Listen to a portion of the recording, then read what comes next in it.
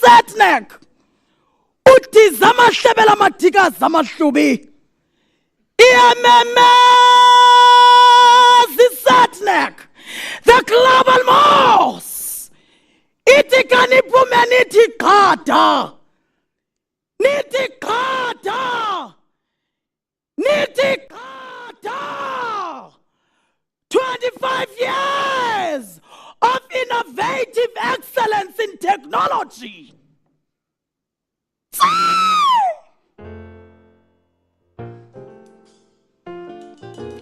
Together in unity, the unity of our diverse expertise, we are SATNAC. SATNAC uthi zamahlebela madika zamahlubi usifuba simanziso ikwangamadoda embathu. SATNAC, the global mouse, the dusky Drakensberg snow like a morning dew on a mountain Hammond, moving, spinning within the merry-go-round of the rotating earth, advancing our lives, navigating the lives of our people and the world through the fourth industrial revolution and the AI. Bayabna banbalandawo. Bayabna banbalandawo. Teacher kamani la Telkom. Dimi apha nje phezu kwentaba zokahlamba. The mighty Drakensberg mountain, celebrating the giant, the mighty SATNAC on the 25 years. Masila sijote madoda, singonga singumshele, sikhanza sizombelela sikhanza unongelemba, for we are the ones we've been waiting for.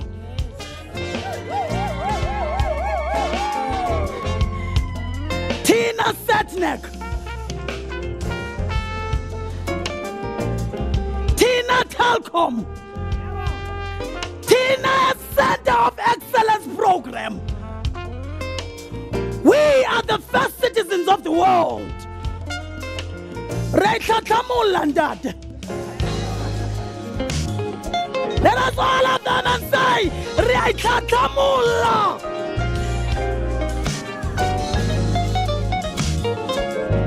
Reikatamula. Innovation and excellence in technology through the artificial intelligence to the future. CP web ukuphuhlisa singonga singumshele siphuhlisa uluntu lwethu ukuze ilizwekazi lonke la-Afrika libe kwizinga eliphezulu. Through the artificial intelligence, we are the ones who are the hive of the world. Ngoba kaloku we are the mighty Gondwana land. Thina ke nto sasiyosothuka nganto. Kuba kaloku madoda le nto injalo nto. Athi kamakhosi isikhova ke sidla ngeso laso. Esimehlwa nkungu ke sifa yindlala. Aqala kokumbelathi esiphilayo sesithethwayo esihlelwa ke sidla ukuhlala. Yonke loo nto sithi wontshu SATNAC. Athi ugqushalaza usiqingqela ikamva eliqaqambileyo. Amanqanaba wagqithile iminqantsa wayiqabela ungaxeleshe ngasemva kwaphela. Waqoba wafohlela ngezibhoqe ezonzondelelo, putting people first. Today, as the African child, I ask of you, komarhutleni aluna ezihlanganisweni zenu on your plenary sessions to think of me. Think of me as the African child from the communities. Ogogo komagayeng, odadobawo omakhatsi, omalume. need your unity in collaboration to continue in excellence, to bring technology in the palm of our hands, right in the tip of our fingers. Advancement of technology towards the economic transformation, ensuring the beneficiation of sons and daughters of the soil, enabling all the trade agreements that can decommodify our own commodities. Therefore, we can safeguard the illicit outflows. Sithi halala ke SATNAC. Thina nto zasiyasothuka nganto. You are the gold. You are the African gold. You are the regional gold. You are the global gold. SATNAC, you are the gold.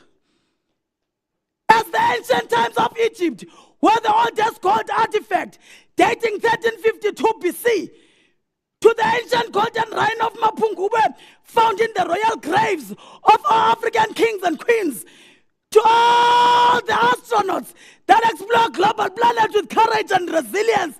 Sithi halala SATNAC, halala.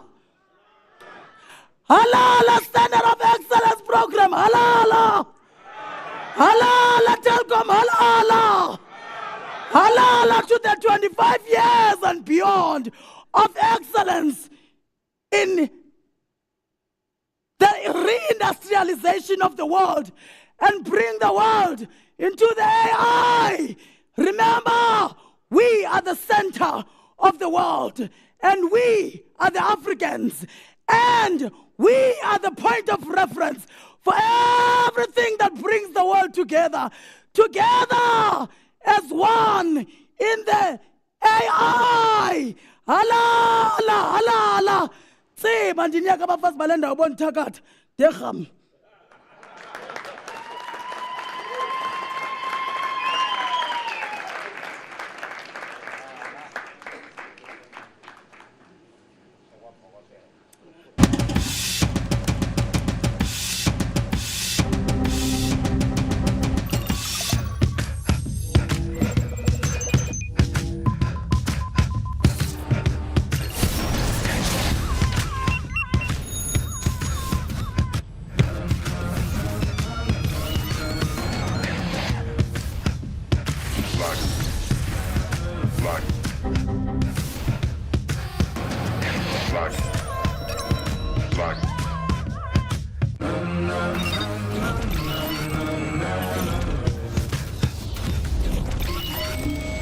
2023 marks 25 years of connecting people through telecommunications.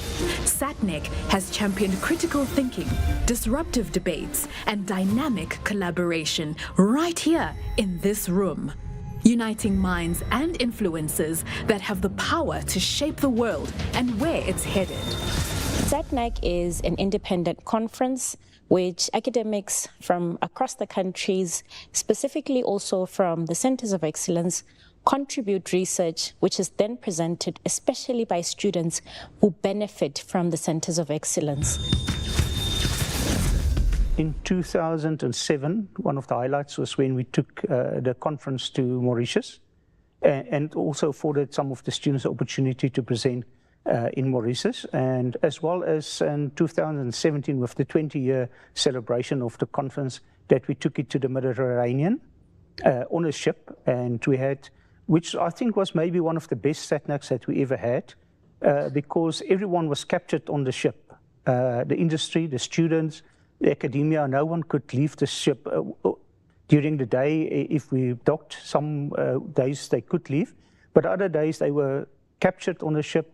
And if someone wanted a meeting with someone, they couldn't say they're not there or not available. I think it was the best ever, SATNAC, especially for the breakaways where the students presented their work as well. That was, the industry participated very well in those breakaways. We've seen with the COE program that the passion of the people that's been driving it has kept it alive. SATNAC specifically is like, sort of like the pinnacle or the cherry on top of the COE program, where we all get together and we can see the students' passion for what they're doing and studying. We can see who they are, and the industry gets together in the process to be able to interact with one another, being able to interact with the senior officials. But it doesn't happen unless it gets driven by people that are passionate about this.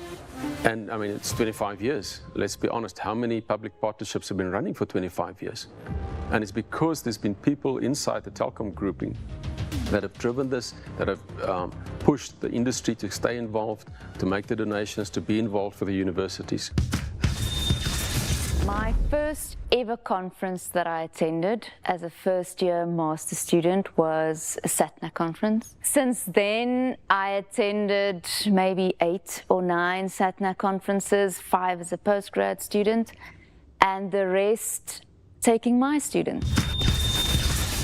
There are so many ICT companies in South Africa, and if we're really serious about the knowledge economy, and if we really want to cross the digital divide, I think we will have to set ourselves really audacious goals that we as a collective need to achieve. What has been crucial to the public-private partnership has been the core values that we as Telkom embody, but the partners who've also helped us invest within COEs, which culminate to a yearly conference, which is SATNAC. So core to this is the public-private partnership, which has also sustained it over the years. Together with top researchers, industry and international leaders and experts, accomplished academics, policymakers, and esteemed representatives from the different ICT organizations, these ambitions will be realized. Ladies and gentlemen, a warm welcome to all of you, and thank you for joining us for this year's SATNAC 2023. It's the 25th anniversary. Can you believe it? Hey, man. Guys, this is getting ridiculous. Please take this guy off, please. Hang on a second. I'm just doing my job. I was told to be doing this. Go away, man, please. Now, this is taking AI a little bit too far, hey? Ladies and gentlemen, good morning to you. I hope that you are all well. Before we start, I think we all need to give a warm round of applause to our magnificent praise singer, the griot, Dr. Jessica Mbangeni Bishop. Please give her a round of applause. Absolutely wonderful. Thank you very much.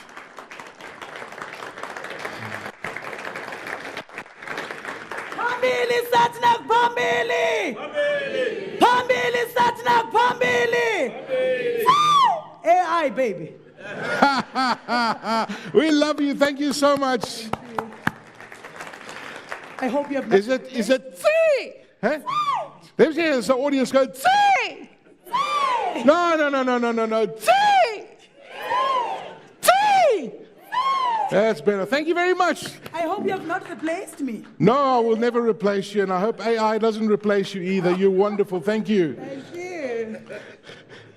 Right, ladies and gentlemen, welcome to SATNAC 2023. An absolute privilege and honor to be here. The augmented era, navigating artificial intelligence in a connected society. Good morning to you. I'm your Master of Ceremonies. My name is Aki Anastasiou, and it's an absolute honor and pleasure to welcome you all to the Southern Africa Telecommunications Networks and Applications Conference, SATNAC 2023. I would like to extend a very warm welcome, ladies and gentlemen, to our honored guests. We are privileged to be joined today by the Honorable Deputy Minister of Communications and Digital Technologies in South Africa, Mr. Phili Mapulane. Welcome to you, Deputy Minister. An absolute pleasure to have you with us today. Also, a warm welcome to all our executives, Mr. Serame Takabong, who's the Group Chief Executive Officer at Telkom SA. Welcome to you, sir. Lovely to have you with us. We're joined by Jonas Bogoshi, who's the CEO of BCX, Mr. Alton Beekes, the CEO of OpenServe, Mr. Mlamli Boy, who's the CEO of Centec, and a warm welcome to the conference chairperson, Dr. Maki Jantjies, who's done an absolute magnificent job with her team to organize this spectacular 25th anniversary. A round of applause, please, ladies and gentlemen.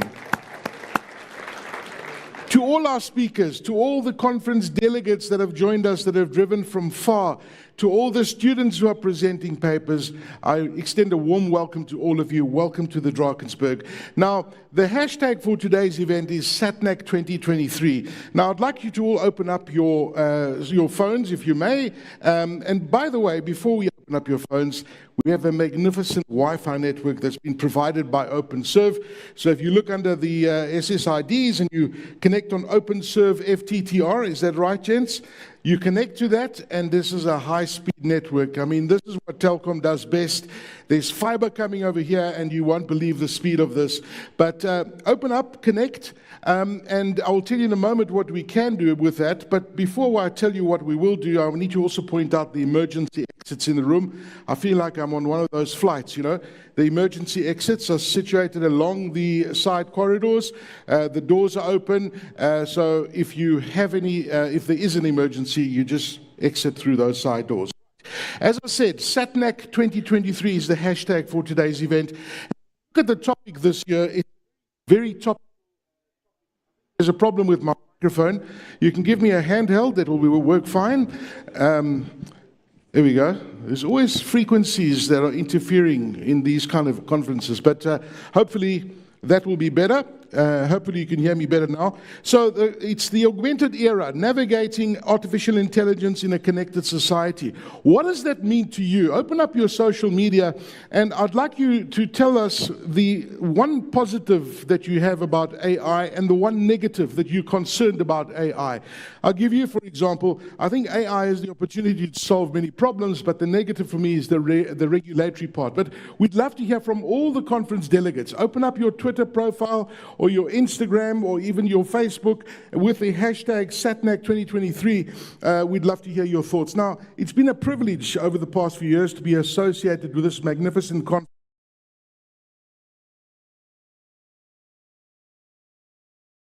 A 25th anniversary in South Africa, especially in the realm of this conference that we are talking about with telecommunications. You see, ladies and gentlemen, what you saw in the video a second ago, this is where the future gets mapped. This is where ideas are sparked at conferences like this. This is where innovation is triggered, ladies and gentlemen. This is where ideas come together. This is where the conference has its finger on the pulse of technology and innovation.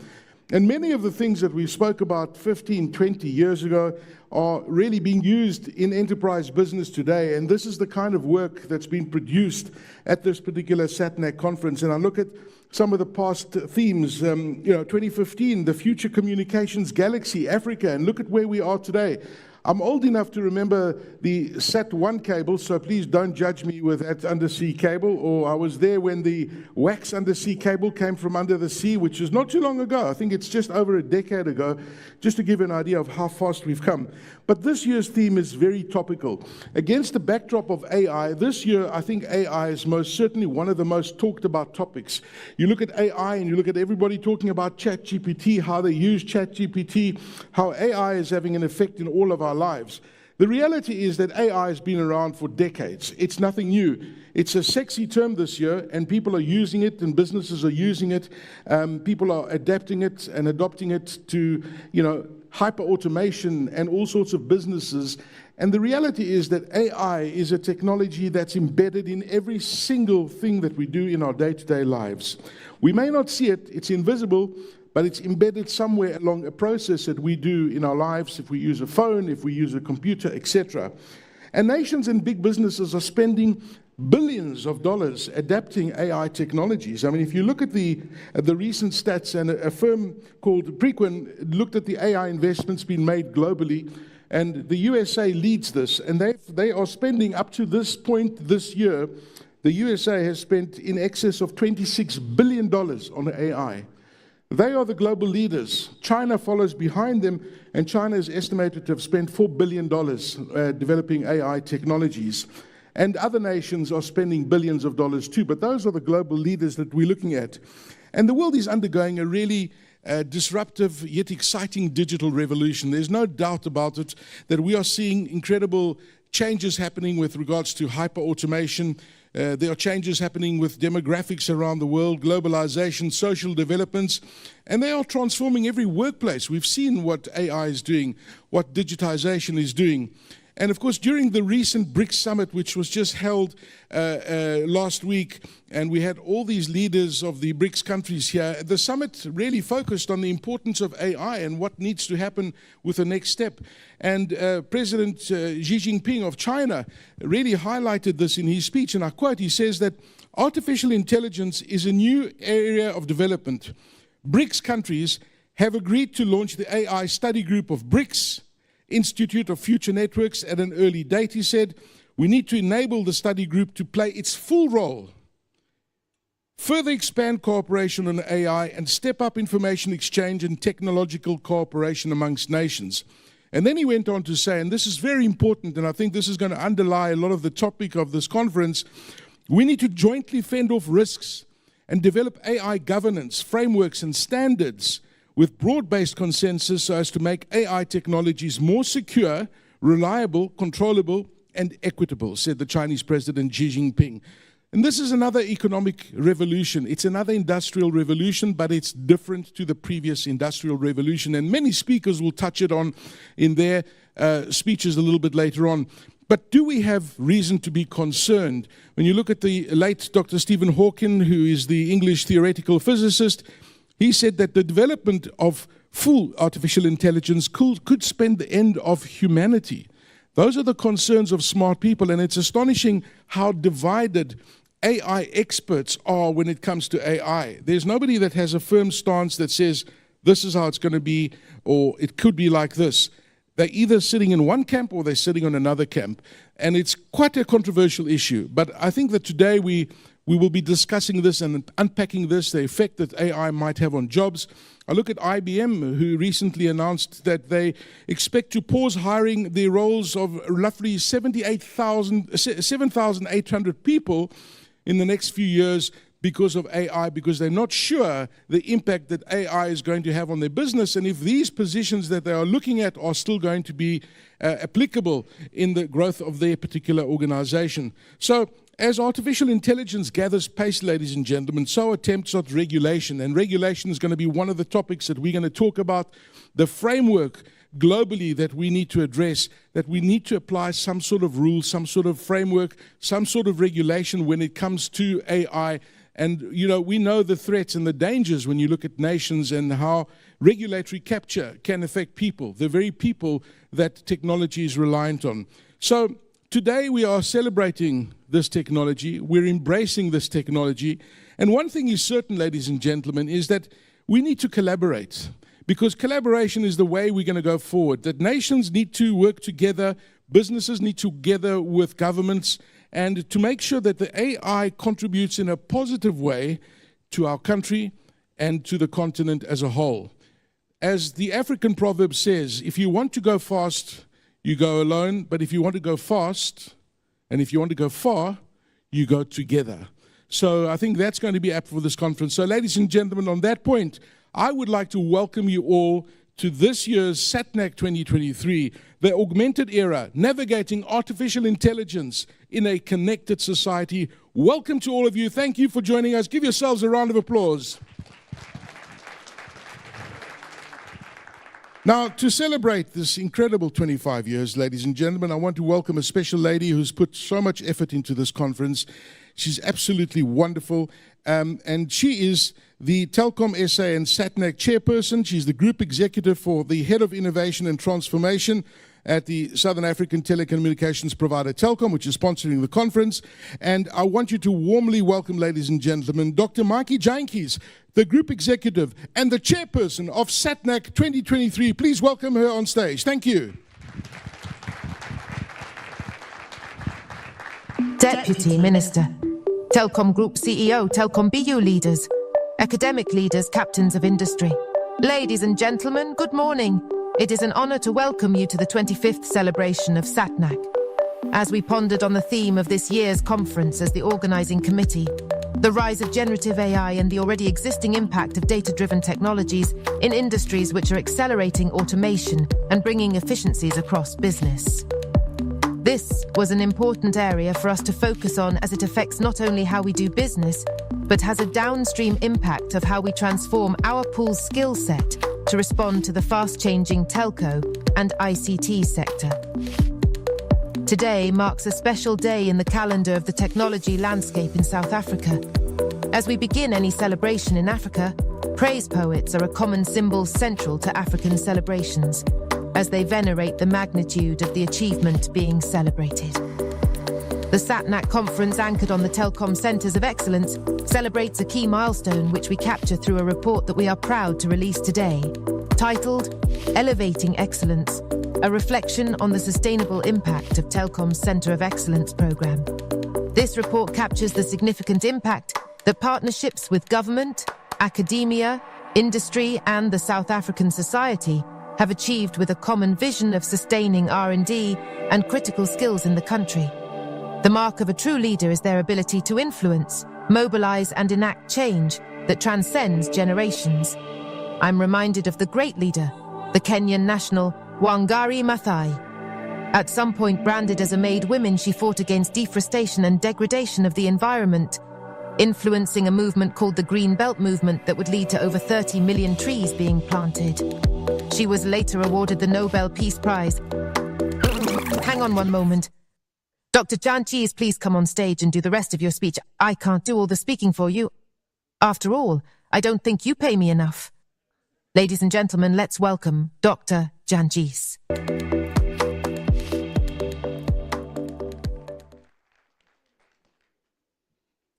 Ladies and gentlemen, all protocol observed. For a moment there, sure, I felt I didn't have to come and do this speech. We're being replaced by AI.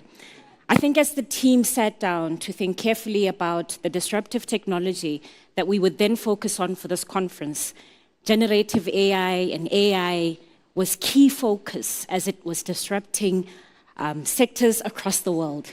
After seeing the presentations that will be presented over the next 2 days, I decided that I'm not qualified to speak about AI, because the peer pressure and the high quality presentations that will be deliberated on in the next 2 days are of a global standard. And we really appreciate all the submissions from the sponsors as well as the students in the academic institutions that will be presented.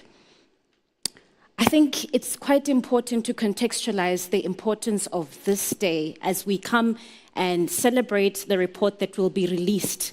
The Telkom Centres of Excellence have been critical to the advancement of engineering and computational sciences within the South African industry.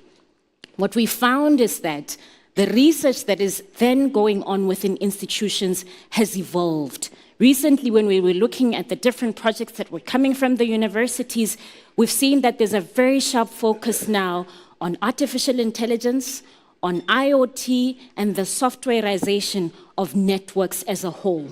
But what we've seen is that sometimes there's a mismatch between the investments that industry currently has. We've had executives reach out to us to say, we still need people focusing on VoIP. We still need people focusing on legacy systems because we haven't fully switched off our legacy systems. And we've sometimes had to go back to institutions to say we need projects and skills still in our legacy systems while we continue to partner and fund in the key critical areas that are actually growing. So we're really observing the fast-paced changing nature of projects that are then coming out of institutions. And our role is essentially to ensure that we translate these changes between what's happening in the research institutions and what's happening within the industry within South Africa. As always, I've got a speech written because the minister is here, and I need to make sure that there's formality to this.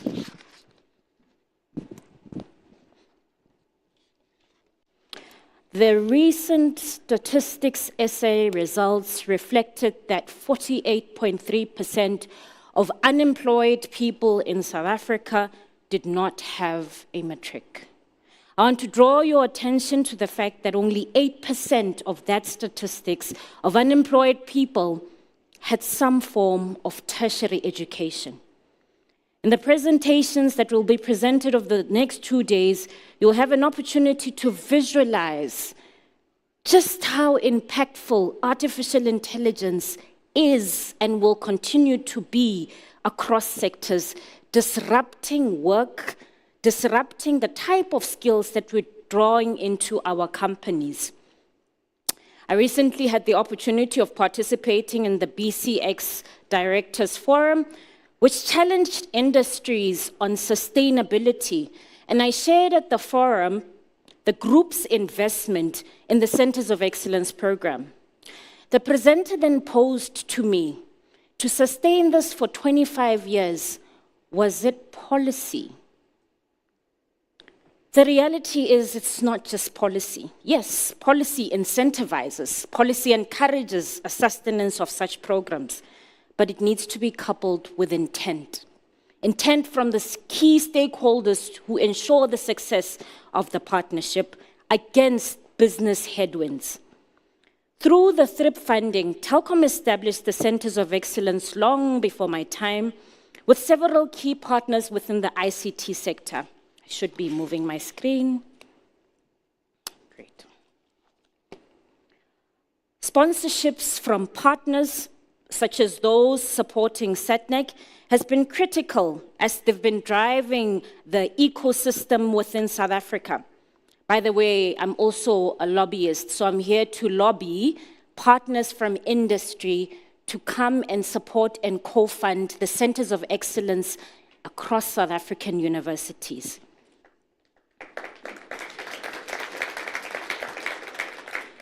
To date, the program has produced over 3,600 master's and PhD students who are now leaders, executives, business founders across the telecommunications and ICT industry within and beyond South Africa. Within Telkom, the program was originally structured to support research and skills development for teams requiring network engineers, computer scientists, and other key technical areas who power up our mobile teams within the company and the fixed line ecosystem. The program's elevation into the group CEO's office is very instrumental, as the support is coming at the highest level and also influencing other sectorial leaders to enable support of that. I also want to mention and highlight the OpenServe's team and leadership for not just funding the program, but having staff actively participating and working with university on key critical areas and influencing students' work. At the end of the day, being intentional about our impact, about our mission, is what brought us today to the 25th year celebration of not just SATNAC, but the Centers of Excellence, and a good key example of what a public-private partnership success actually looks like. As we launch the report that highlights the industry impact of this program, as we celebrate the Jubilee achievement of the success and the impact, not just in Telkom or the other competitors, which I won't mention their name, but across the ICT sector as a whole, we are aligned to achieving SDGs, and we're happy to present a report today that unpacks through the theory of change just how much the program has been significant in shaping engineering departments across South African universities and workplace institutions with a solid pipeline of skills that are critical to moving us into the future.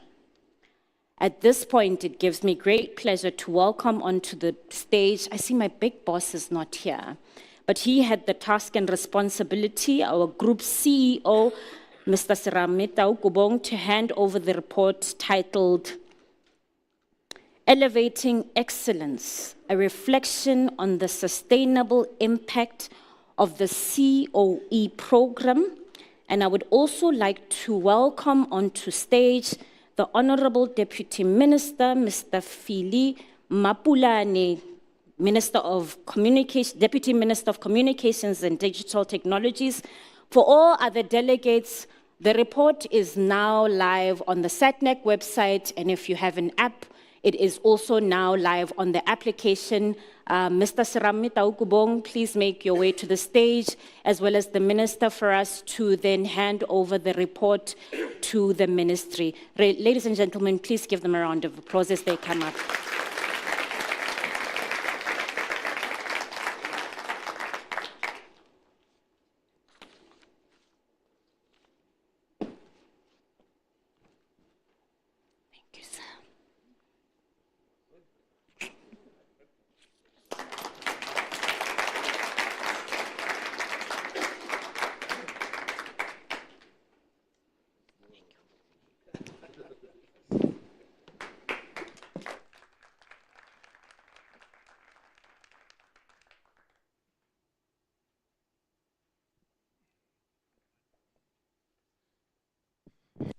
Right, thank you very much, and big congratulations to everybody. Thank you very much. That was certainly very inspiring. Ladies and gentlemen, I also want to encourage you to download the app, and if you go to the App Store and you look for SATNAC 2023, or you can scan the QR code behind your delegate badge, you will see that we have an app, and if you go under the Q&A section, there's also a place where you can click on to ask any questions that you have relevant to the conference. And I was also remiss when I welcomed everybody, and my apologies for this, I think I blame this on old age. I would like to also welcome the CEO of Telkom Consumer, Mr. Lungasio. Thank you very much for joining us. My apologies. And yes, I think that is a very inspirational start to the conference so far this year. We're now going to get into the meat of it and start unpacking from the experts and the keynotes, and really we've got some exciting talks coming up throughout today and tomorrow. Now, our first welcome address is going to be from the Director of the Innovation Center at the University of Witwatersrand, Dr. Adam Pantanovitz, who is an iconic biomedical and electrical engineer. He's well known for initiating and leading the first group in the world to connect a human brain live and mobile to the internet in a project called BrainTernet. I hope that you can do some adaptations for me as well, because it looks like I need that. But it's a term that he actually coined, ladies and gentlemen, believe it or not. As a technologist, he enjoys really applying these sciences and skills to real-world impact. And he's co-founded a number of businesses and social impact projects across the world, including Project Aura, which you may have heard of, Resolute Education, PRTL Medical, Shift.Stream, and many others. And Adam is lectures in engineering and medicine at Wits University in Johannesburg, and currently he holds the Angela and David Fine Chair in Innovation and is the director of the Wits Innovation Center. It's a warm SATNAC welcome to Dr. Adam Pantanovitz, ladies and gentlemen.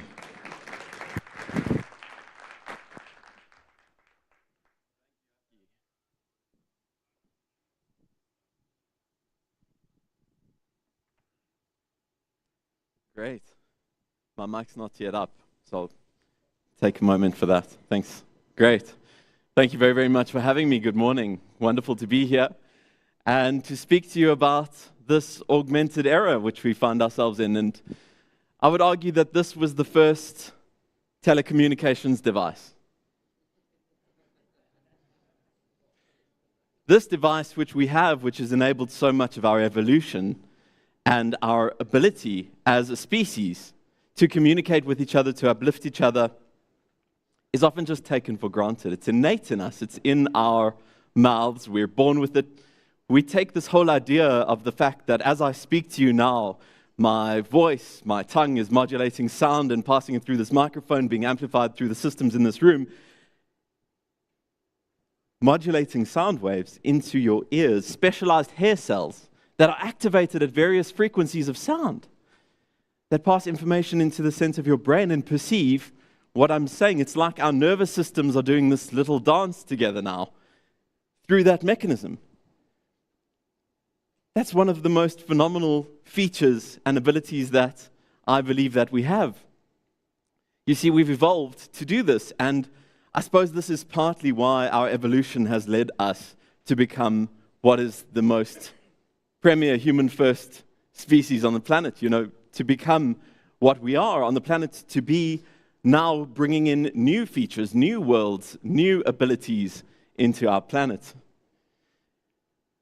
And it all comes from our experience of the world. You see, for us as human beings, we all sort of experience this world differently through our brains and somewhat agree by consensus through our language on what we are seeing and experiencing.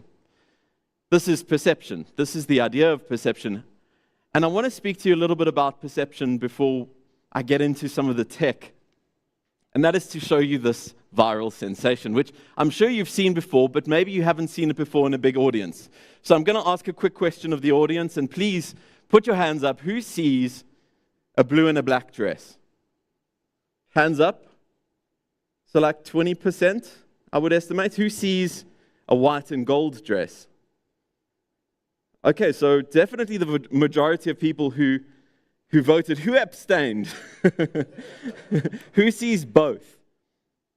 Yep, always one or two very special folk. Okay, so now do we agree that no one has consensus on what this dress is in this room? Mathematically, scientifically, I'll tell you this is a blue and black dress. The minority said so. This is no indictment on democracy, Minister. This is rather to say that our perceptions are variable. And isn't this a fascinating idea that in the moment we can realize how we all experience a different reality, and perhaps you can experience a different reality from within your own mind right now. Who sees this coming toward them? Who sees this train moving away? Okay, those of you who see it moving away, decide to see it moving toward you now.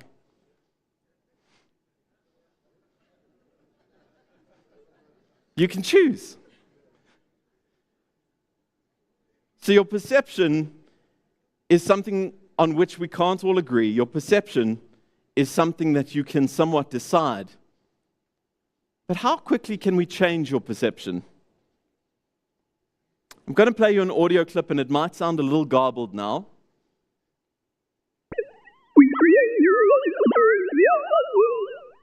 Did that make any sense?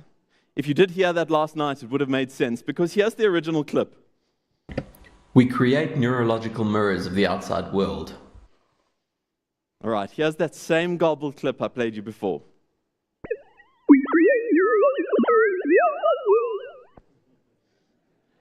That is how quickly we can change our minds. Every moment, we are making sense of reality from the information and cues that we've accumulated before, that to which we've been exposed before, and the plasticity of our brain, which previously was thought to be largely dormant after the age of 7. Anyone under 7 in the room? We can all change the way that we see and discover and experience the world. And we can all do that through this truly magnificent tool with which we have all been imbued. This tool is effectively the most magnificently complex thing that we as humans have observed in the known universe. And we observe it with this tool. There's a strange loopiness to existence, and I think now we're on the precipice of starting to discover what some of these unbelievably interesting questions that the universe has created for us hold. But this is how we filter and see the world, and we are all imbued with this device. Deep within us, embedded within us, our neurological system carries us, and we carry it wherever we head. And now we have these. These imbue us with further skills. So I'd like to ask the question, anyone in the room a cyborg? Does anyone here consider themselves a cyborg? Not really? Half a cyborg. We have one half of a cyborg. Okay. I consider myself a cyborg. So I'm going to convince you in a minute why I think I'm a cyborg, and then I'm going to ask the question again. But I note that we had hardly any hands. Does anyone text and telepathically communicate via their thumbs, albeit through Telkom's network, with anyone else on the other side of the world. In a couple of seconds, they can receive a thought from within your brain via your thumbs. I know it's low bandwidth, forgive us for that. Via your thumbs to the other side of the world, so almost a telepathic neurological dance, not with the tongue, but with the fingertips. Yes? Does anyone set reminders for themselves? Outsource your thoughts to the cloud? And then you kind of can be relieved of it and forget about it until you're in a time and space where it's appropriate to remember again? Yes? Okay. Any more cyborgs? Right. So there's a continuum here, right? There's a continuum as we move forward into this era in which we find ourselves. This continuum is something that isn't binary. We're not stepping off suddenly into this era, suddenly into the augmented era. We are slowly together arriving. But it is only slow until it is not. You see, tech is slow until it is not, and deceptively so. We feel like this distant future is, slowly approaching us in a linear sense, but in reality, there is nothing linear about the way that we develop technology. Because that device, which of course has much more power than this gigantic computer, which we're familiar with, from what is really a stone's throw, no time at all in our tenure in the Holocene. As a species, we have not been here very long. And this stuff has really not been here very long. And yet we have come so far, so rapidly, largely due to, of course, Moore's Law, and because this is an academic conference, I'm pleased to say that you may be familiar with this Moore's Law, this observation, that really our ability to compute doubles every 18 months, and this is, of course, a logarithmic y-axis, so this thing would be totally exponential were it not a logarithm. And what's really important about Moore's Law, which I think often we don't think about, is that our ability to compute doubles at the same price point. At the same price point. And that to me speaks to this idea of massive democratization, of an ability to perform calculations, and couple that with this abundance of data. We're now, 3 orders of magnitude up at each hop. Million, billion, trillion, quadrillion, quintillion. We are now generating quintillion bytes of data, megabytes of data, I would actually say at this point, because that was an old statistic, per day. As a species, we have data everywhere. Data is streaming off of us. What we are battling to gather is wisdom and insights from that data, because there is so much of it, right? And isn't it funny how when you are faced with a machine learning problem, you can never really find data? And we're going to speak a little bit about that. There's a very good reason why that is so. But I'd be remiss not to point out this opportunity. You've heard of Metcalfe's law, right? The power of the network grows exponentially with the number of nodes on the network. The power of the network grows exponentially. The value of the network grows exponentially. Sometimes I think about innovation and how we as organizations innovate and how we as individuals form innovative projects within organizations. And I like to think of a sort of inverse Metcalfe's law. And I'd be remiss not to say that I think that this is actually a factor in our industry, in the way that we innovate. Because Metcalfe's law works for a network, but it doesn't work so well for innovation. In fact, I think it's the opposite. When you add more nodes, you add more broken telephone. Right? Because this thing that we do with our tongues and our ears is actually somewhat lossy and flawed. And in being so, we lose information. We create more complexity and we add communication overhead. So it's just a thought to keep teams very, very small and nimble, especially in the early days when there's lots of change, so that we can synchronize up nicely when we want to innovate. And all of this leads us toward this technological change, this revolution, right? I appreciate the smiles, guys. You got it. All of this leads us to some technological revolution, some rapid, fast pace of change, coupling this very abundant compute with all of this data, the ability for us to rapidly evolve as a species.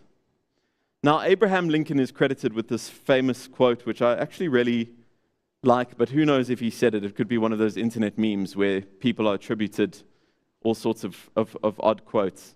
And the quote was that if I have 6 hours to cut down a tree, I will spend 5 hours sharpening my axe.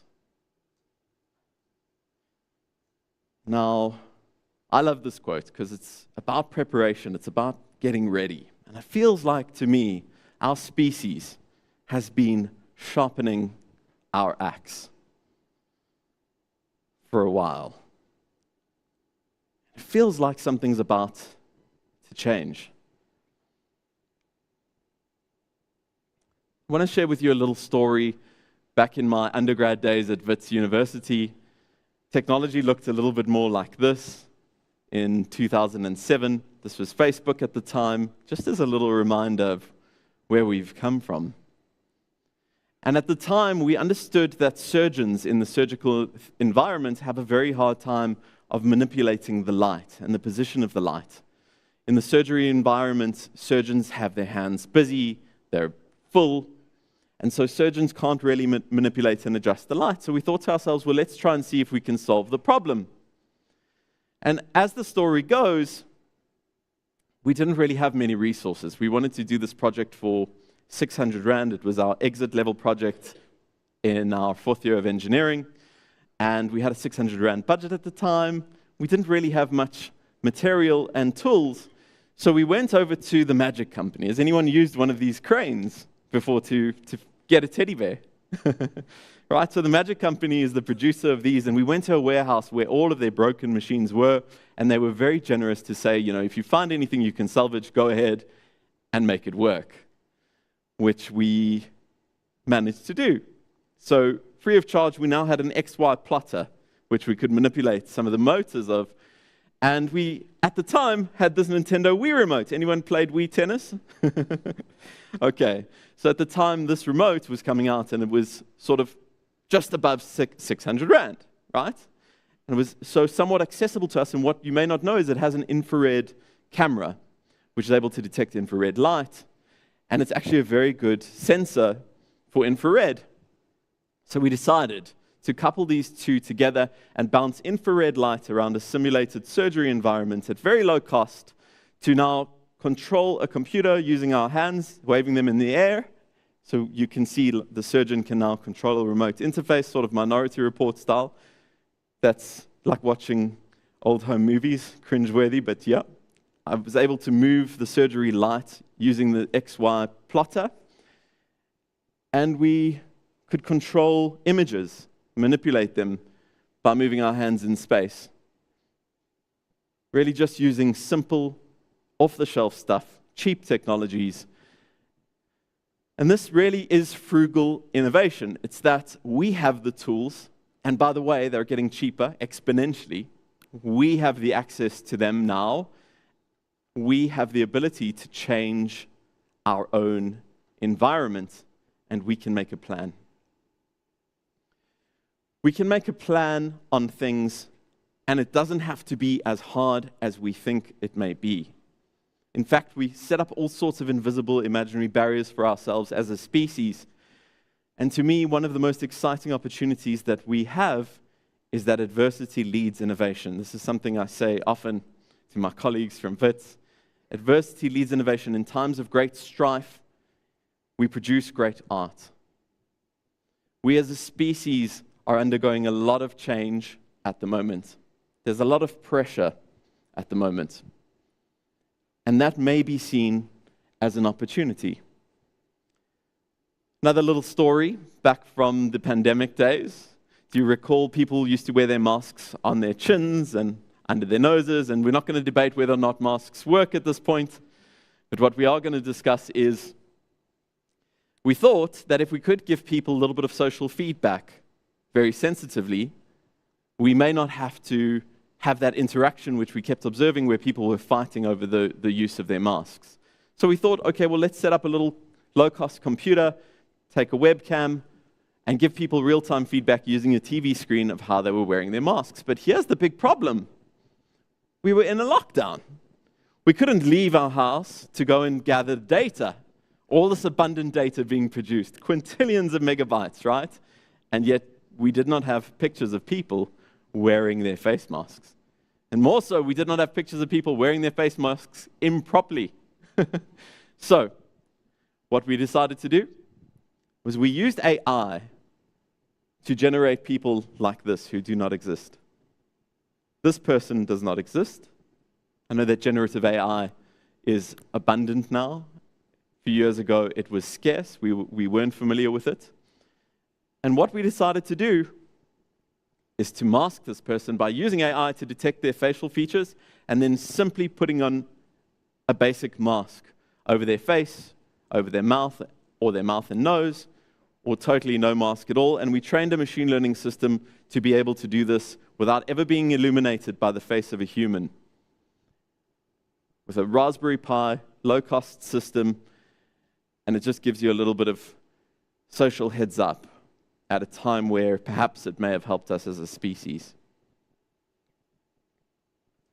But to me, the deeper message here is that this was a machine learning system training a machine learning system. We were generating data from a machine learning system to train a machine learning system. Now, if that isn't an exponential moment for us as a species, then what is? And I want to share with you another small thought, which is this.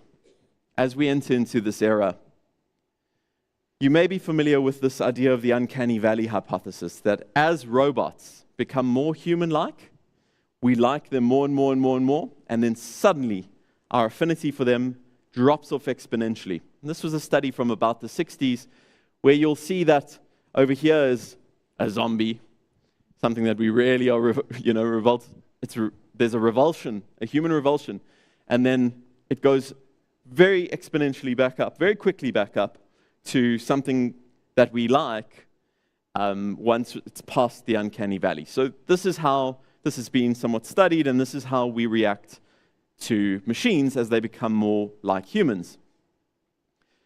Now, something I noticed about this is, and I'll share with you in a moment about the uncanny valley hypothesis, but if you look over here, just note in your minds that it says prosthetic hand. This wasn't my diagram, but I noticed this when I was looking into the uncanny valley, and the reason I was looking into it is because we use generative AI to create uncanny faces. It would be to try to ethically study whether or not we could recreate the uncanny valley hypothesis, which we have managed to do. So we generated these sort of uncanny faces and then asked people how they felt about them. So don't feel bad if you feel a little funny with this image. It's a little funny, intentionally so. But I want to play something to you which is from this pandemic motivational series that I set up to try to interview people who had been through great adversity and yet turned their life into something truly extraordinary.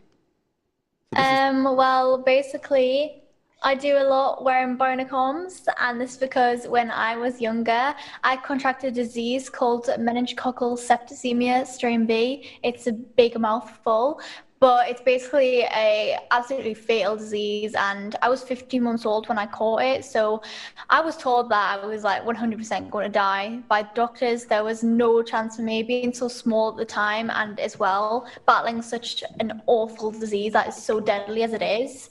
I was basically given 0% chance of survival, to the point where my parents were basically asked when the doctors would shut my body down for the machines to keep me stable. My family were asked if they wanted to come in and see me before I shut my eyes because they couldn't be certain that they would ever open again.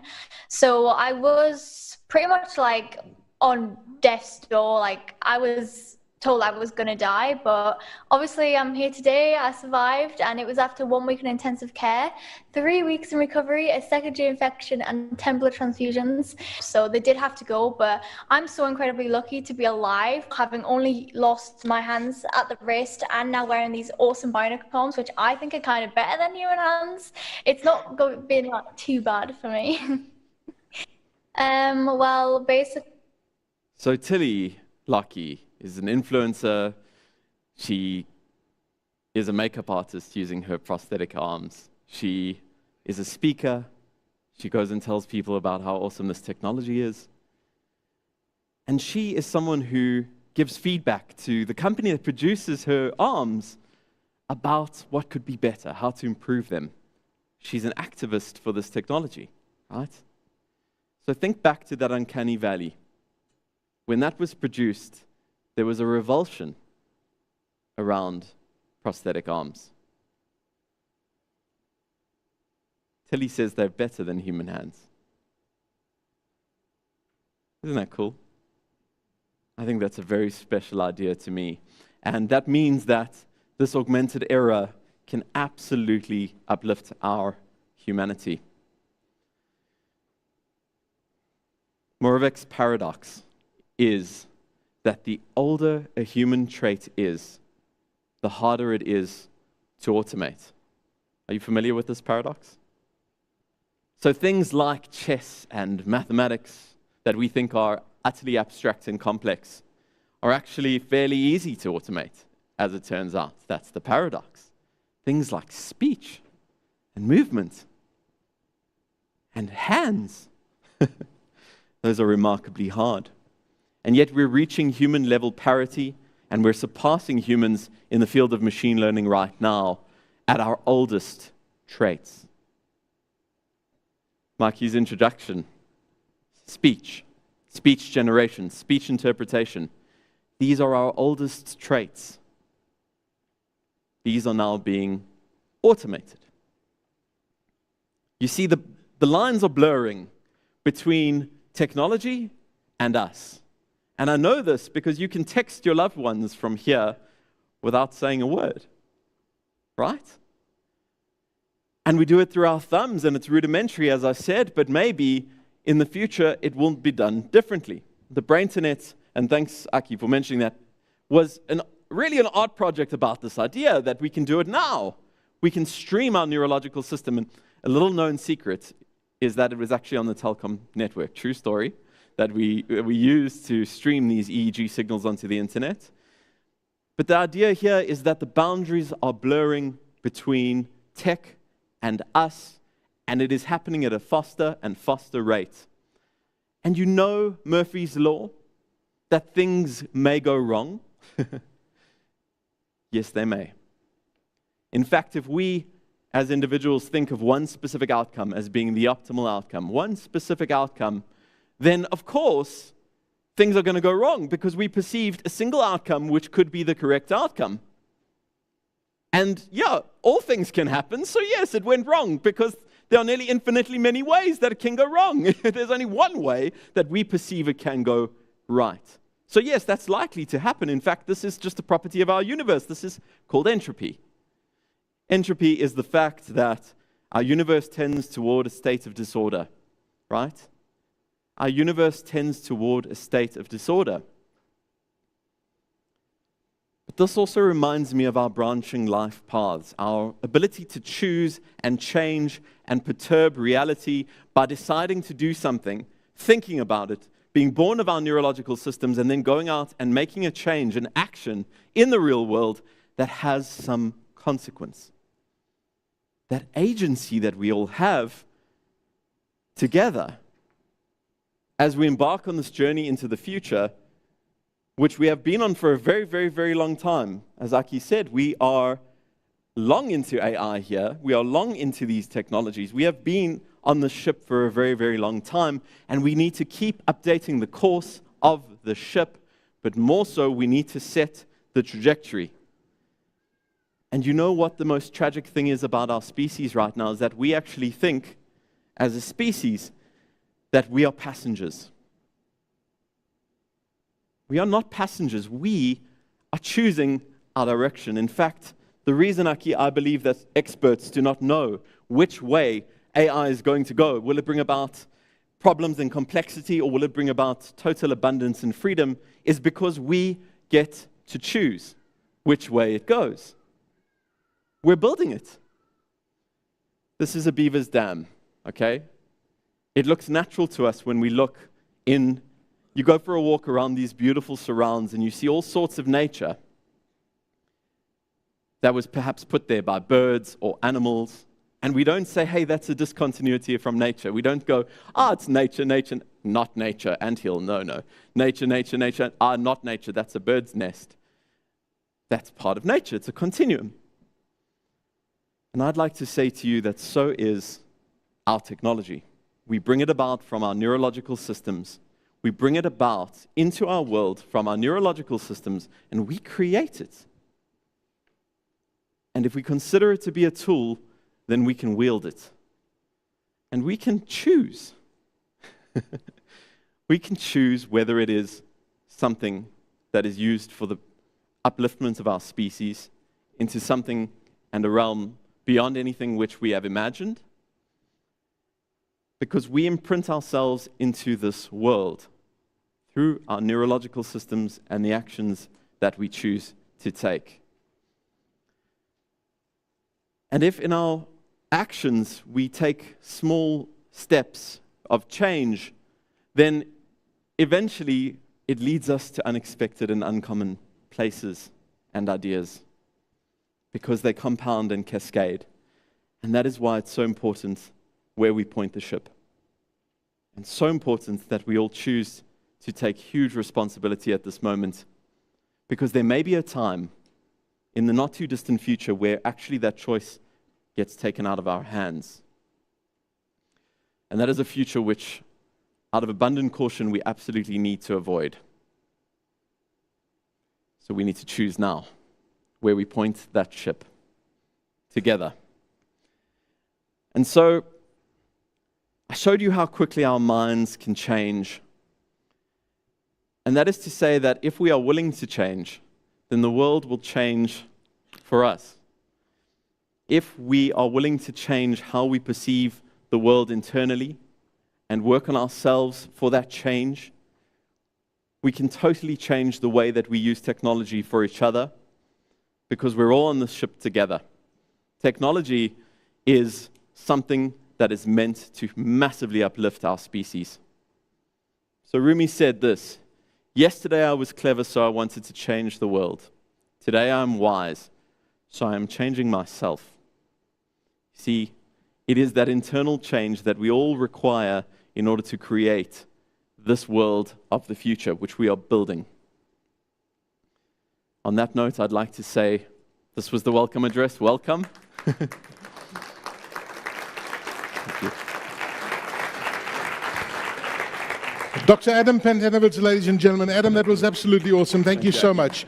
Much appreciated. Adam, before you go, I need to ask you a question. I mean, you kind of gave us an idea where you stand with regards to AI.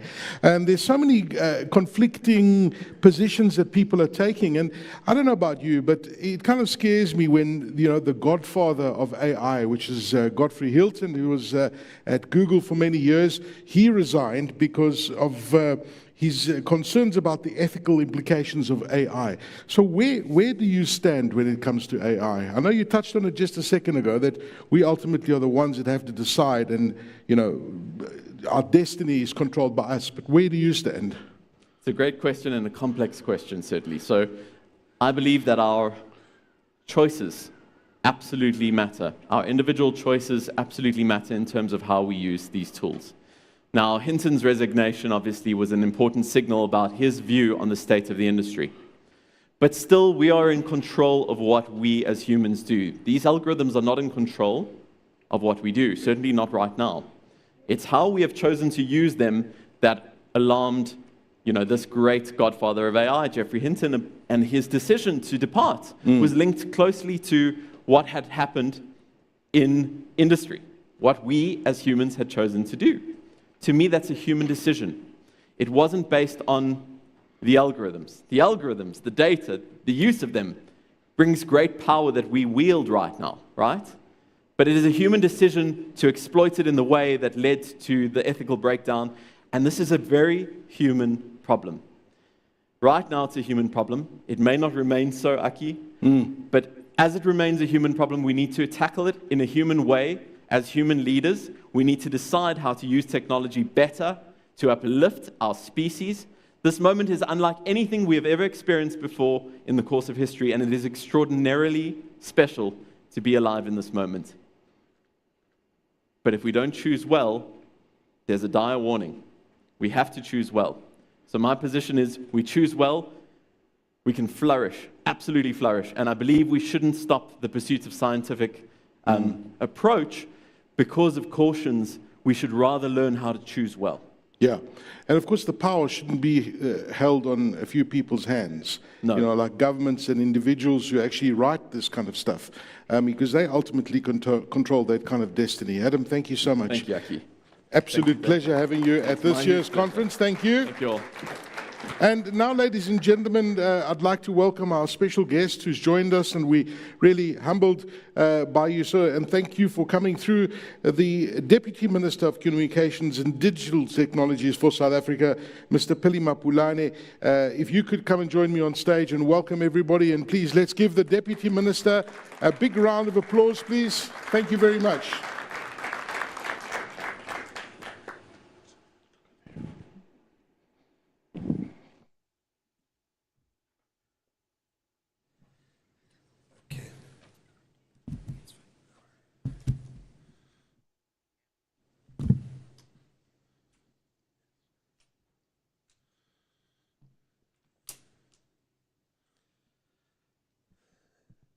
Thank you very much, Program Director Aki. I'd like to also acknowledge and recognize the presence of the Group CEO of Telkom, Mr. Serame Taukubong, Mr. Adam Pentanovis, I hope I've pronounced your surname correctly, the Director of Innovation Center at Wits University, who has just captivated us and our thinking. For me, I learned a lot here this morning, although it was really at a very high abstract level, but I learned a lot from you. Thank you very much. All the executives from Telkom, the CEO of Centec, Mr. Mlamli Boy, the Chief Director from the department,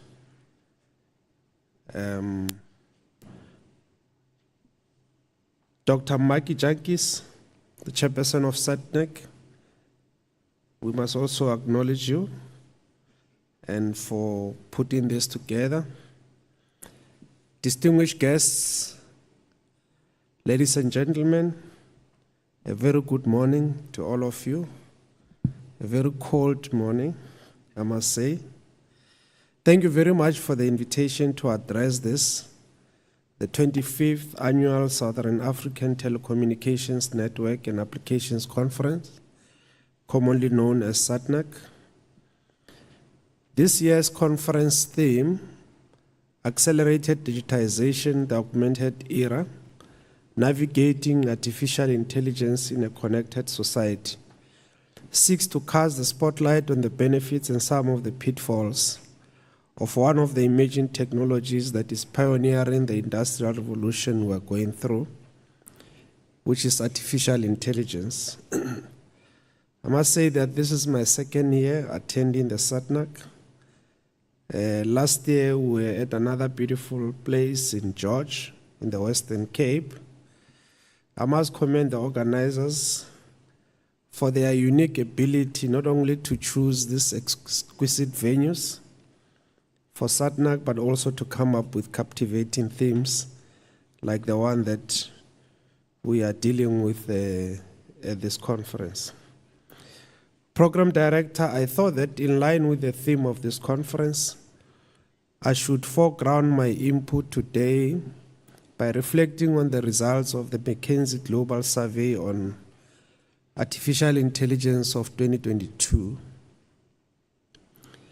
The survey by McKinsey, which has been conducted annually since 2017, conclusively demonstrate that there has been an expansion of the use of AI technology in the past 5 years. It shows that the adoption of AI has more than doubled since 2017. Though the proportion of organizations using AI has plateaued between 50 and 60% for the past few years, a set of companies seeing the highest financial returns from AI continue to pull ahead of competitors.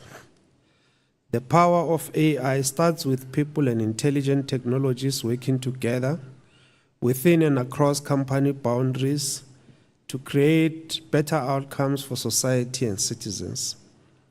However, the main question we must ask ourselves is whether the world is fully prepared to seize enormous opportunities that AI presents. I think the answer to this fundamental question can be in the affirmative if all of us were to believe that AI is a technology of the future which can be deployed in a manner that will propel us, particularly us from the developing economies, on a trajectory of sustainable development. Ladies and gentlemen, we are witnessing the global changes that are pushed by a phenomenon we call digital transformation. We are indeed at an inflection point in history where the convergence of technologies or telecommunications, networking and cutting-edge applications is reshaping industries, societies, and economies. Digital transformation is breaking traditional state boundaries and at the same time bringing challenges of governance, ethics, and regulation. The Secretary General of the United Nations, His Excellency Antonio Guterres, opines that the world requires a digital global compact, which will set the future global interactions. He argues that what drives this need for global digital compact is what he characterizes as the need for digital cooperation. He further argues that this digital cooperation will be driven by two factors that will determine the digital future, and that is the digital transformation and climate change. We are meeting here today, ladies and gentlemen, just after the conclusion of a very successful 15th BRICS Summit that was held on our shores last week, which concluded with the historic admission of 6 countries to the family of BRICS nations, which are Argentina, Egypt, Saudi Arabia, United Arab Emirates, Ethiopia, and Iran. This move lends momentum towards building a multipolar world and has enormous implications for geopolitics and global balance of power, particularly given the combined economic strength of these BRICS plus countries. This is a remarkable moment. We are witnessing history be made towards a more balanced global order. At this summit, President Xi Jinping, the President of China, announced the intention to form the AI study group within the BRICS member countries. This initiative, as he proposed, is aimed at closely monitoring the progress and development of AI technology. One of the roles of this AI study group will be to catalyze innovation in AI within the BRICS member countries. Further details about the project are anticipated to be revealed in the near future, hopefully in the next BRICS summit that will be taking place in Russia. President Xi Jinping stressed the importance of creating a robust AI governance framework and standardization to enhance the security, reliability, control, and equity of AI technologies. We must give salute to this visionary leadership of the BRICS leaders to carve a creative and innovative path in contending with the reality of these new technologies. As a precursor to this BRICS summit, we hosted, as a Ministry of Communications and Digital Technologies, the BRICS Ministers of Communications meeting in Cape Town early this month. The discussions in this year's meeting focus on digital inclusion, expansion and development of transformative technologies, as well as internet governance and security. In their declaration, the BRICS communications ministers recommitted their respective countries to strengthening cooperation on artificial intelligence technologies and governance, and urged member countries to fully leverage the opportunities and benefits of AI and to also address some of the ethical concerns related to artificial intelligence. Ladies and gentlemen, from the 12th to the 14th of September this year, we will be hosting GovTech at Inkosi Albert Lutuli International Convention Center in Devon, as we always do every year. Under the theme, the Platform Economy for Digital Transformation and Inclusive Growth, participants will be dissecting what possibilities the platform economy brings. In it, we are hoping to continue the conversations we are starting here today to harness opportunities presented by AI-driven solutions to bridge gaps in healthcare, education, and in the public service. Distinguished guests, as government, we know that the telecommunications and ICT sector is changing in terms of its operation and business models. The traditional mobile network operators are traversing new technologies such as fintechs, online platform, Internet of Things, and artificial intelligence. All of these changing business models require an agile government and clear cooperation between industry, civil society, including the academia. By fostering a connected society that embraces AI, we pave the way for inclusive growth and progress. In this regard, we have commenced with the full implementation of the recommendation of the Presidential Commission on the Fourth Industrial Revolution. The PC4IR recommended that as a country, we need to position ourselves to get the benefits from artificial intelligence and emerging technologies. In this regard, we established Artificial Intelligence Institute of South Africa. We have further taken an approach to build a collaborative AI network systems, which will be aligned to our key economic and social sectors. We have realized that the values of AI should be to provide analytical, diagnostic, predictive, and automation system within our country as directed by the Presidential Fourth Industrial Revolution report.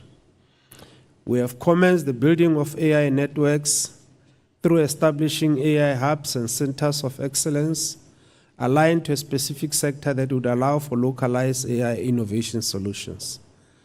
The first collaboration was with the University of Johannesburg and Tshwane University of Technology because of their location within the key economic special zones. They've also demonstrated their readiness on AI in these sectors. There will be more hubs, AI hubs, that will be launched throughout the country as an effort to ramp up the adoption of AI as a technology of choice. Since these institutions of higher learning are centers of knowledge and development, they play a very critical role in ensuring that the future we envision as a country and the continent is realized.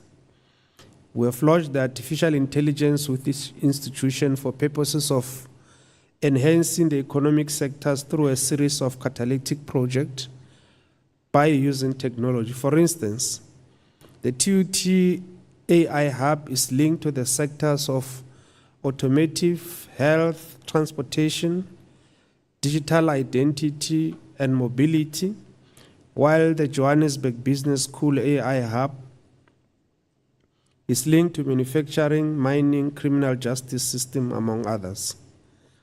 As we navigate this path, we are mindful of the ethical considerations that come with AI adoption. Ensuring that AI technologies are developed and developed responsibly is a priority for our government. We believe in a future where AI benefits all citizens, regardless of their background or location. Let us collectively strive to build an AI ecosystem that respects human rights, privacy, and dignity. Ladies and gentlemen, as we delve into the discussions and presentation over the course of this conference, I encourage each of you to reflect on the unique role that South Africa plays in shaping the augmented era. We are a nation rich in diversity and culture, and this diversity serves as a wellspring of creativity and innovation. The BRICS Summit we hosted is a testament to our rich diversity, innovation, and creativity. Our potential to harness AI for the greater good is limitless as we leverage our collective strength to address the unique challenges faced by our society. The SATNAC conference offers a platform for exchange, learning, and collaboration that will undoubtedly continue to the advancement of AI in our connected society.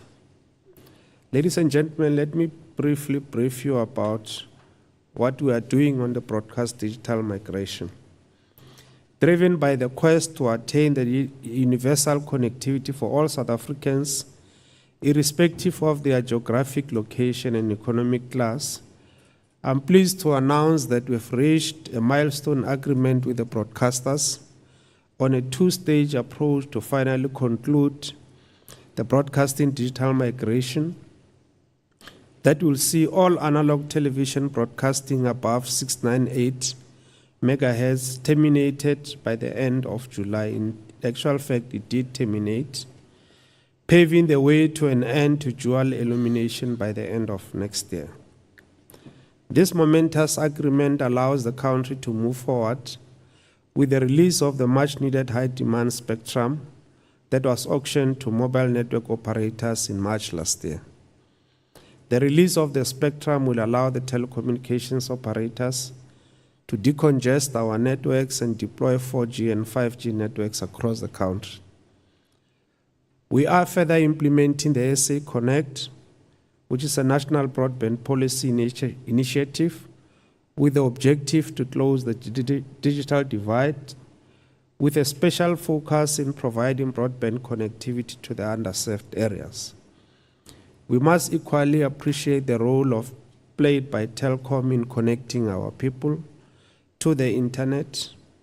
Your investment in partnerships to connect us to the globe through submarine cable networks has not gone unnoticed. On the policy front, we have approved the implementation of the Digital Economy Master Plan that sets out the framework for our approach and intervention to grow the digital economy. We have also published the draft white paper on audiovisual and online content for final public input. I wish to emphasize that this sector requires a new digital regulatory framework and regulator.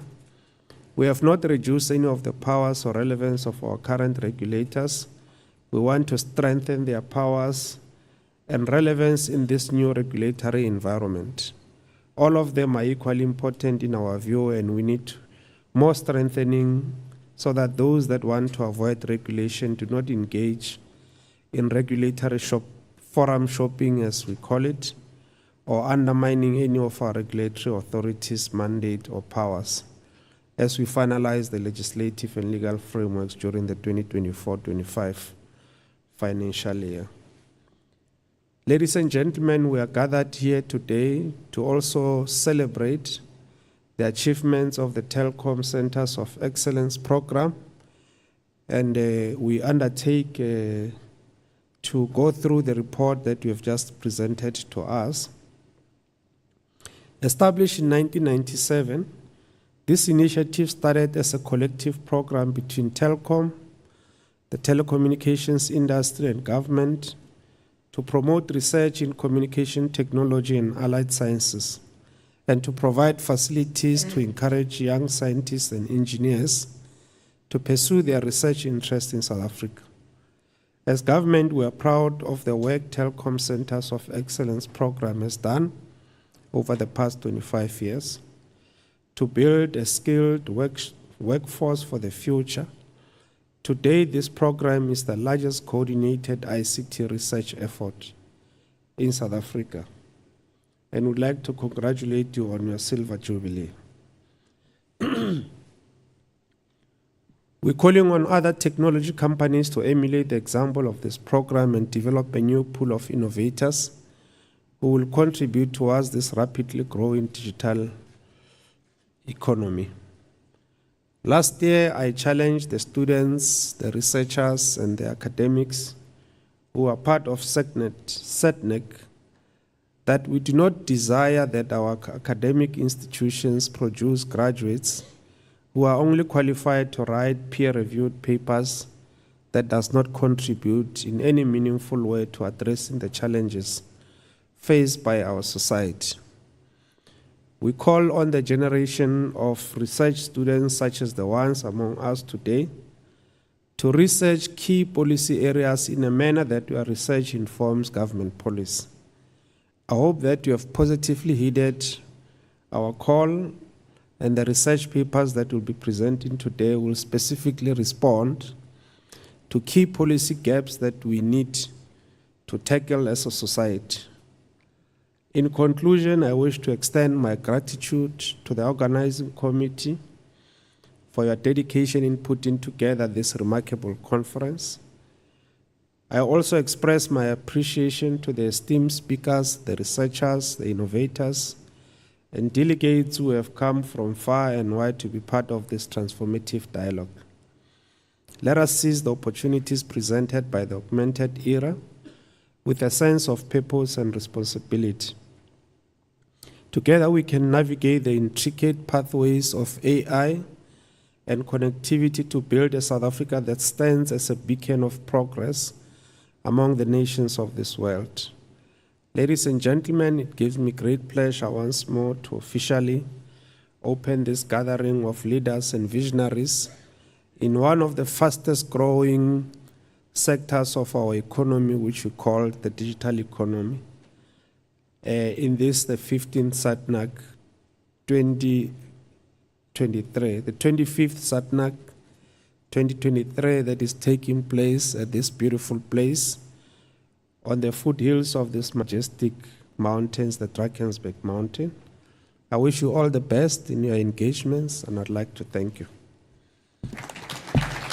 Thank you so much. Thank you very much, Mr. Deputy Minister. Before you go, if I may ask, you mentioned the BRICS summit and the meeting with all the your ministers, and of course Xi Jinping talking about the AI study group of BRICS. How soon can we see that being accelerated when you look at the backdrop of the skills shortage, and it's not just in South Africa, we're talking about a global ICT shortage. At the moment, I'm looking at South Africa's skills shortage of 77,000 high-value digital jobs that are just open, that we need to fill. And I think these conferences, as you said, rightfully so, is really the right step moving forward. But your department, and really what I'm asking you is, together with the BRICS countries, how fast can we can we give it some vuma to fill up those positions and get more people involved? Well, thank you very much, Aki. We're expecting the details to be much clearer as we go to Russia next year, to the next BRICS summit. So the study group will be doing the work, and some of the details will be unveiled next year as proposed by Xi Jinping, which we welcome because we think that we need to do more. We need to embrace these new technologies, and we need to do more work to study what are the benefits, and also put in, as you say, President Xi Jinping, put in the proper governance structures. And the collaboration, of course, between everybody, because Yes. we can learn from them, they can learn from us. Definitely. And on the issue of skills, we have recognized that as we contend with this fourth industrial revolution, the skills that will be required for the future will be different from the skills that we have. Yes. So that's why we as a cabinet adopted a policy called the digital skills, and we are rolling out that policy we have got, we are working with a number of institutions to try and ramp up the digital skills. We have got one of our entities that we call NEMISA that is assisting us to do that. But also we have taken a new approach now of doing collaboration, because there are many other companies in South Africa that invest in digital skills. Amazon is one of them. Yes. They were launching their skills center in Cape Town about 2 weeks ago. We couldn't be part of that, but we are working with them as part of the collaboration to ramp up the skills, digital skills in the country. Deputy Minister, thank you very much, sir. Really great having you with us. Thank you very much. A round of applause for the Deputy Minister. And of course, we're heading in the right direction. Those public-private partnerships are really critical in, filling up that skills gap. As I said, it's not just in South Africa. This is a global issue where we've got these issues facing us. And ladies and gentlemen, let me give a warm welcome, and I want you to give a warm welcome as well to the Group Chief Executive Officer for Telkom South Africa. Please welcome Mr. Serame Taukobong.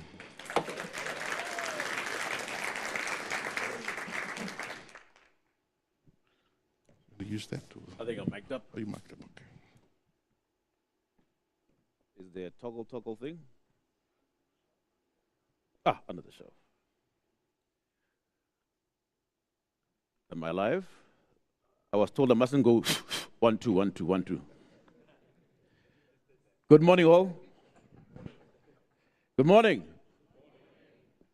I stand between you and tea, so be nice. Honourable Minister, my brother Mlamli, good to see you here. Honoured guests, colleagues, members of EXCO, especially Lunga, who's under 50, welcome. The session this morning was going quite well until Aki, in his usual fashion, and Dr. Adam have a Q&A which takes half my presentation out. Thanks, Aki. Thanks, Adam. But we shall pivot. I guess by nature, Adam, I think I must be a closet Luddite. I looked at all the speeches, the students' presentations. I couldn't pronounce half the stuff that you guys are talking about. I'm sure it's fascinating. Now, as a failed scientist, contrary to popular belief, I actually did not study marketing. I actually studied biochemistry. I worked in a lab and I was fired in a month, and I ended up in that other department called marketing. So I thought I'd pick a topic slightly close to something that's been quite fascinating me in the past few weeks. The whole question about, is AI an existential threat or a human enabler? Right. There's an interesting question there, or an interesting statement from Elon Musk. Some might argue that Elon Musk himself is a danger to humanity. But given that this is televised, I'll be polite. I recently bumped into a book and a YouTube clip by Professor John Lennox. And he wrote a book quite interestingly entitled AI, Man and God. And he talks about the old argument of science and religion and ethics, which is where Aki and Adam almost messed up my entire presentation. It's been a long debate. If you go to the history of science and the battle with religion, the Illuminati and all those clever people debating this constant interaction between ethics, religion, and science. Are we facing the same debate now? In fact, we are facing the same debate, because that's the question that Adam was trying to answer, of where is the line being drawn between ethics and AI? Einstein once said, you can speak of the ethical foundation of science, but you can't speak of the scientific foundation of ethics. So in simple terms, science will break things down and tell us how they work, right? Ethics or religion should guide us on how to use them. Simple example. Science will tell you that if you put arsenic in coffee and drink it, it's going to do ABC to your body, right? That's science. Ethics would say you can't put that in your wife's coffee if you want a cheap divorce. Get the difference? Right. So that is the one I think continuum will have as a society as we evolve in this new fascinating technology called AI. Yes, there is pros and cons. Narrow AI, as Adam highlighted, has done amazing things. If you just look at the movement in simple thing as radiography, right? You could walk into the best hospital in the past, they'd scan Jonas, and they'd say, okay, broken bone here, etc. With AI, they can compare to millions of scans and then come to a conclusion that actually Jonas is not human. Right? But that is what it does. And I think the point that Adam also raised is what we miss is that it's not the artificial part, it's the intelligence. Okay? It does require smart humans to program all these algorithms. You do need somebody who has speciality in radiology, in human dynamics, and what the artificial part adds is just that scope of being able to gather a lot of information. But at the essence of it, I think Adam rightly pointed out, it does require intelligent human beings to write and steer those algorithms. However, there are some concerns. If you come to the debate of ethics, are we sleepwalking into surveillance? As recent as May this year, the Irish Data Commission of Inquiry fined Meta 1.2 billion euros for transferring information from Ireland to the US. Right? Now, all of us here walk around with these widgets. You got your watches, you got your phones, and when you get that phone, what's the first thing you do? Agree, agree, agree, agree. Do you read that fine print? Are we sleepwalking into this technology? The minute I started working on this presentation, every time I open up Bookface, there's AI. There's this, there's that, there's this.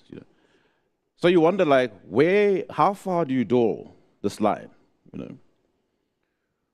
What informs ethical programming? If you look at the developments in that funny word I can pronounce, drones, right? You see them being dropped in Russia, and soon they are creating these drones which actually behave like swarms of bees.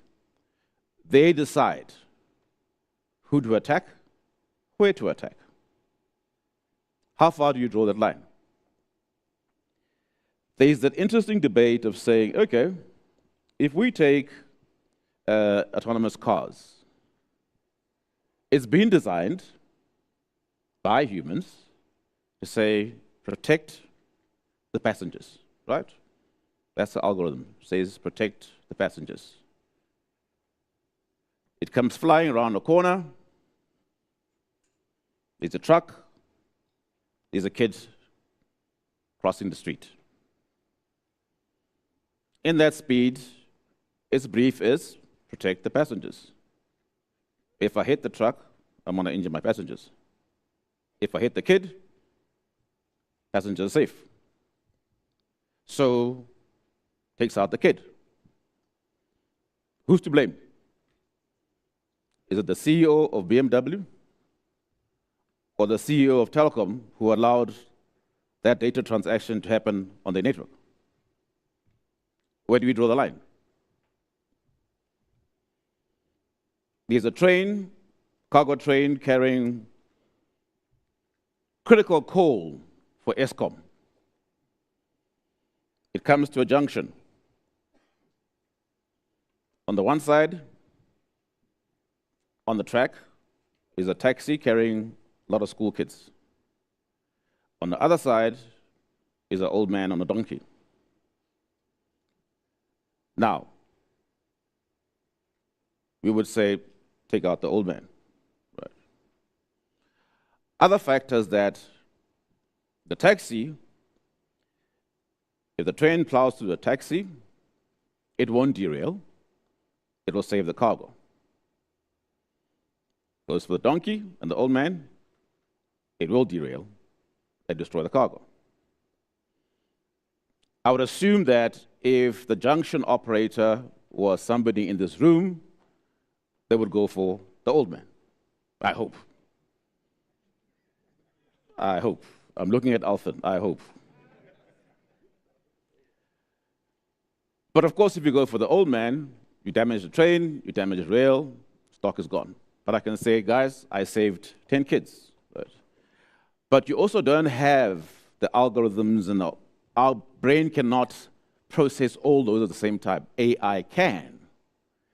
And if it's been configured to say, I want to make sure there's an efficient delivery of coal to Mudiupi to stop stage 8, my algorithm says, plow through the kids. Where's the ethics in that? So that's an interesting dilemma that we find ourselves in. Once again, Adam stole half my presentation, talking about us as cyborgs. This evolution of us trying to create the superhuman. You saw the young lady where there's a practical usage. She's using robotic arms. But as we're evolving and talking to this transhumanism principle, there's this thing of saying the merger of biology and technology and creating this new animal. What do we call that animal? We ourselves are facing interesting ethical questions as humans in the principles of gender. I heard yesterday that there is no longer a concept of ladies' teas. They are called forward teas, because that's where the evolution of gender is going to. Am I he, she, it? Where am I? And that's just in our normal human ethical definitions without adding machinery into that space. So now what do you call this cyborg that we've created in the past, in the future? So it's almost like that book, 1984, has become a big reality for us. What will it look like in a couple of years? I'm equally fascinated by the Israeli writer Yuval Harari, especially his second book, Homo Deus, which actually roughly translates to human God. Are we as humans now evolving, as Adam said, to a point where we become a God? We create this artificial entity that can do all these super behaviors. But interestingly, to quote Adam again, that we've been sharpening our axes for the past 5 years. And we are facing that change in dynamic. He argues that the biggest challenge of the 21st century is solving for death. You've all heard that the person who's going to live for 100 years is already in this room. If I look at the front row, it's not them. Not them.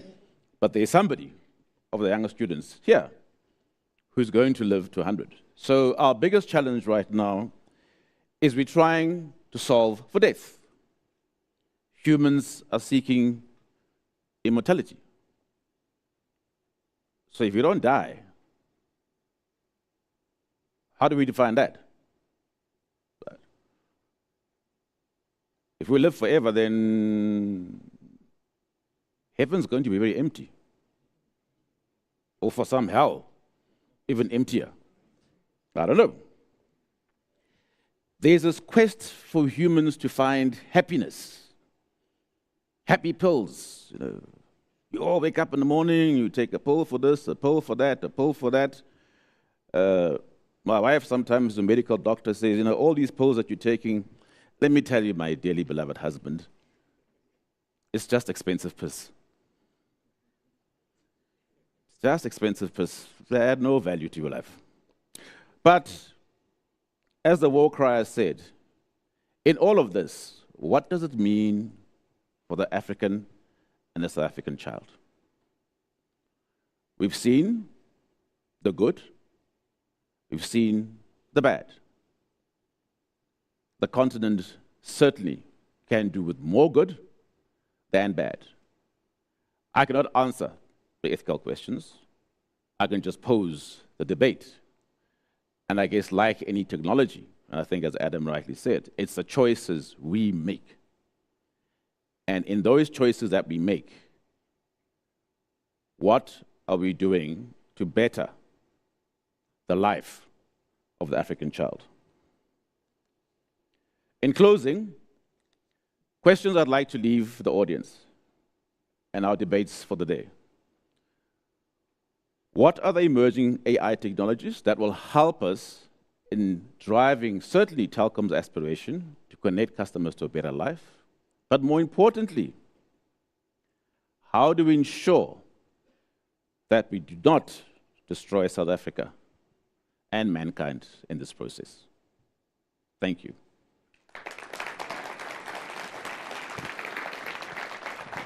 Sarami, thank you so much, and certainly very inspirational, despite the fact that Adam and I stole so much of your presentation. I think it was absolutely amazing, but kind of scary as well when you look at the future and the uncertainty, and that's, what is the biggest thing that scares you personally about AI? Do you have something that keeps you awake at night? Yeah, I think it's the bad part.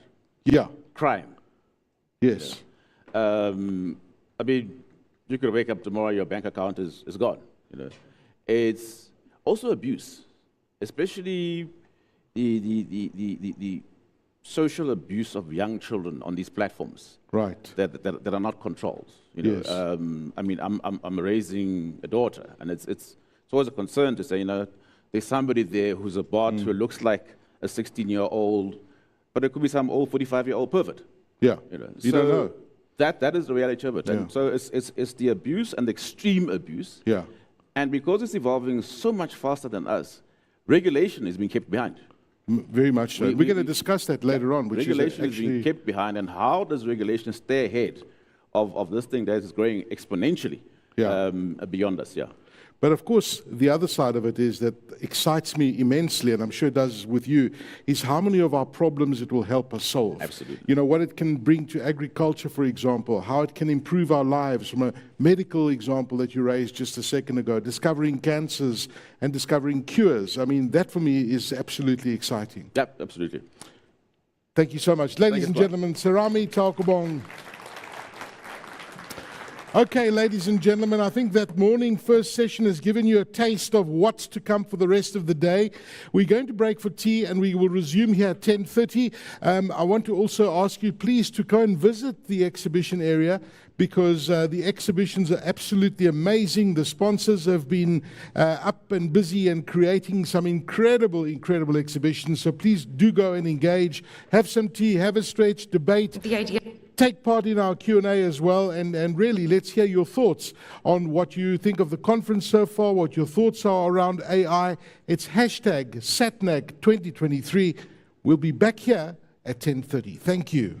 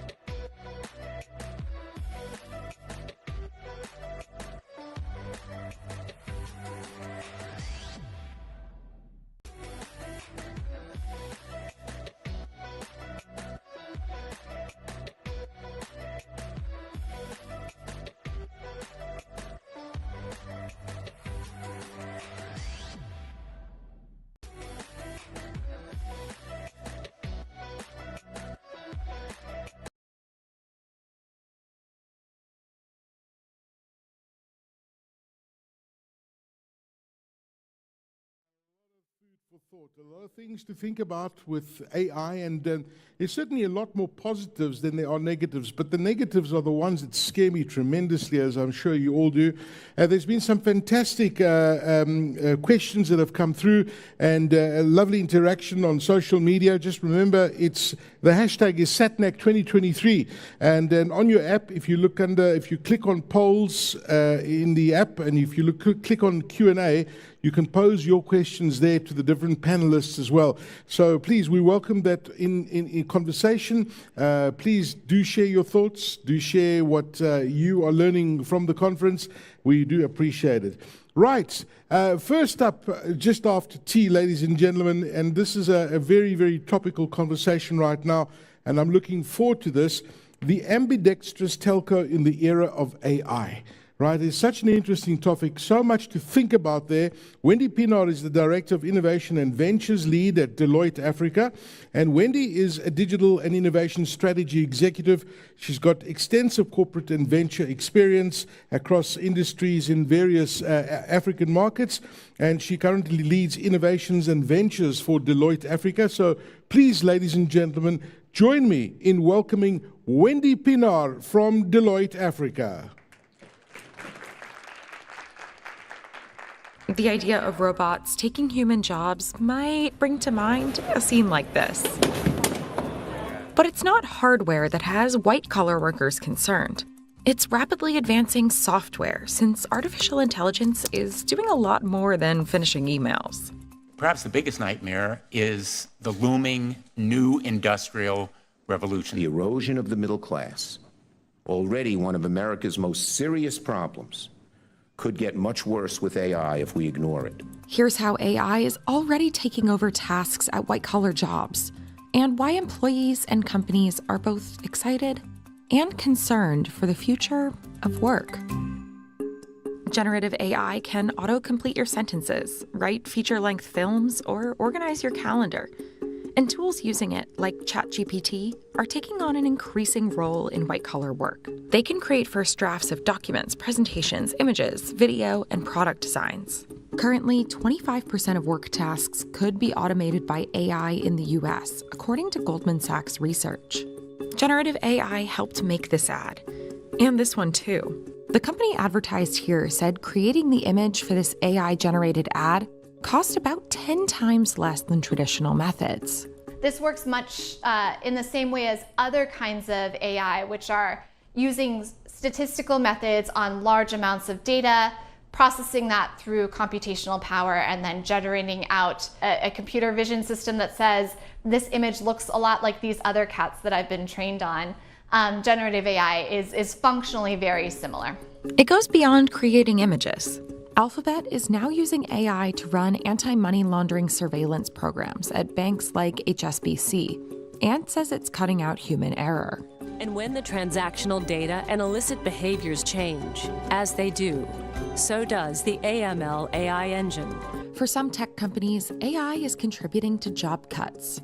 A May report said nearly 4,000 tech workers lost their jobs to AI. At OpenAI, execs say there may be more work. I think that the kind of sum total of what is going to be needed to make use of the technology as a maximally productive technology and kind of inflect that productivity curve up in the world will actually require more man hours on top than you think. But across industries, workers and executives are cautiously looking ahead. So I think it's really important that in the present moment, we preserve space for a public conversation around the deployment of AI systems that ensures that they're working in the public interest, in workers' interest, and as well as in employers' interest. Good morning. It's great to be here after tea. Glad to be here after rather than before. My name's Wendy Pienaar, and I'm really excited to have a discussion with you today about why we need an ambidextrous telco in this era of AI. It was quite a tough conversation to follow this morning. I think if we were looking at it, Adam showed you how to be a magician. I don't know if you all noticed. He was creating some real magic upstairs where I am right now.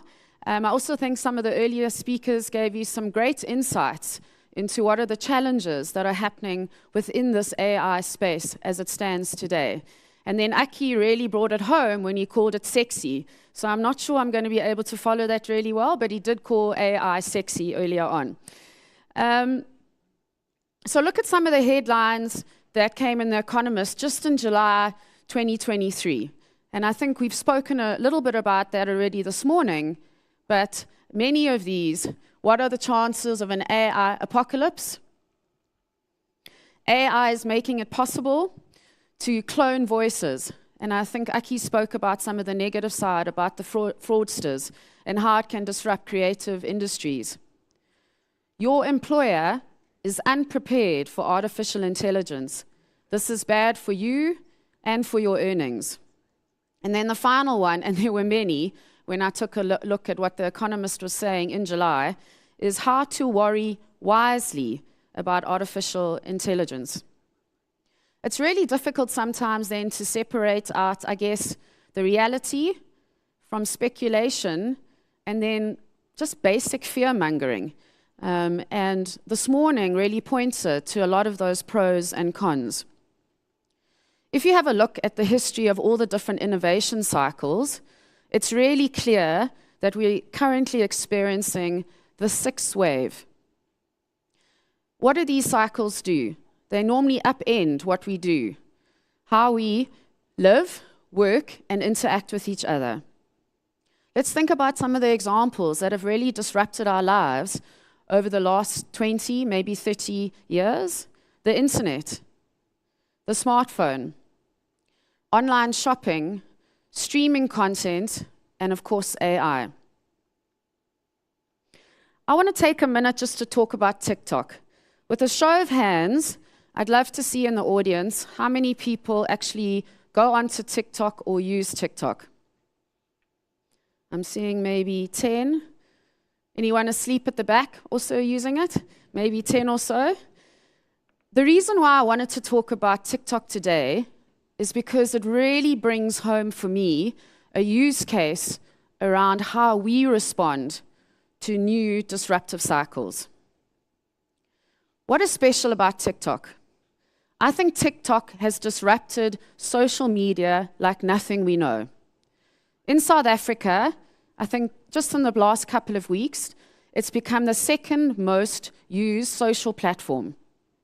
It's just beat Instagram. A lot of us in this room are probably Facebookers or Instagram users, but how many of us have actually looked at or understood the power of TikTok? TikTok is definitely the playground for Generation Z. Those people are approximately between the ages of 9 and 24. For those of you who've got kids between the ages of 9 and 24, can I see another raise of hands?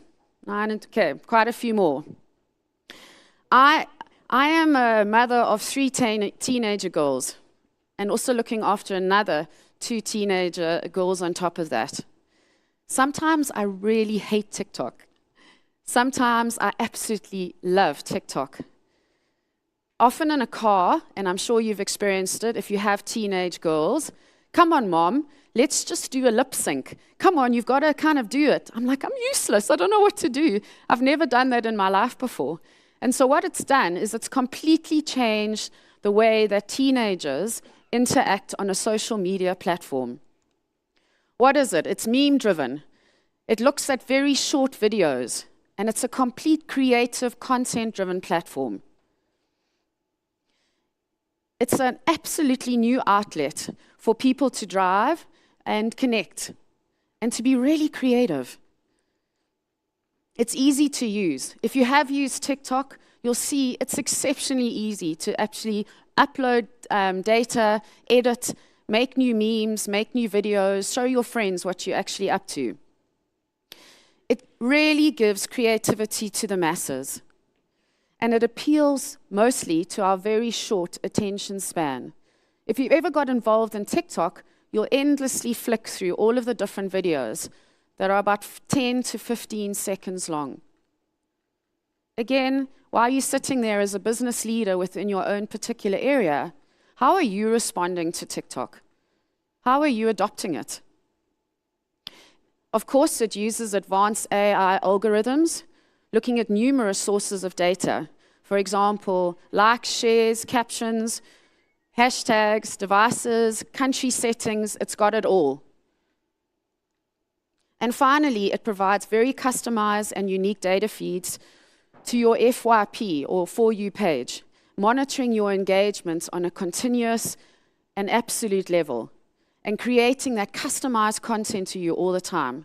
So no wonder our children absolutely love TikTok. And I guess the challenge that I give back to you is, where are you in the adoption cycle when it comes to a real disruptor like TikTok?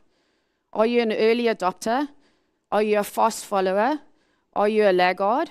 And how are you taking to this new social media platform? Brands and businesses have really lagged behind when it comes to what should you be doing with TikTok. And I think this is a great example to us as business leaders as to how we really need to think about these disruptive cycles. And it comes down to trust.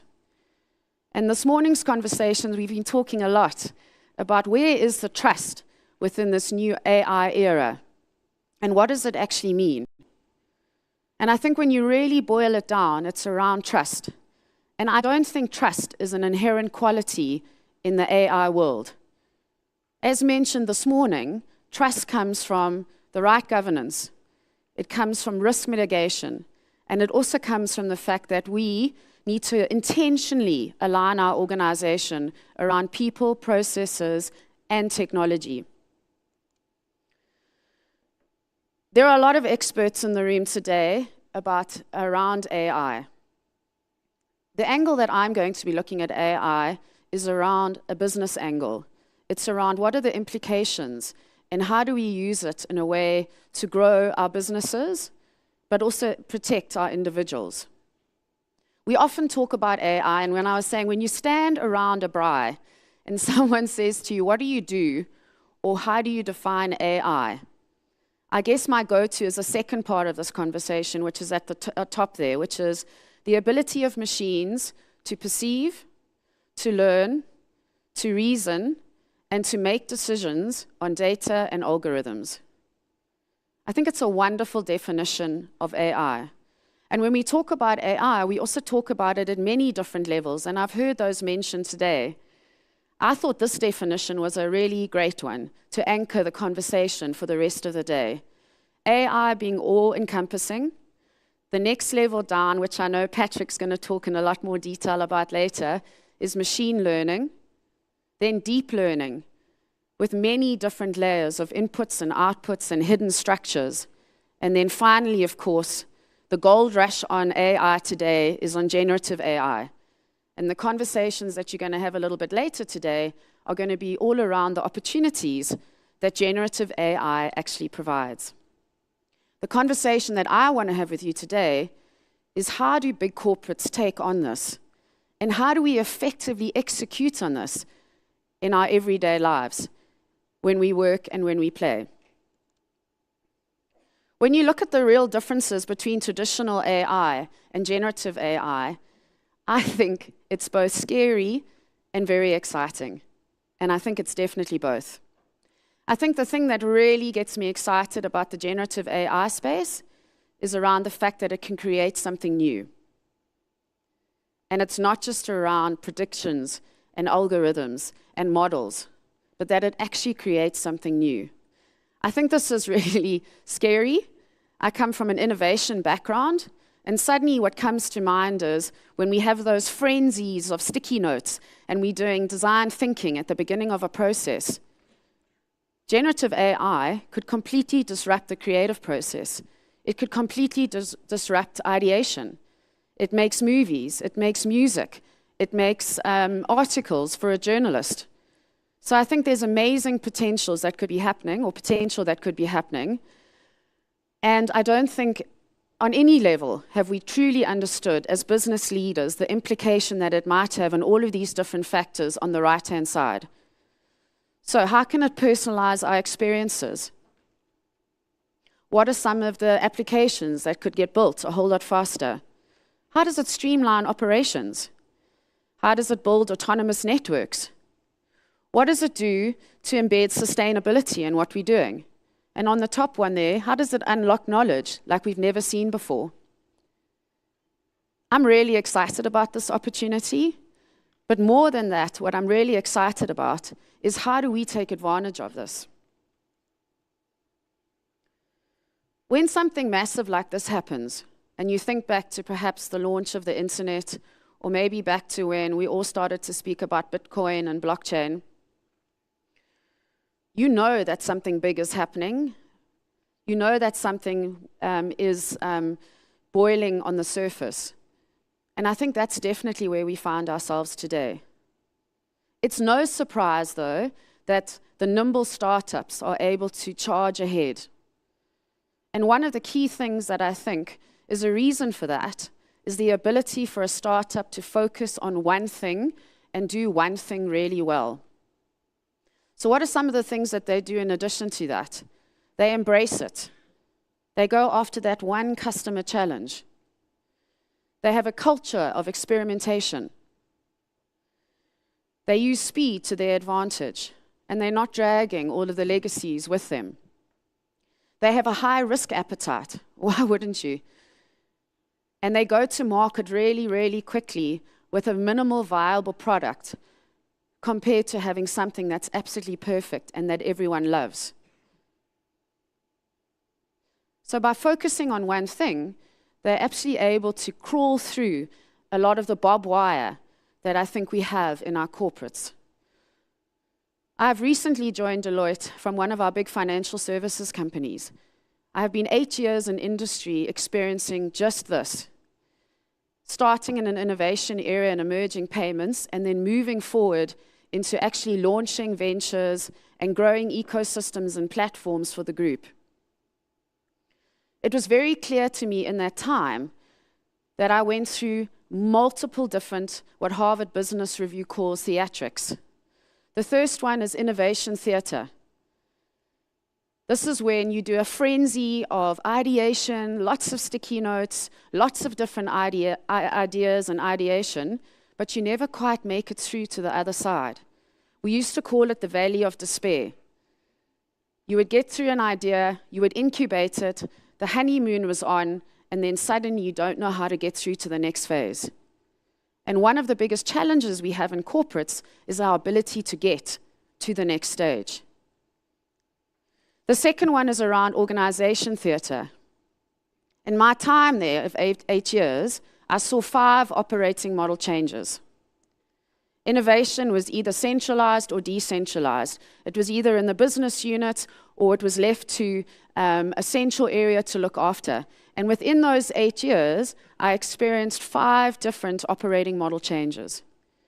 So I talk about that, about the organization theater, and what that means in terms of how we are effective as leaders to get this right. And then the final one is called the process theater.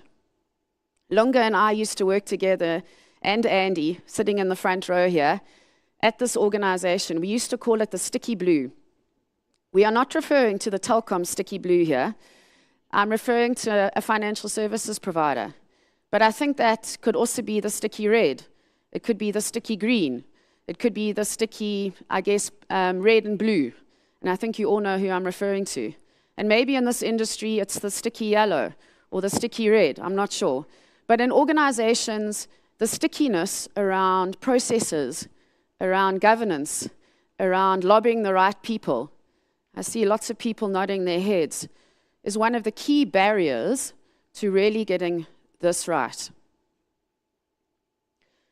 And that really brings me to the conversation today, which is around becoming an ambidextrous organization. We need to be aware of all the things that I've just described on the previous slide. We need to think about what it means to be successful within a big corporate. We have 2 strategic themes in mind.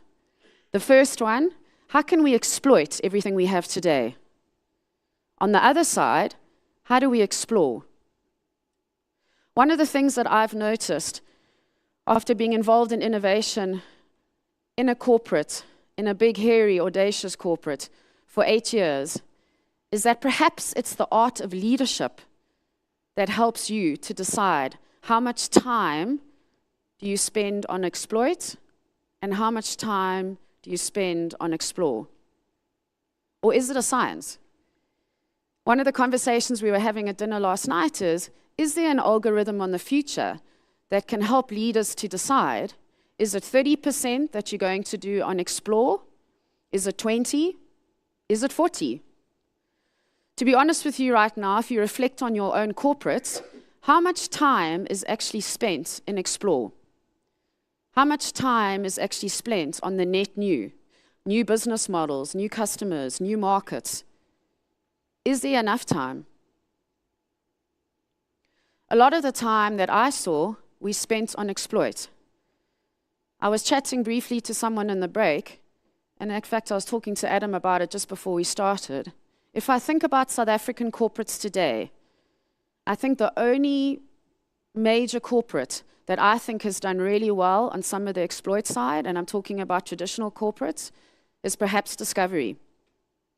And the reason why I think Discovery has been able to really focus on adjacent businesses, on launching new things really successful, is because they have a super powerful CEO who is dogmatic on his vision and won't let anything get in his way.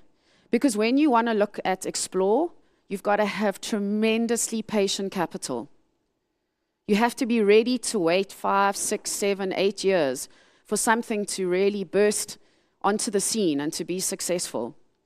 And so when I cast my eye across what we've been doing in corporate South Africa, there are a handful of organizations that are able to get this right. And we as leaders need to be ready to take it up and to run with it and steer that big boat or that ship that Adam showed earlier in one of the first presentations. And I think what's made it even harder is the current climate that we're in. I joined Standard Bank and I had a great run in emerging payments. And then what happened is we started kicking off some awesome stuff in ecosystems and platforms ready to take on the world to be more than a financial services organization. And then COVID hit. And within a year, the organization, the environment, etc., became constrained. There was a huge focus on going back to basics. It was a conservative environment. The politics globally had become very nationalistic. There was a high focus on back to basics and cost reduction. I'm sure this is familiar to all of you. A lack of alignment in terms of how the Exco saw growth happening. There was absolute innovation fatigue. And in fact, innovation had such a bad name, from being like the poster child in terms of what we could do with ecosystems and platforms, we kind of became a little bit of a bad name and shuffled to the sides and restructured. And so in a world where there are changing conditions, you have to be super aware of how much time and effort you spend on being that ambidextrous organization by either focusing on just the exploit side or also creating an autonomous, perhaps, sponsored team that can really do the explore side well. When you look at AI, I fear one of the things, especially with the new generative AI side, that there are a lot of experiments happening in each of our organizations right now. Lots of FOMO is taking place. Lots of organizations are looking to launch new POCs when it comes to, or proof of concepts when it comes to generative AI. I think one of our biggest challenges as business leaders is how do we close that gap from the bottom side and go up to the top by making sure that we integrate and focus on one or two things that we can do exceptionally well and make sure it's baked into our organization. In the telco space, and this is only over the last 6 months, there has been so much activity. I found it fascinating to run through all of the stuff that's actually been happening in the AI space. And as was said earlier, AI is not a new kid on the block. It's been around for a long time. But we're definitely seeing a massive inflection point when it comes to mind space in media, as well as what CEs and ExCos are talking about. And I think there's some fantastic examples here of telcos looking at it in the explore space. If you look at adjacent industries, as well as in the exploits space, when you have a look at customer service, when you have a look at network management, etc., I think telcos are really leading a lot of this, and it's such an exciting space to see. In South Africa, the same. I think there's some amazing examples from Vodacom, from MTN, from Orange, as well as Telkom and Airtel, which shows, again, that telcos at the forefront of thinking about what they should be doing in the AI space. I think this is fascinating. McKinsey as well also did a study, and it was mentioned earlier by the Deputy Minister, around how much has been spent in telcos in AI. Currently, that's around about $2.5 billion. That is going to go up to $20 billion by the year 2029. That's just amazing to think about how much is going to be spent in the telco space. And when you think about what it's being spent on, there are 3 emerging models that are starting to come to the fore. No surprise, typical reaction to a new disruptive curve. The first one, building in-house. Lots of activity, lots of budgets, lots of people doing POCs. Second one, strategic partnerships and alliances. What an exciting space to be able to work with a whole lot of different people within your ecosystem to make sure you can bring new and exciting solutions to the table. And then, of course, the third one is investing in AI startups. From a Telkom perspective, I guess my question back to you is, from an exploit point of view, from an explore point of view, where are you going to be investing your money? Which is your chosen enablement route to get the best in the AI environment? So when we look at what's been happening both globally and within Africa, it's clear. Some of the latest speakers are going to touch on this. There's definite and very valuable stuff happening in customer experience, around marketing and sales, and making it a lot more customized for individuals, for businesses. There's a lot of stuff in network enablement, as well as in mobile financial services, and really excitingly in Horizon 2 and 3, which for the most part is around new customers and new markets. So what about 2030? What is it going to look like? Are you excited? I think there's some really great stuff that's going to be happening. The first one in the telcos. I hope we as the telcos will know you better than you know yourself. In healthcare, we're going to know you are sick before you do. In automation and workforce planning, 30% of your work hours could be automated. And finally, in sustainability, we're going to be able to predict a national disaster before it happens. So in closing, Aki, I'm nearly done.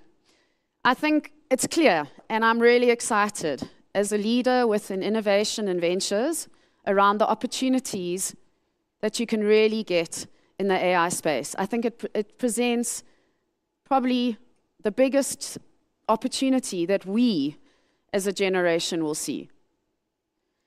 I think that, excuse me, I think that business leaders, it's up to our responsibility to understand its implications, and really importantly, to question our own mindset, to think about and reflect on TikTok, and where are you in the TikTok space? And to really think, do we have an ambidextrous mindset? Are we okay, in that analogy, to keep on going with Facebook, LinkedIn, maybe a little bit of Instagram? Or are we okay to start exploring TikTok and see what it means for our journey? And finally, and there's been a lot of quotes thrown at you, but I love this one. AI isn't going to replace humans. Humans with AI will replace humans that don't use it. Thank you. Thank you so much, Wendy. That's absolutely awesome.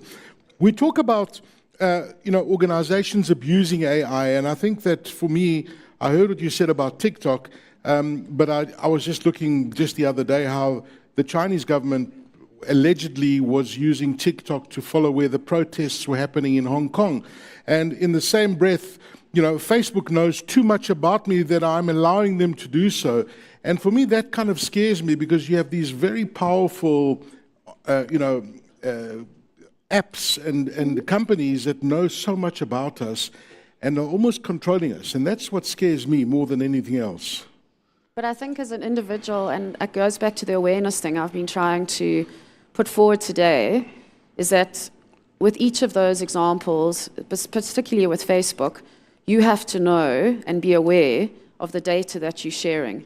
And I think in the AI era, it's up to each and every one of us to be really aware of our data and who we're sharing it with. Yes, I agree with you. I agree with you. But what happens is that, Facebook, for example, they break the rules. And then the European Union gives them a $1 billion fine. They say, sure, no problem. Here's the money. We carry on doing what we're doing.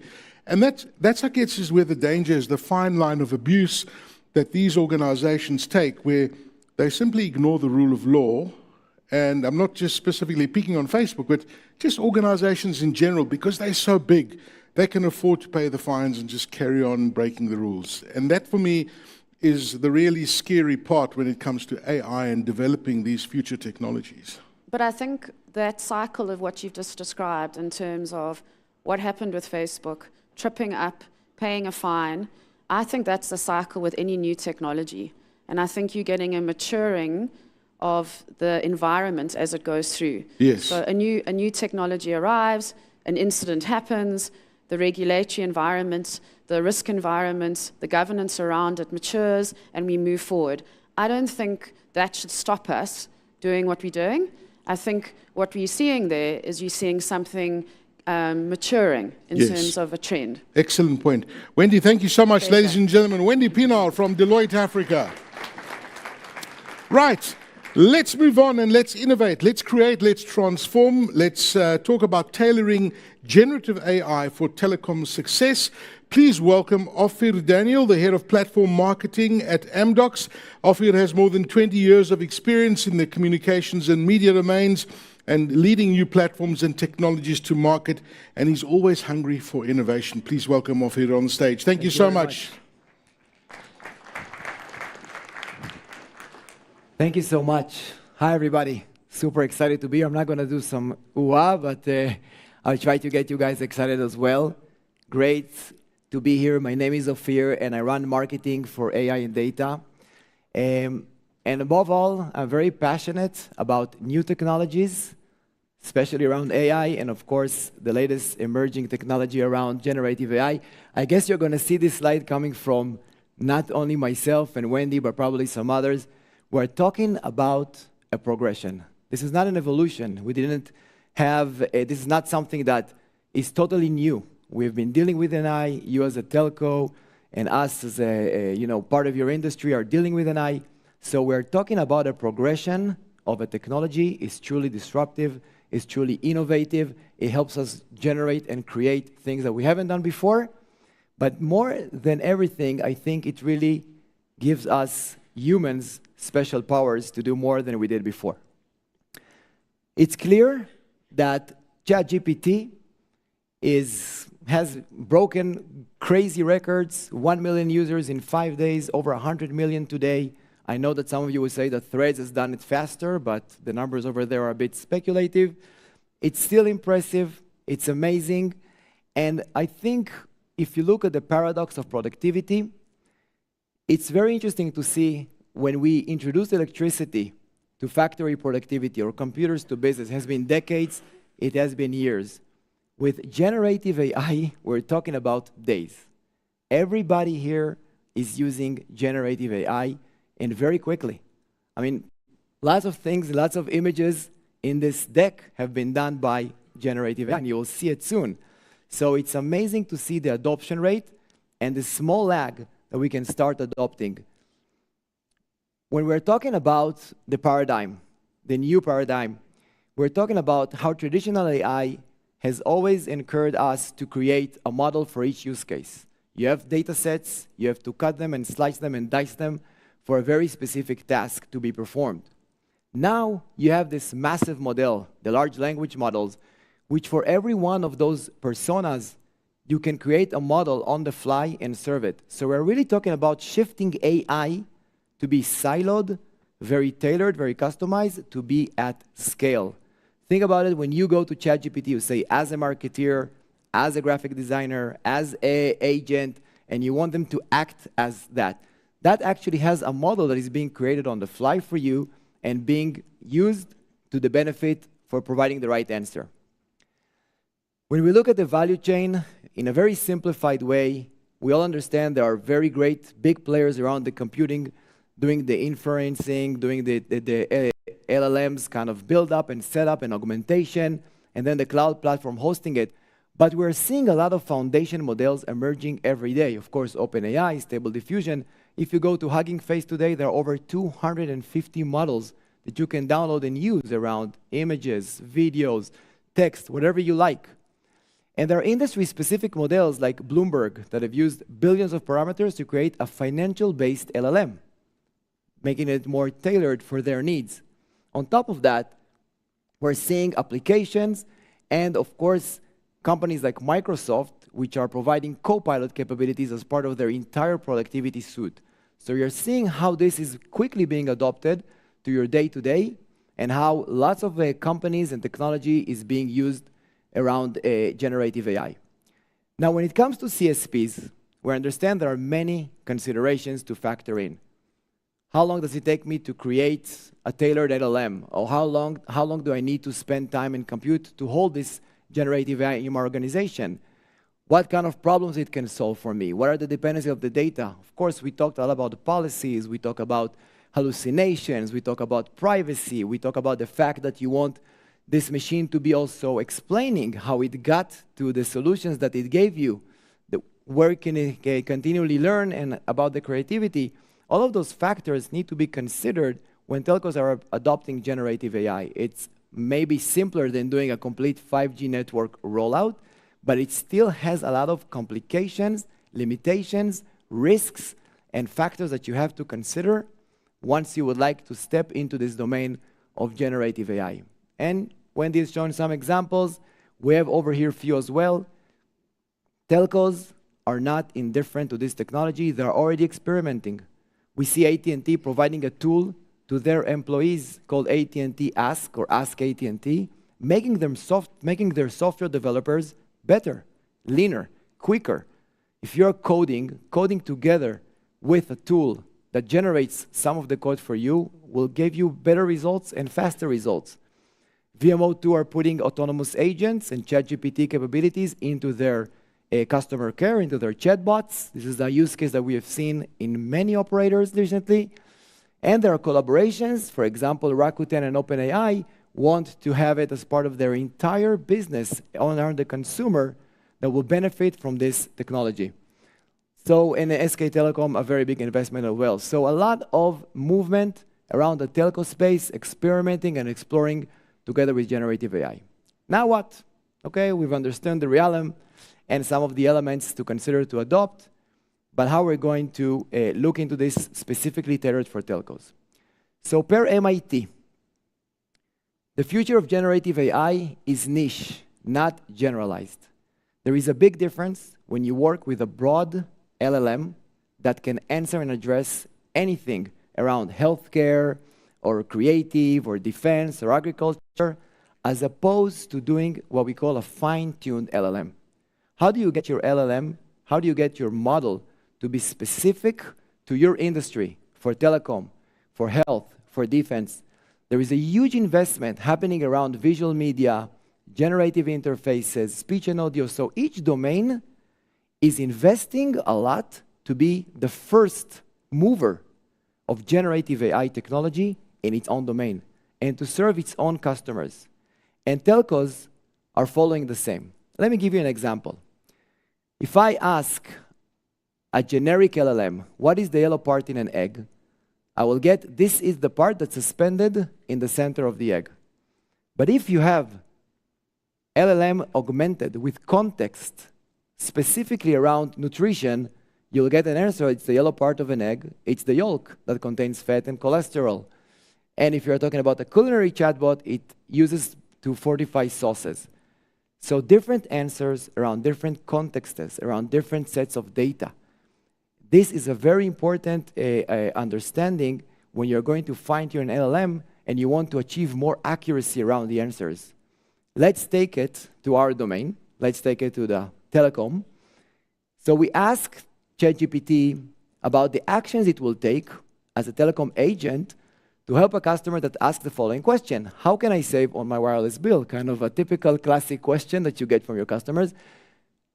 I want you to have a look on all of the steps that the machine has kind of applied to, that you need to be able to provide an accurate answer. We're talking about understanding the customer current plans, analyze usage patterns, evaluate available promotions, recommend plan adjustments, and so on and so forth. Each one of those steps requires data, understanding of the customer, its intent, its history, and of course, putting them all together and being able to provide per your product catalog, per your ordering, per your billing, per your promotions, the relevant answers.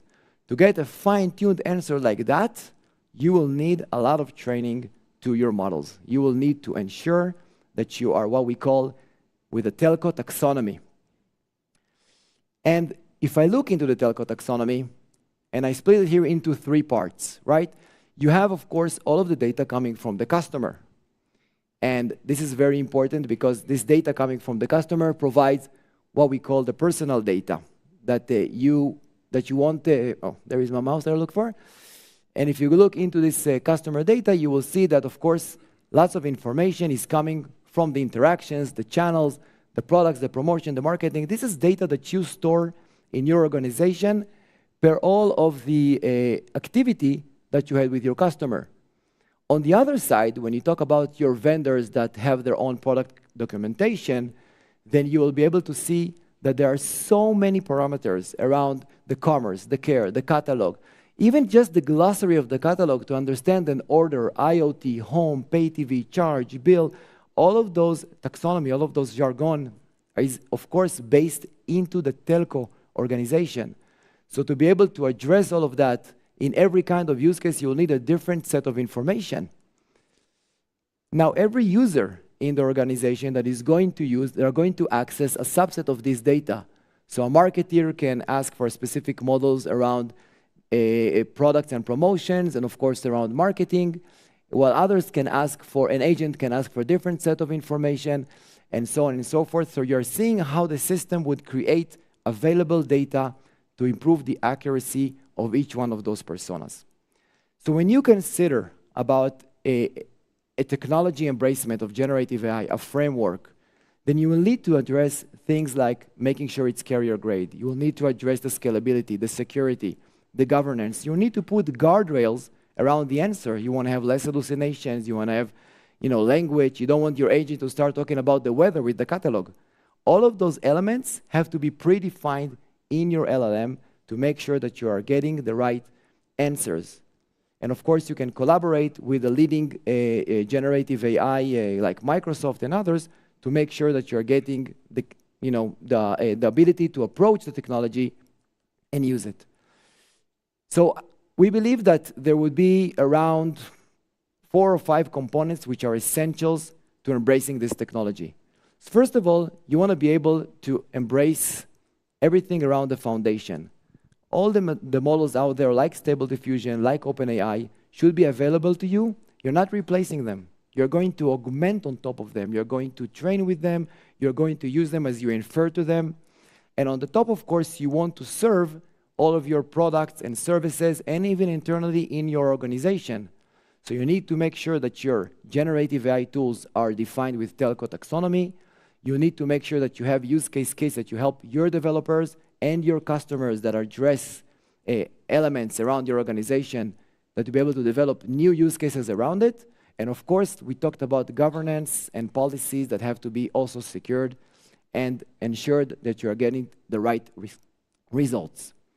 Now, if we look into the domains that you have as telcos, for example, the OSS, the network, monetization, catalog, you can map out all of the use cases where generative AI would have the highest impact on your organization. So for example, the bill summary or the bill estimate, or redesigning offer recommendations or profiles, anything around network rollout. Each and every one of those use cases will have a different impact on your organization. There are hundreds of them out there. So start by mapping the ones that have the greatest impact for you, where you believe that the technology can help the most, and start working inside your organization. And like we said, start exploring before you exploit, or do it together. But it's definitely very, very important to achieve this level of information when you start the embracement of this technology. And there is also a great value to look internally into the corporate functions in the organization. Marketing, HR, finance, legal, as well can all benefit from this technology. You can start creating POCs around it, start giving your employees, your developers, your marketing, the chance to use those tools which are out there, and create a culture around generative AI in the organization to be able to adopt it. Before you even address it to your customers or in parallel, it will give a lot of great momentum internally in the organization as you're going to expose this technology for things beyond internal functions. Now what we want to do, I want to go over with you guys over a few very cool and neat examples and usages around generative AI in the telco space. The first one is about enterprise.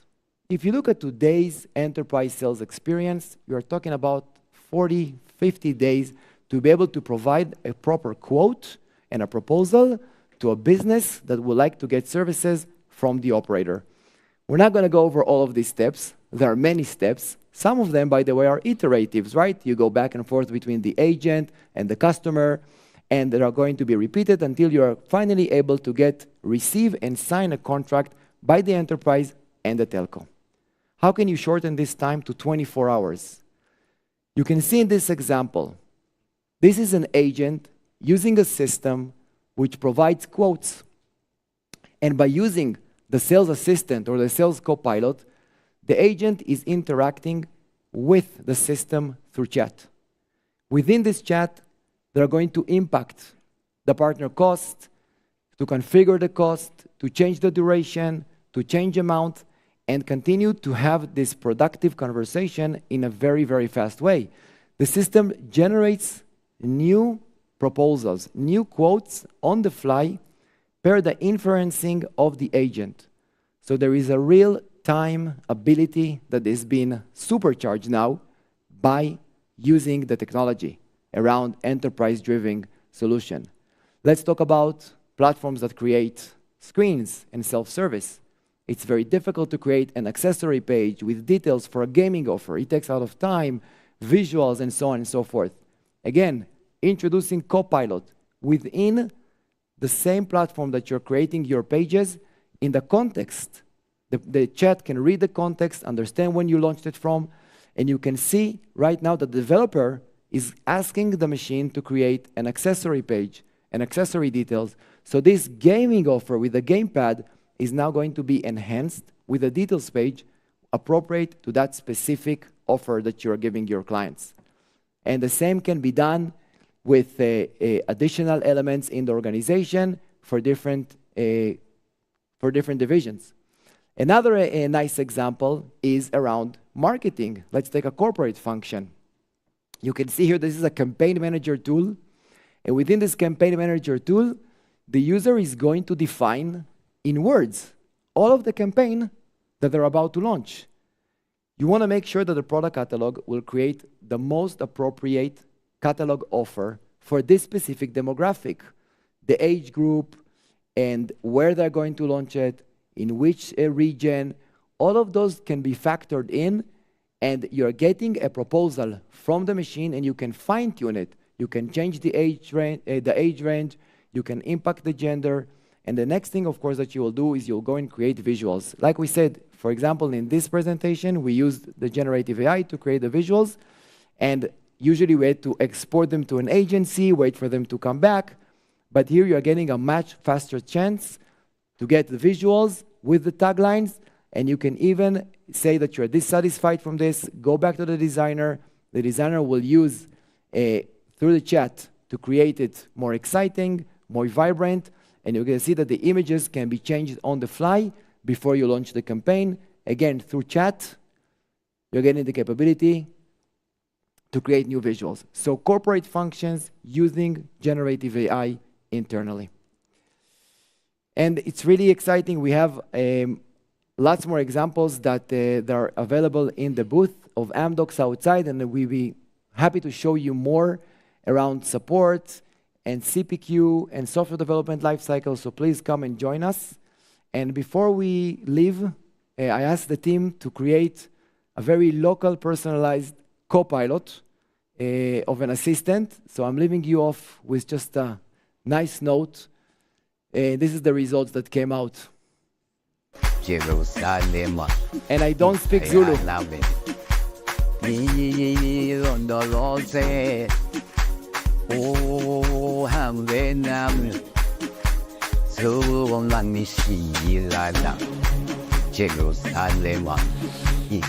All generated by the machines, guys. Thank you.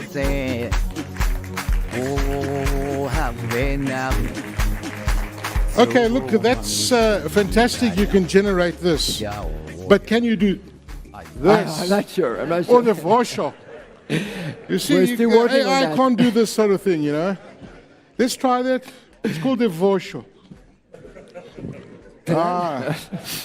Thank you so much. Listen, before you go, let me ask you, I mean, generative AI is one thing. You spoke about telcos and everything, but when you look at the security side of things, right, where does Amdocs sit? I mean, with cybersecurity being such a big risk, and the ability for us to use generative AI to generate and help us with code, so the bad actors can do the same thing as well. So how much of a focus is that security aspect to Amdocs? So it's a very good question, as usual. You have good questions. We've seen that. All of the governance module that you have in such a platform, which is critical to the success of it, contains also the security elements, the privacy, the policies. You have to incorporate all of that. Right. Otherwise, you might risk your customers' data, the PII information. So it's all under one secured environment with specific implementations of putting guardrails and security elements to make sure that the information stays intact and are used only in-house. And there are proper ways to do that. So it's very important to factor that in. Ophir, thank you so much. Thank you very much. Ladies and gentlemen, do yourselves a favor, go and visit the Amdocs stand. They've got some fantastic stuff. And there's also Lindt chocolate there as well. Just saying, use it, do what you want with that information. You can decide for yourself. I've had 2 chocolates as well. The pistachio one is very nice. Thank you. Okay, let's move over to our next speaker, ladies and gentlemen, talking about recent advances in AI-enabled models for predicting churn in the telecommunications industry. And it's amazing that, you've got so many millions of customers. How do you predict what your customers are going to do? How are you going to predict that your customers are going to switch networks? What do you do about that? How can AI help? Dr. Patrick Segwala is the Executive for Marketing and Data Science at Telkom Consumer. He leads the Telkom Consumer and Small Business on data-driven insights for strategic decision-making and understanding exactly what the customers are thinking, where the churn rate is going to come. I'm really looking forward to this presentation. Please welcome Dr. Patrick Segwala, ladies and gentlemen. Patrick, I see your colleagues are here today. It's Dr. Patrick Segwala. Yes. Can I reintroduce you again? And I'll tell you, there's a group of people over here that are looking forward to this. Ladies and gentlemen, please welcome Dr. Patrick Segwala. Look at them. Thank you. There you go. Thank you. Good morning, all, and thanks for this opportunity. So, I'm an advanced analytics professional, right? But here I'm going to represent the data science team back at Telkom, along with the cross-functional teams that we work with.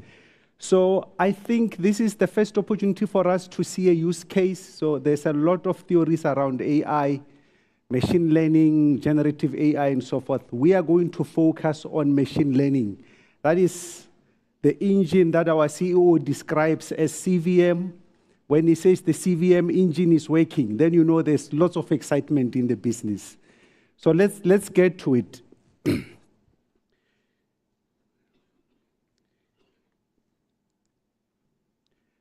So I'm just going to show exactly what churn is and why it is so important, because it is so important. And then we'll look at how we prevent it using machine learning, and then the principles that underpin machine learning, just so that it becomes very much easier. We just want to debunk this AI thing, this machine learning, so that we bring it to the ground for everyone to understand exactly what it is and how it works.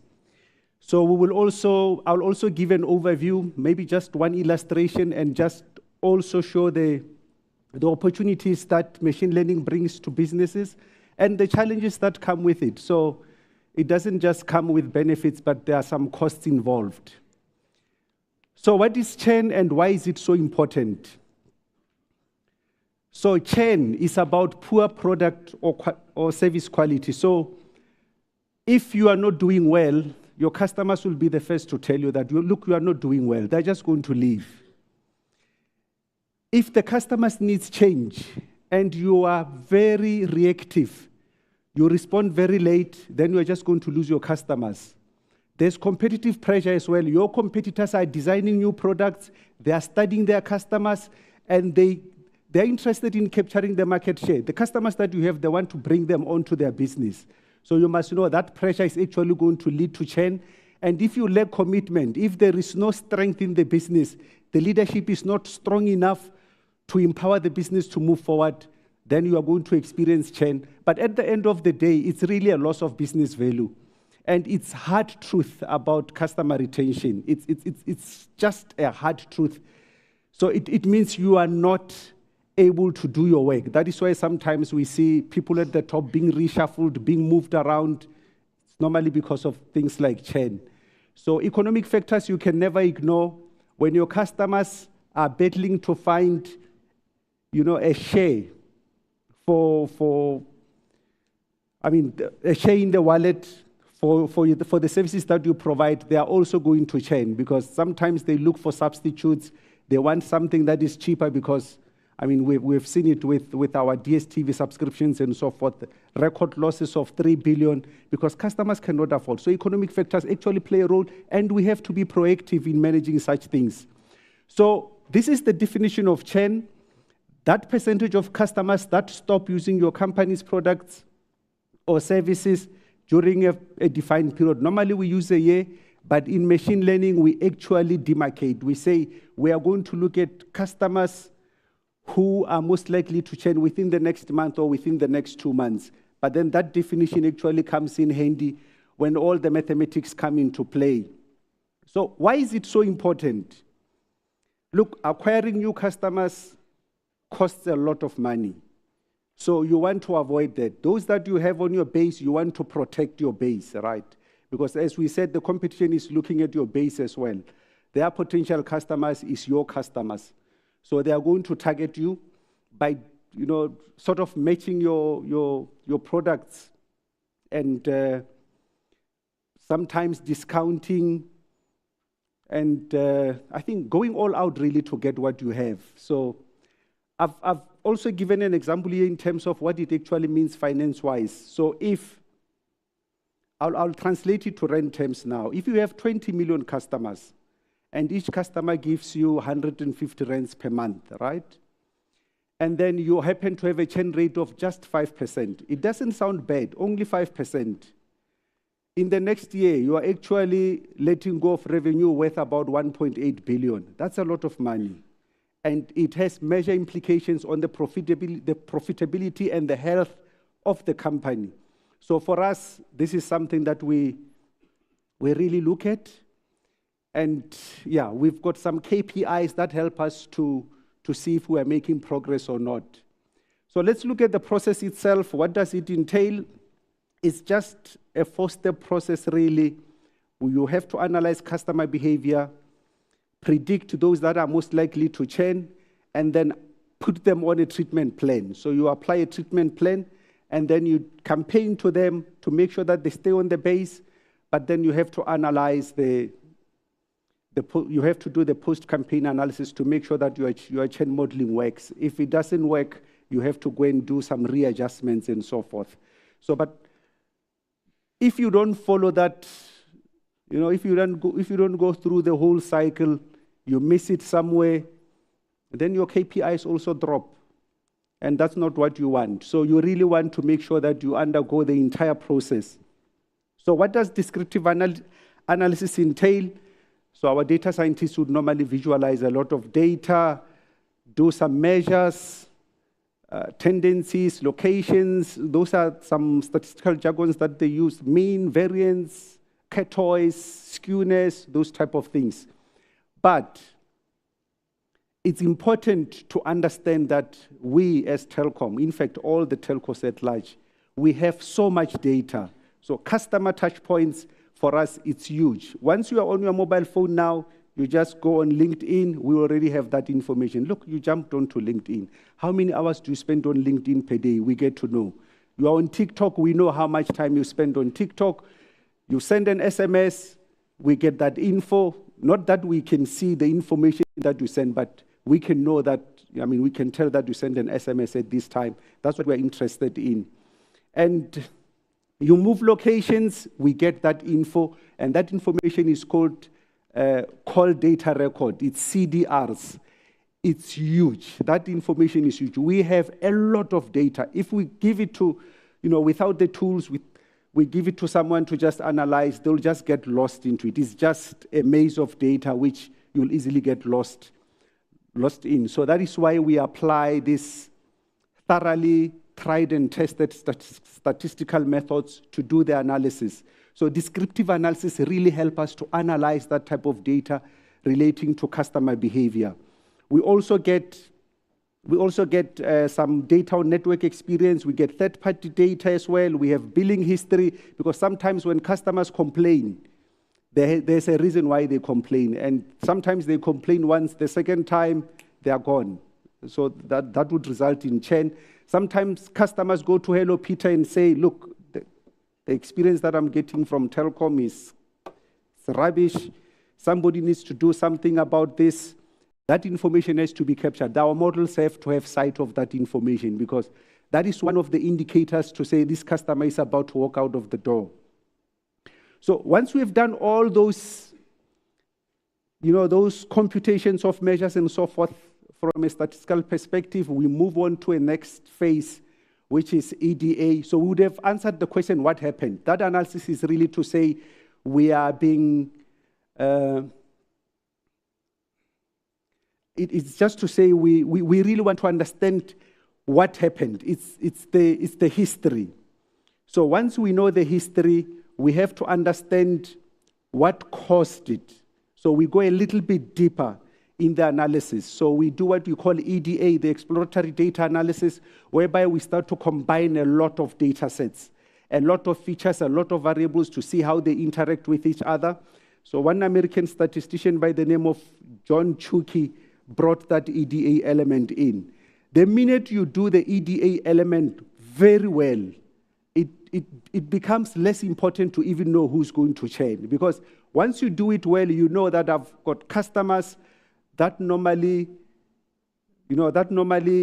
churn because my call center is not doing well. Then you go and fix the call center. If you know customers churn because your products are not competitive, then you go and change the products. If your sales teams are not positioned at the right places, then go and make sure that you reposition them. So it becomes less of a predictive problem, but more of a prescriptive problem, because you just need to solve the problem because you know exactly what caused it. So that phase, the descriptive analysis phase, is so important. That is why it is done by those seasoned data scientists and, well, with the help of the data engineers as well. So once we have done that, it's churn prediction. We build the model. We push it into the data pipeline. I'll speak a little bit about the data pipeline in the next moment or so. And then it moves to our CVM team. They decide which segments of customers, how to segment the customers that they're going to handle with, the treatment plans that they're going to use. And then once once all that is done, then we are able to do, to action it, to really go out with the campaigns, and then do the post-campaign analysis afterwards. So those 4 steps that complete the circle really define our machine learning model. So it's cross-functional teams that work in here. It's not just us, the data science team. We work with the sales team. They look at the results of this model on a weekly basis, and they say, okay, this is what we are seeing, this is what we can do, because they have to be prescriptive as well. And then we've got the marketing team as well, guiding us as well, taking insights from the model. And then we've got the finance team as well, making adjustments, allowing us to structure new products, the product and segment team as well. So it's more a cross-functional function that gets executed here. So what principles does machine learning use? The most important one is how the machine learns. So normally in school, we use deductive learning. The teacher or the lecturer tells you exactly how the theory works, right? It's very difficult to understand without exercise, right? They tell you how it works, they give you an example, you learn from the example, then they say, here's an exercise, try to see if you can recall. That's how it works in school. That is deductive learning. In machine learning, we use inductive learning. Inductive learning says, this is the data, this is what we can observe, but we don't know what caused it. Can we find a formula? Let's formulate a theory that gets us to see if it works or not. So that is inductive learning. So ML is an instantiation of inductive learning. So it's a bottom-up approach, whereas deductive learning is a top-down approach. So we've got supervised learning. Those are the basic, one of the biggest. In fact, one of the approaches is supervised learning, which we really love a lot. Unsupervised learning, it works like magic, that one really. You just give the model data, it brings out the patterns itself without you having to define what the formula is. And then we have reinforcement learning, which is using a reward system, like the dog trainers. If you look at what the dog trainers do is they teach a dog something, an activity. If the dog behaves, they say there's the reward. So the dog always looks to maximize the reward. We are also like that, really. We always want to maximize our rewards. So we use reinforcement learning in that way. So we've got a choice of many models. That is the biggest problem around machine learning. There's so many models. This morning when I checked with ChatGPT, I asked ChatGPT how many models are the most widely used machine learning models. I got a list of about 20. Most of them are related. I'll speak to a few of them. But it's a choice. You have to make a choice. But it's not just to say, this one I think I like it or because I understand it. There are some measures that we need to use. There are some KPIs that you need to track for you to be able to make the right choice. So let's look at the evolution of these machine learning algorithms. Number one, linear regression. I'm going to come back to this when I close, just so that you can see how ethics is a big issue when it comes to machine learning. We've got the logistic regression model, which came out around 1944, and then K-means that this is when the unsupervised learning model started coming out in 1967. But really, these statisticians, Brayman and Friedman, really revolutionized how machine learning works, because they brought in, they got in to see how artificial neural networks and statistics can actually work together. So most of what is happening today is based around the theory of these two statisticians and their, and their cohort, really. So most of them, like classification, regression trees. Some of you may have heard about decision trees. That's a very, very important algorithm that we use a lot. And we've got now random forests, which utilizes decision trees. And then we've also got some boosting algorithms, which also learns from decision trees. So really, this is the center of what is driving ML today. So I've listed a few of those. I know we've got some professors in here, and we've got students in our varsities. They'll have a look at what those entails. I mean, I think with the previous slide, you've got some reference to look at. So I won't go deep into this. I'll just quickly do an illustration, just so that I don't waste too much time as well. So what you do is that you have a database of your customers. You know who churned and who survived in your database. So now you want to train the algorithm so that it can predict, right? So you look at the red is those that churned, the green is those that survived. Randomly, you split the data. You say 70% of the data, I'm putting it this side, 30% I'm putting it this side. The 30% you want to hide it so that your algorithm doesn't see it, because otherwise, then there's no learning there. So on the 70% of your data, you say which formula can explain the reds and the blues, the reds and the greens. And then you look for that formula. You look for that formula that is model training. You look for it, and then once you feel that you have found it, then you say, okay, now I've got the formula that is going to help me to predict churn. I'm going to take the 30% of the data. In the 30%, I know who churned and who survived, but the model doesn't know. Then you say, my model, check for me who churned, who survived. Let's see if you can get it right. And then you come in, now you've got your model, you score, you get the answer. You want to see how confused your model is. So we use what we call the confusion matrix. So that confusion matrix tells you that this is your model now. You have predicted those that churned, you call them the true positive, and those that did not churn, but the model said they would not churn as well, is the true negative. So you've got those two. The green ones are the ones that the model got right. And the red ones are the ones that the model got wrong, right? So all you do is you want to maximize the true positive and the true negative. If you're not happy with the results there, then it means you must go and train the model again until the model is able to say, on your 30%, I can predict, say, 90% of them. Then you are confident that you can go out and give instruction to the sales team, to the marketing team, to the products team, and say, do something about these customers because I'm going to lose them. The business is going to lose those customers. And in that way, you'll be saving money, right? So that is technically how it works in the supervised learning environment.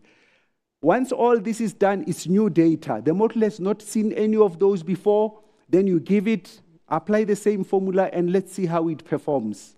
And then business runs. I just want to highlight, however, that over here, when we look at the confusion matrix, it's not only the true positives and the true negatives that we are interested in, the negatives as well, because precision is very important.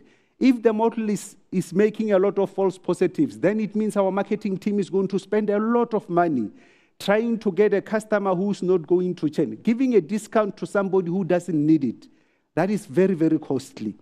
So we also look at that, and it's very, very critical that we get it right. If you don't get it right over here at the confusion matrix, then it's a wasted effort, and it will be a lot of resources wasted in the process. So let's look at the opportunities and challenges that come with ML in our area, in the telecommunications industry. So we can identify trends and patterns on large volumes of data. Like I said, we have huge volumes of data. So using a naked eye, forget it. There is no way that you can get good results there. And even your normal systems where, like your Power BI, your Python, where you can do your analysis, it just won't help you much with such a lot of data.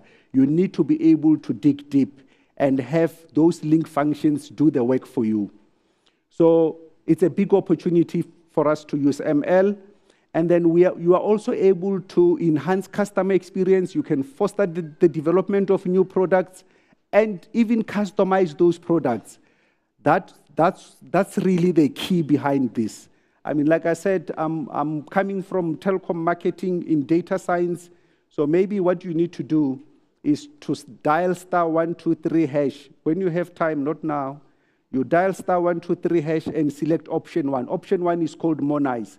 That is Telkom's recommender engine on the prepaid business side. This is something that the youth actually love the most because you are able to see your personalized offers on the fly using this recommender engine.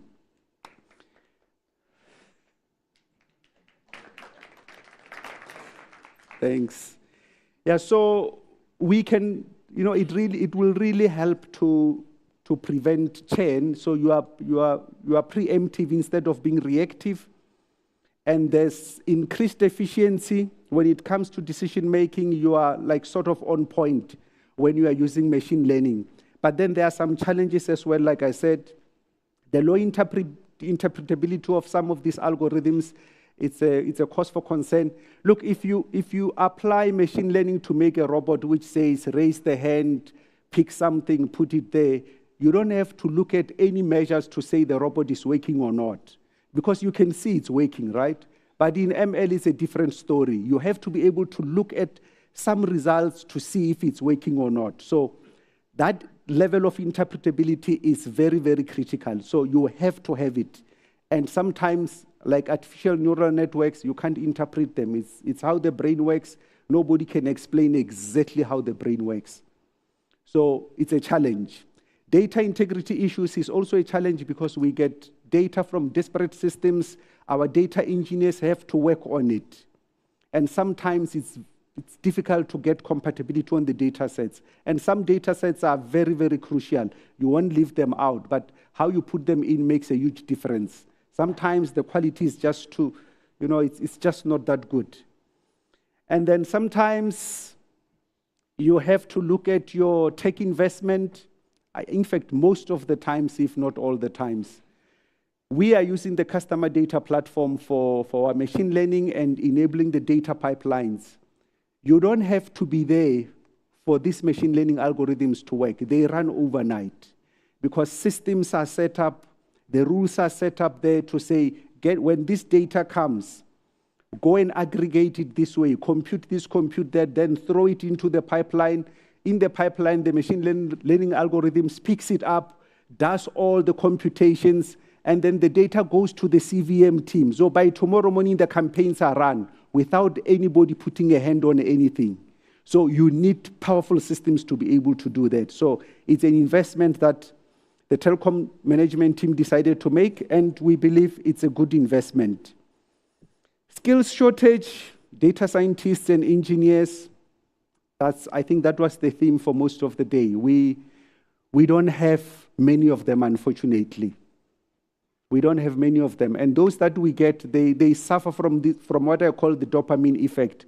Once they run through this process of cleaning data, analyzing it, creating a model, making it work, they are so excited. They update their skills on LinkedIn, and next week they say, hey, there's a bigger offer somewhere, So you deal with this like every single month, because now they know how to do it, and everybody wants those people who know how to do it, and then off they go.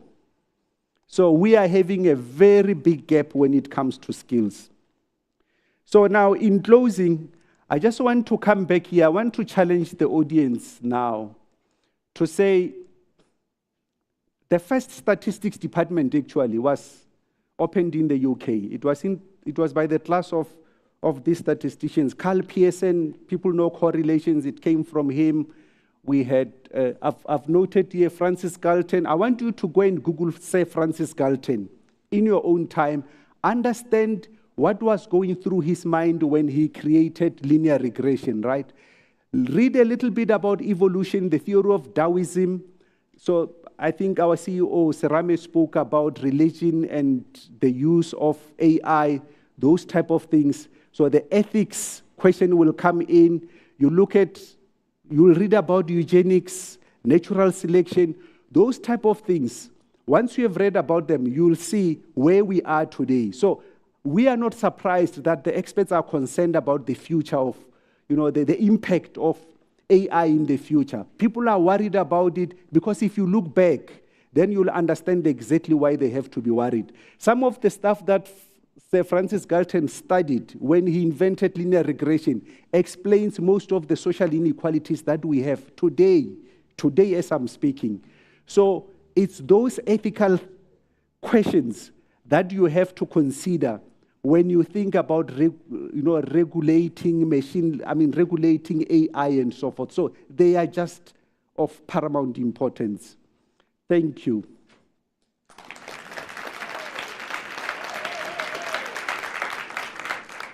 That was absolutely fantastic. You know, I was looking, I was analyzing what you were saying there, and I was thinking maybe you need to develop an algorithm to understand the churn rate of the data scientists, that predictive analytics, and try and entice them to stay.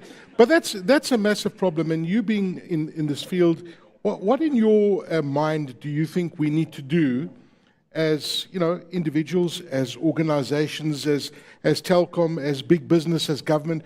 What do we need to do to accelerate getting more data scientists? Because clearly this is a big problem. It's going to stifle our innovation, isn't it? Absolutely. So I think we must give credit to our academic, our academic sector, because we have lots of programs that have been established now to train data scientists and data engineers as well. So they've seen the gap, they're busy closing it. Unfortunately, we have to wait for the pipeline, I mean, Warren Buffett once said, if you want a child, unfortunately, you have to wait 9 months. You can't have 10 women pregnant and get a child. You have to wait 9 months. So we are at that point whereby we're waiting for the pipeline to mature so that... So it's coming. Absolutely, it's coming. Okay. We are confident that it's coming. So. And then, I mean, this is amazing that you can start predicting what your customers are doing, if they're unhappy and everything.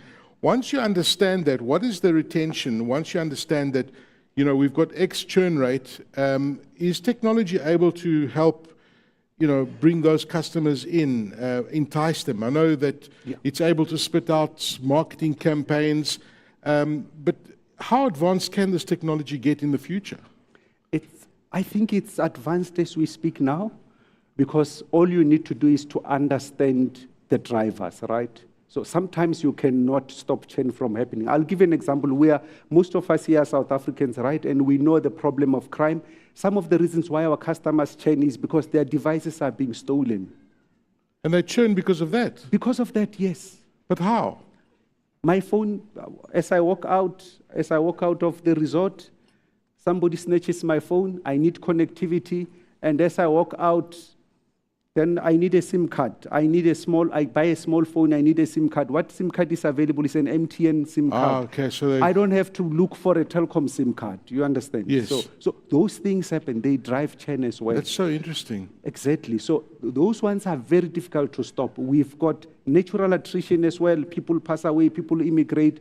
Those are natural causes. You can't stop them. So you can never be 100%, That's fascinating. Yeah. And then, of course, the other thing you touched on is that we're creating so much data, and I think one of the previous speakers was talking about it, is trying to make sense of the data. We're predicting that, 200 zettabytes of data by the end of 2025, which is too many zeros for my brain to comprehend.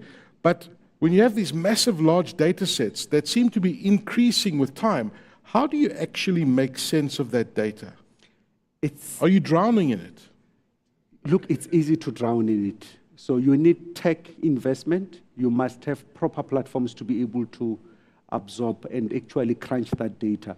But the skills and the expertise, the know-how, it's very important, because what we do when we do EDA, sometimes you have to take, a machine learning algorithm can take 600 variables, right?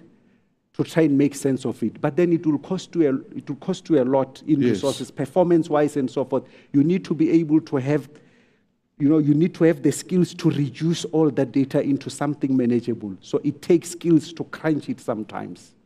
Dr. Patrick Sekoka, thank you so much. Let's hear it, a round of applause, please. Thank you very, very much.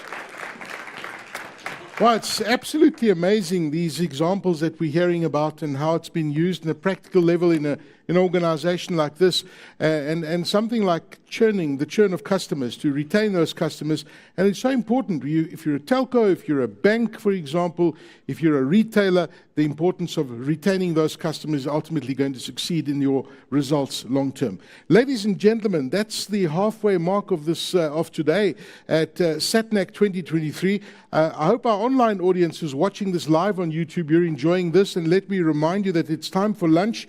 And if you can also open up your app, and if you look in your app, and if you haven't downloaded it, just go to your store and download SATNAC 2023. You'll see a button there that says Q&A polls, and once you click on the Q&A polls, then you just click on the room, which is the plenary session, and there's a button that says Q&A where you're able to type your questions, and then we'll get those questions. We've got some great panel discussions coming up, so we want to welcome your questions and make this as interactive as possible. Keep posting on social media, #SATNAC 2023, and I must also remind all the students who are participating and who've got your papers. I have a missed call, at least a message here from the organizing committee saying that they advising all the students who are presenting posters to come through to the exhibition hall before lunch, and please arrive there with your posters. On that note, ladies and gentlemen, please enjoy lunch. We will be back here at 1 o'clock. Thank you so much for an amazing morning. Thank you.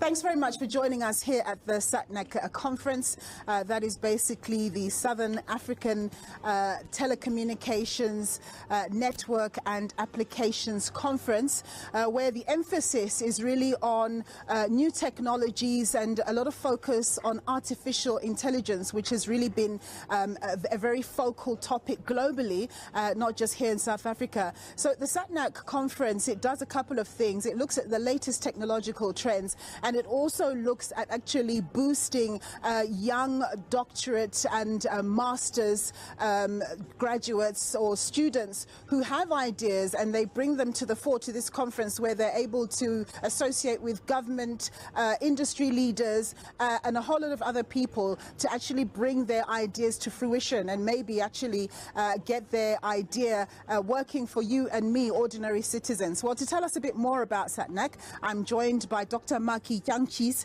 She is the chairperson of SATNAC. Thank you so much, ma'am, for joining us. So, of course, your focus today is also going to be around the fact that you're celebrating 25 years of what you guys call the Centers of Excellence, which is all a focus on skills development. Tell us about that. Good morning. I think the Centers of Excellence are very central to the SATNAC conference. 25 years ago, Telkom established what is called the Research Centers of Excellence as a public-private partnership with government, with industry players, thinking carefully about where the technology landscape is evolving to and how we can transform it with skills and research projects that speak to the evolving and advancing of technology. Today, we are celebrating 25 years of the Jubilee of the Centers of Excellence, and we have an opportunity to then also look back to see what impact we have made within the ICT and telecommunications sector. We'll also be handing over and launching a new report that looks at the impact in the South African industry of how this technology has essentially brought new skills that have transformed the sector. We have seen in the report that over 3,600 masters and PhD students graduating in engineering, graduating in computer science, graduating in the STEM fields are now executives at leading telcos across South Africa, as well as ICT companies. And that is why today is such a celebration for us as not only the telecommunications sector, but as well as the ICT sector. Okay, apologies for the noise in the background, but of course today's theme is around artificial intelligence and being connected to a general society. Why is the topic of AI so important? Why is it so topical, and how can it change our lives?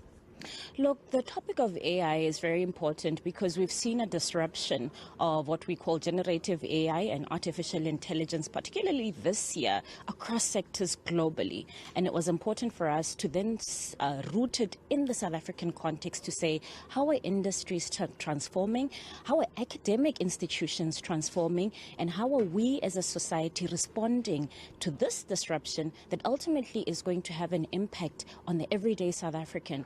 And so for the next 2 days, we will be hearing different presentations that range from how corporate is using artificial intelligence to how academic institutions are looking at research areas that impact average South Africans affected by artificial intelligence. But most importantly, how we as a country can ensure issues such as ethics are then embedded in how we adopt the technology within the sector.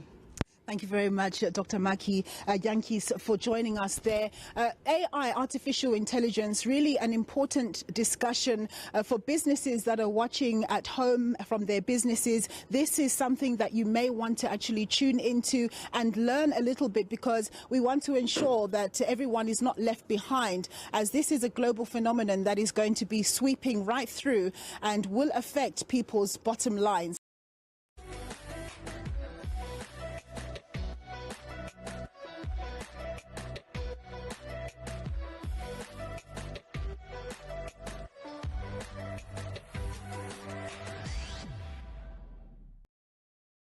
Ladies and gentlemen, let's welcome Dr. Janjis.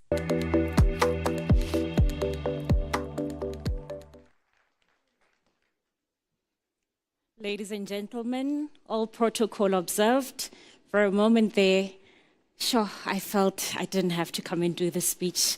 We're being replaced by AI. I think as the team sat down to think carefully about the disruptive technology that we would then focus on for this conference, generative AI and AI was key focus as it was disrupting sectors across the world.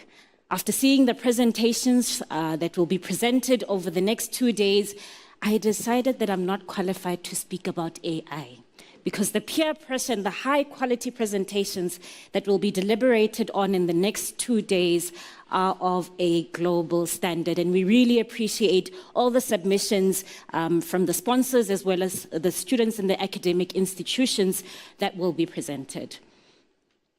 I think it's quite important to contextualize the importance of this day as we come and celebrate the report that will be released. The Telkom Centers of Excellence have been critical to the advancement of engineering and computational sciences within the South African industry. What we found is that the research that is then going on within institutions has evolved. Recently, when we were looking at the different projects that were coming from the universities, we've seen that there's a very sharp focus now on artificial intelligence, on IoT, and the softwareization of networks as a whole. But what we've seen is that sometimes there's a mismatch between the investments that industry currently has. We've had executives reach out to us to say, we still need people focusing on VoIP. We still need people focusing on legacy systems because we haven't fully switched off our legacy systems. And we've sometimes had to go back to institutions to say we need projects and skills still in our legacy systems while we continue to partner and fund in the key critical areas that are actually growing. So we're really observing the fast-paced changing nature of projects that are then coming out of institutions. And our role is essentially to ensure that we translate these changes between what's happening in the research institutions and what's happening within the industry within South Africa. As always, I've got a speech written because the minister is here, and I need to make sure that this formality. to this.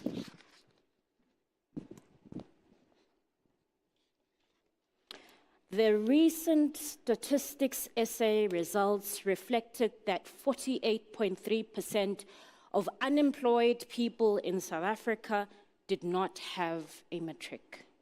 I want to draw your attention to the fact that only 8% of that statistics of unemployed people had some form of tertiary education.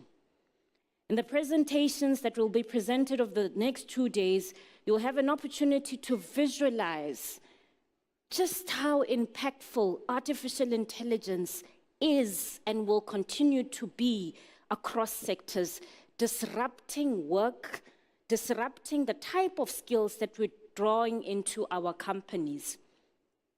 I recently had the opportunity of participating in the BCX Directors Forum, which challenged industries on sustainability. And I shared at the forum the group's investment in the Centers of Excellence program. The presenter then posed to me, to sustain this for 25 years, was it policy?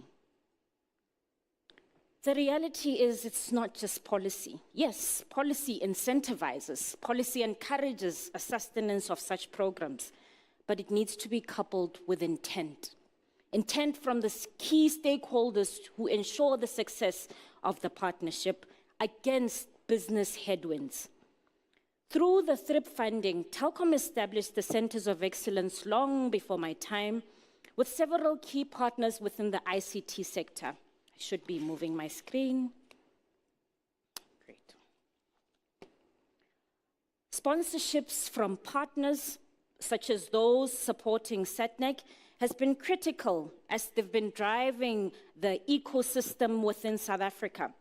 By the way, I'm also a lobbyist, so I'm here to lobby partners from industry to come and support and co-fund the Centers of Excellence across South African universities.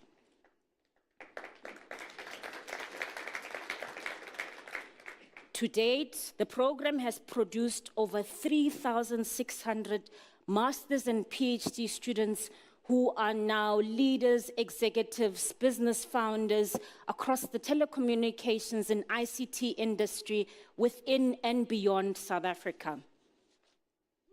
Within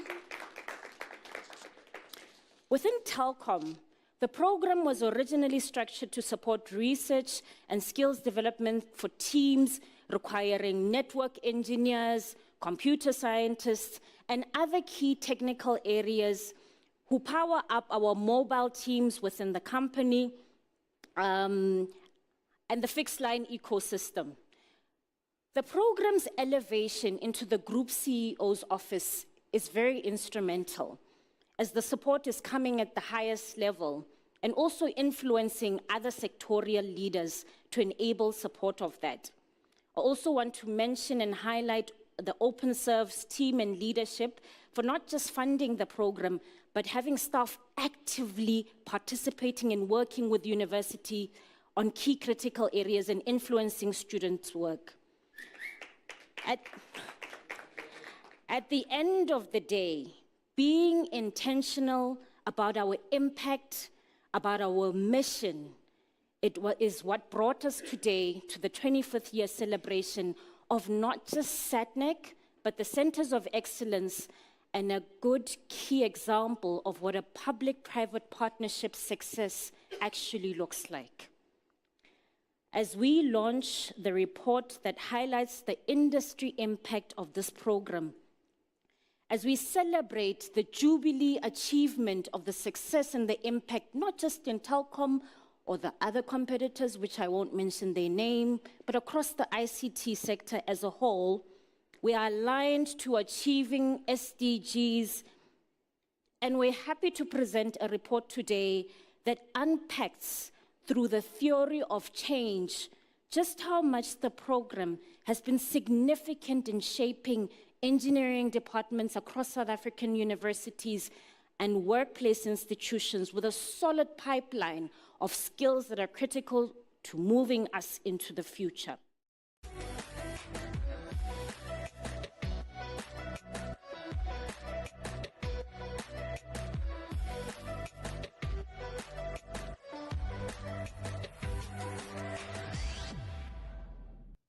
Thank you very much, Program Director Aki. I'd like to also acknowledge and recognize the presence of the Group CEO of Telkom, Mr. Sarami Daukubong,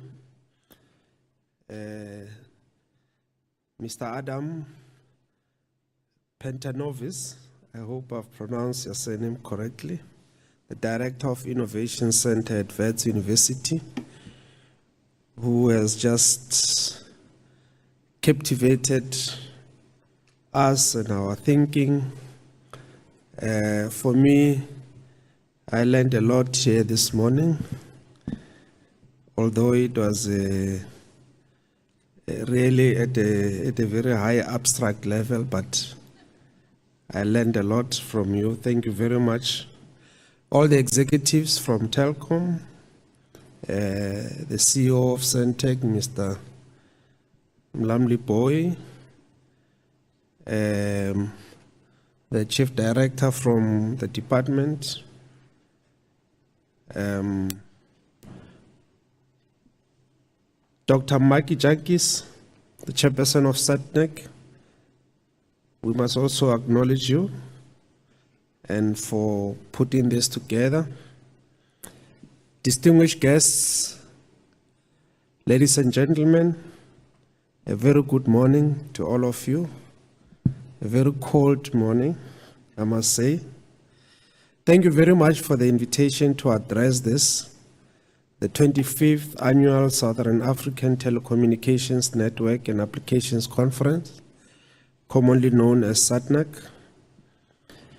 This year's conference theme, Accelerated Digitization, the Augmented Era, Navigating Artificial Intelligence in a Connected Society, seeks to cast the spotlight on the benefits and some of the pitfalls of one of the emerging technologies that is pioneering the industrial revolution we're going through, which is artificial intelligence. I must say that this is my second year attending the SATNAC. Last year we were at another beautiful place in George, in the Western Cape. I must commend the organizers for their unique ability not only to choose these exquisite venues for SATNAC, but also to come up with captivating themes like the one that we are dealing with at this conference. Program Director, I thought that in line with the theme of this conference, I should foreground my input today by reflecting on the results of the McKinsey Global Survey on Artificial Intelligence of 2022. The survey by McKinsey, which has been conducted annually since 2017, conclusively demonstrates that there has been an expansion of the use of AI technology in the past 5 years. It shows that the adoption of AI has more than doubled since 2017. Though the proportion of organizations using AI has plateaued between 50 and 60% for the past few years, a set of companies seeing the highest financial returns from AI continue to pull ahead of competitors.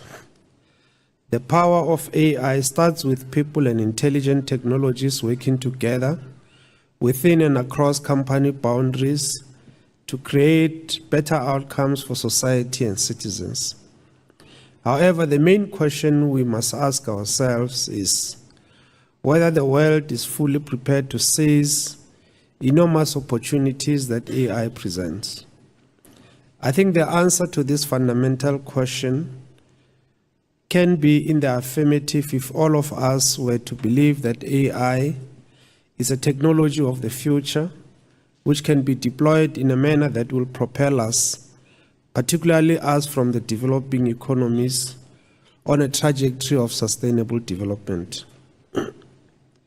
Ladies and gentlemen, we are witnessing the global changes that are pushed by a phenomenon we call digital transformation.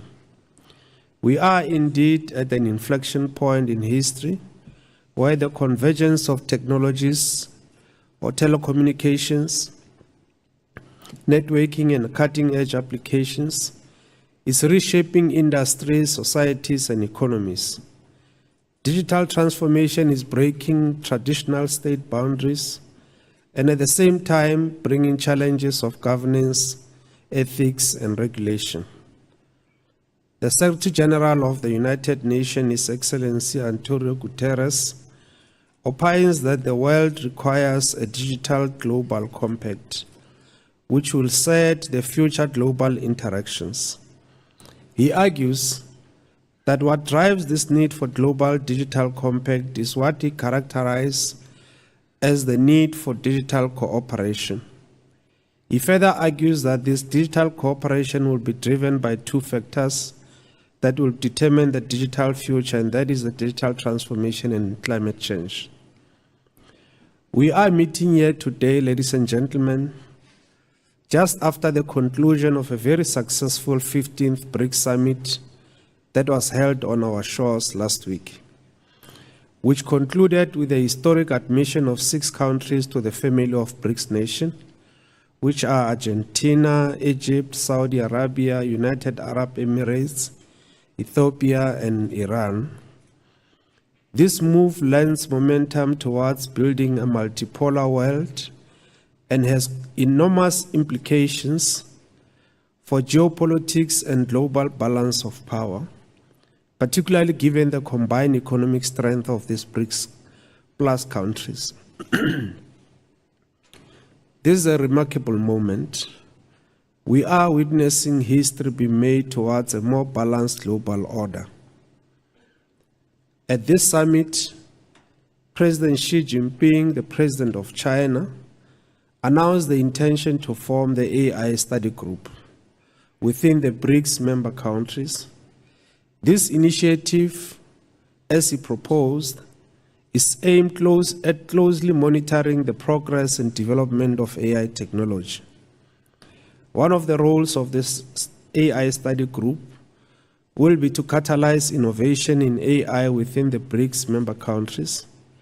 Further details about the project are anticipated to be revealed in the near future, hopefully in the next BRICS summit that will be taking place in Russia.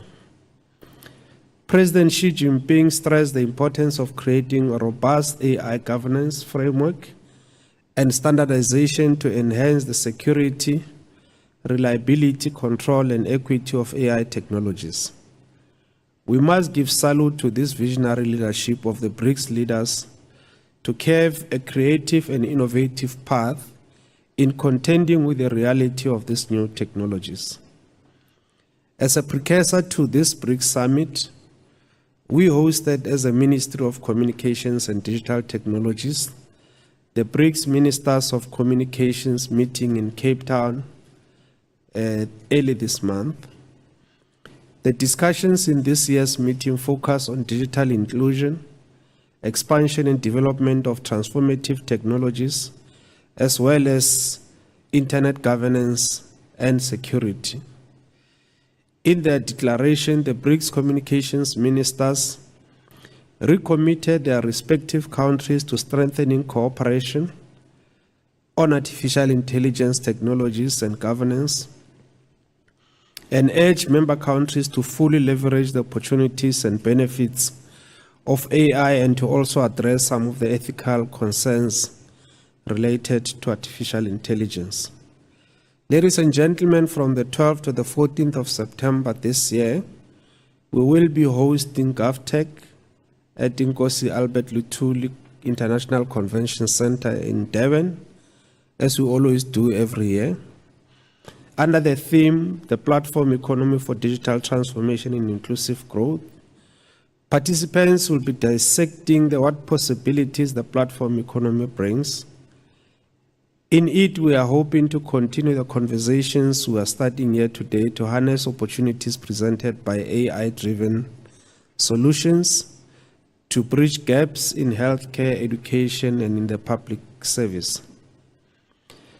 Distinguished guests, as government, we know that the telecommunications and ICT sector is changing in terms of its operation and business models. The traditional mobile network operators are traversing new technologies such as fintechs, online platform, Internet of Things, and artificial intelligence. All of these changing business models require an agile government and clear cooperation between industry, civil society, including the academia. By fostering a connected society that embraces AI, we pave the way for inclusive growth and progress. In this regard, we have commenced with the full implementation of the recommendation of the Presidential Commission on the Fourth Industrial Revolution. The PC4IR recommended that as a country, we need to position ourselves to get the benefits from artificial intelligence and emerging technologies. In this regard, we established Artificial Intelligence Institute of South Africa. We have further taken an approach to build a collaborative AI network systems, which will be aligned to our key economic and social sectors. We have realized that the values of AI should be to provide analytical, diagnostic, predictive, and automation system within our country as directed by the Presidential Fourth Industrial Revolution report. We have commenced the building of AI networks through establishing AI hubs and centers of excellence aligned to a specific sector that would allow for localized AI innovation solutions. The first collaboration was with the University of Johannesburg and Tshwane University of Technology because of their location within the key economic special zones. They've also demonstrated their readiness on AI in these sectors. There will be more hubs, AI hubs that will be launched throughout the country as an effort to ramp up the adoption of AI as a technology of choice.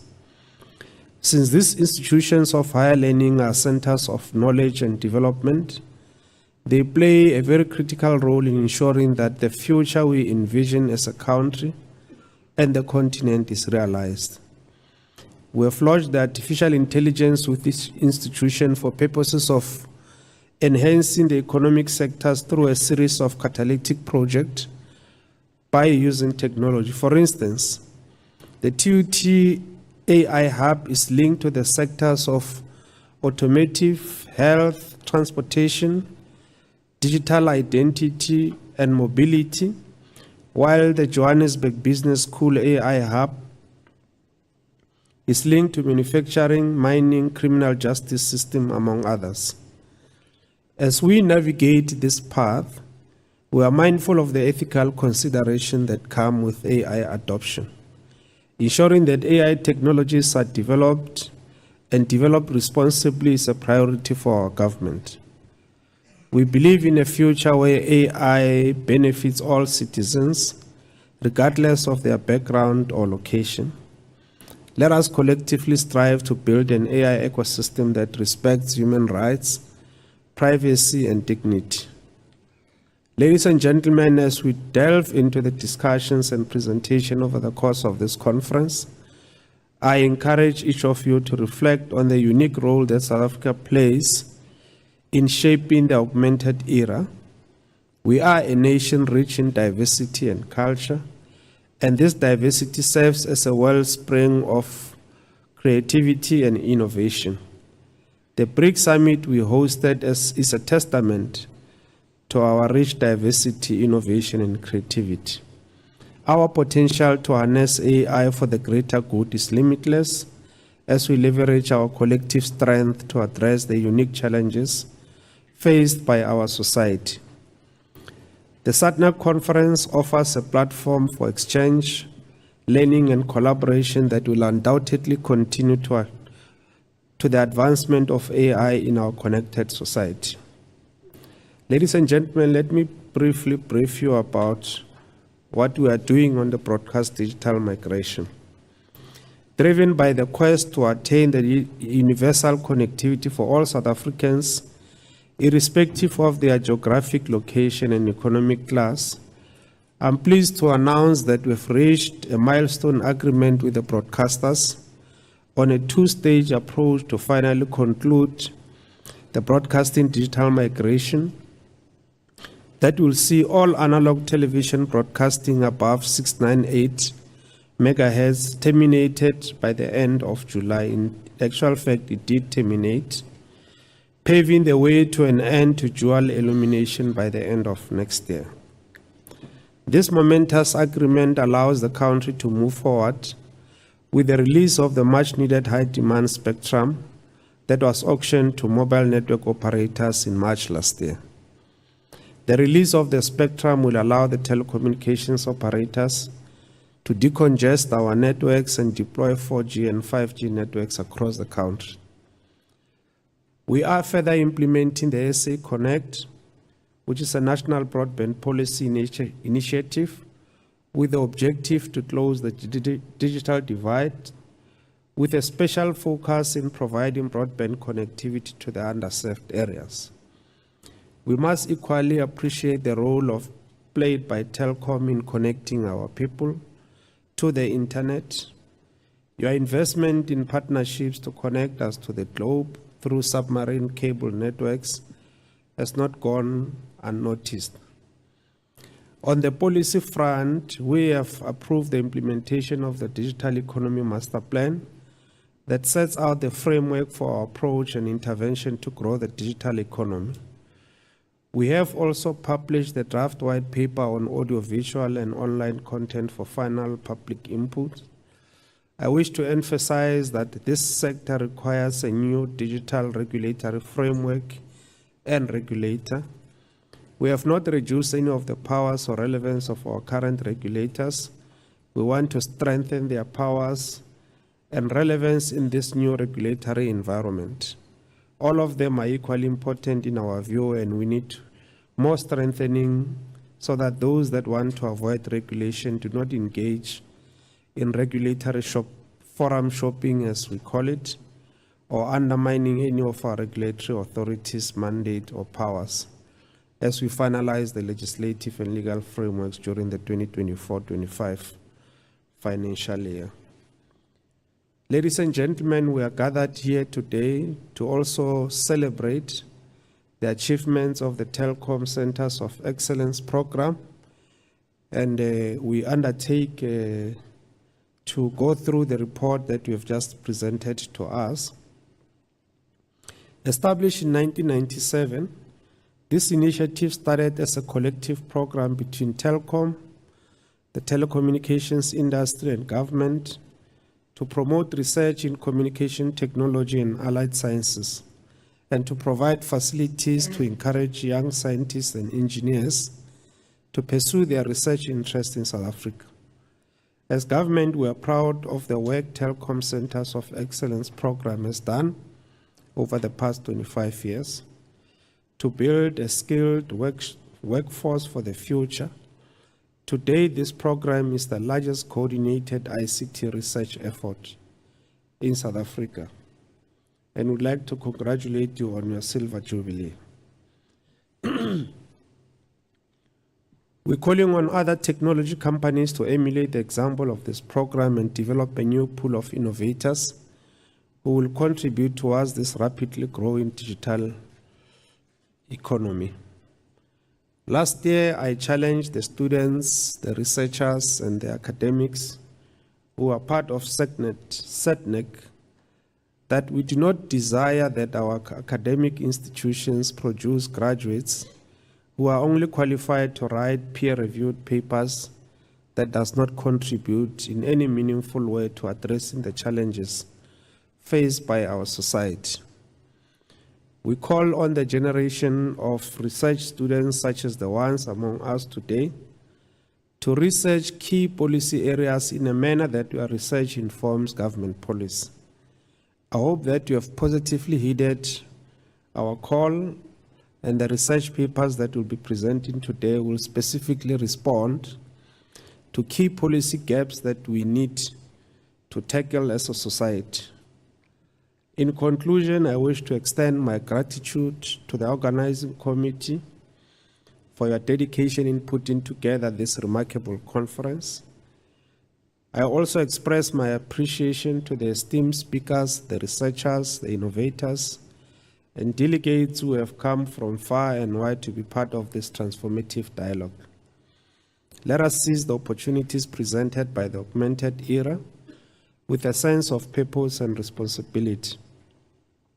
Together we can navigate the intricate pathways of AI and connectivity to build a South Africa that stands as a beacon of progress among the nations of this world. Ladies and gentlemen, it gives me great pleasure once more to officially open this gathering of leaders and visionaries in one of the fastest growing sectors of our economy, which we call the digital economy. In this, the 15th SATNAC 2023, the 25th SATNAC 2023 that is taking place at this beautiful place on the foothills of this majestic mountains, the Drakensberg Mountain. I wish you all the best in your engagements, and I'd like to thank you.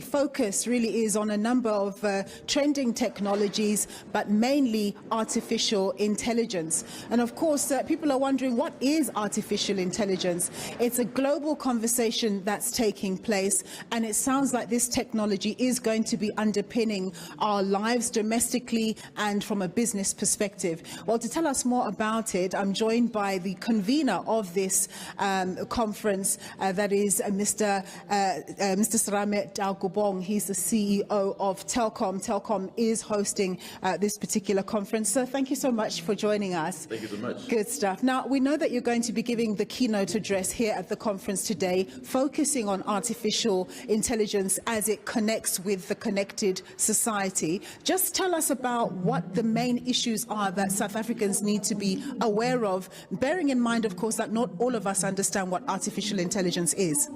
Yeah, I think the key topic that I picked is really the ethics of artificial intelligence. And I think it's an ongoing debate, how far do we go with artificial intelligence? Noting that, we are exposing ourselves on a daily basis to lots of activities around artificial intelligence. You're carrying a smartphone, we wear smart watches. You get a new phone, you press agree. Are you sure what you're agreeing to? Where is this information going to? So there's the good of AI, because if we see, for instance, with COVID, the rapid development of vaccines was as a result of AI. The way that AI is being applied in medicine, in agriculture, in improving efficiency, that's the good side. But then there's the other side. So it's really about saying, how do we expose ourselves to that? But I think importantly is really focusing on the good. What's the benefit for all South Africans, not just the ones with smartphones, but how can we improve education, access to health, access to businesses? How do we make ourselves more efficient by adopting this new technology? So give us some practical examples of what the likes of Telkom and the ICT sector in general are doing to ensure that those interventions happen. Well, the key thing is that if you look at what we do as Telkom, is it's all about connectivity, right? It's one thing to have smart algorithms, but you don't have access to the data.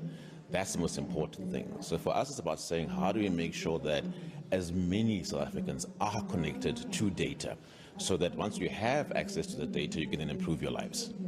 So you do talk about the good, the bad, and the ugly that is associated with artificial intelligence, as with everything, I guess.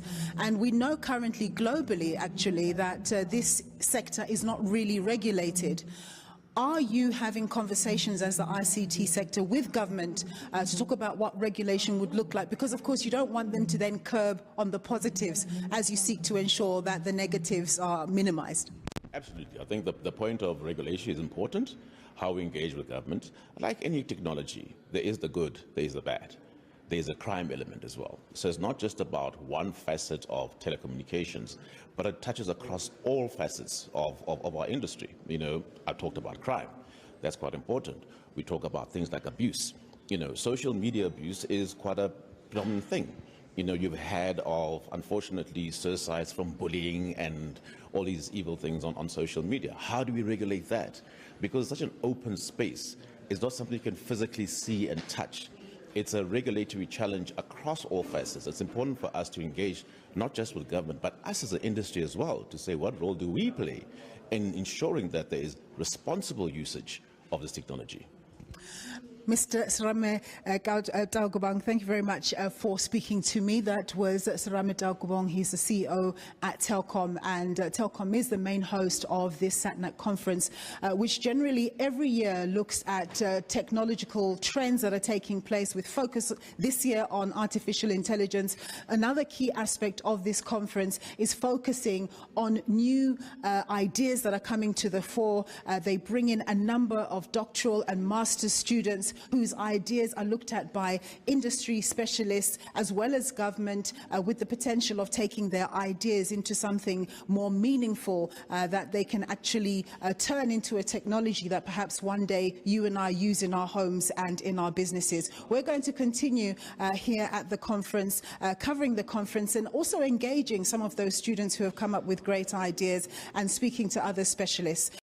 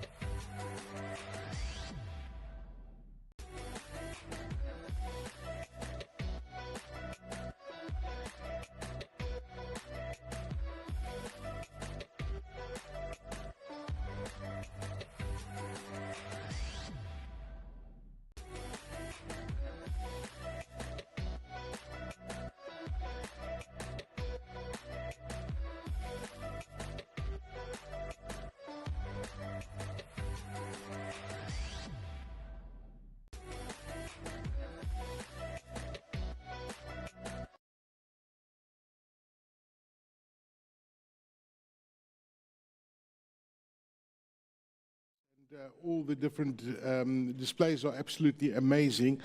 So I hope you're enjoying it so far, and welcome back to all of you. Thank you for joining us. I see there are still some people coming in from the back of the room. Please come in, take your seats, and we've got the afternoon session coming up. We're going to be talking about igniting your CX program with leveraging generative AI. Certainly generative AI making a lot of discussion points today. It's artificial intelligence stupid is the next topic that we're going to discuss in a short while. And then we'll look at AI-powered smart central offices. We've got tea and innovations coming up as well in the Innovation Center. And then we have a fantastic panel discussion later this afternoon. So without any further ado, I welcome you all back. And I also welcome our first speaker, Mr. Colin Campbell, who's the Executive Director for Customer Engagement at CSG, talking about igniting your CX program and leveraging generative AI. He's an executive director. Colin helps to lead their customer experience go-to-market program for a wide range of solutions at CSG. And they offer a wide range of solutions into core verticals and international markets. And he's got more than 20 years of experience in this particular sector. So ladies and gentlemen, please welcome Colin Campbell from CSG.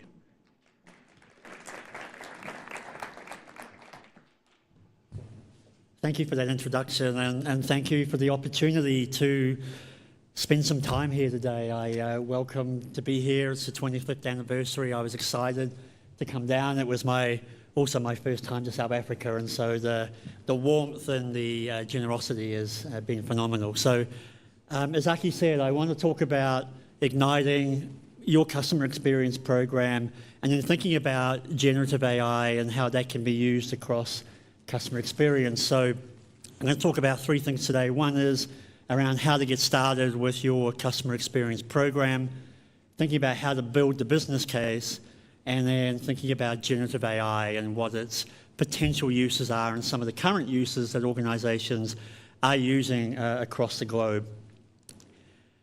I want to start off by talking about the new customer experience. Customer experience isn't new. It's been around for a long time. Organizations have always had customers. But if you go back a decade, customer experience tended to be about managing complaints, sending surveys out. And so there wasn't a lot of forethought that went into all the different types of engagements that customers had with your brand. And so as we roll forward 10 years, the pace of that digital transformation, the technology that has been brought into bear, we're going to talk a little bit about AI, has really elevated customer experience and really made so important the way that we meet customers on those journeys, whether they are digital or whether they are physical journeys. I was thinking of a kind of a story to tell you about customer experience, and as I was waiting, I just kind of thought of one. Flew down here on Friday night. Great airline, great service. They gave me a fantastic experience, which was awesome. Arrived on time, we left early, it was great.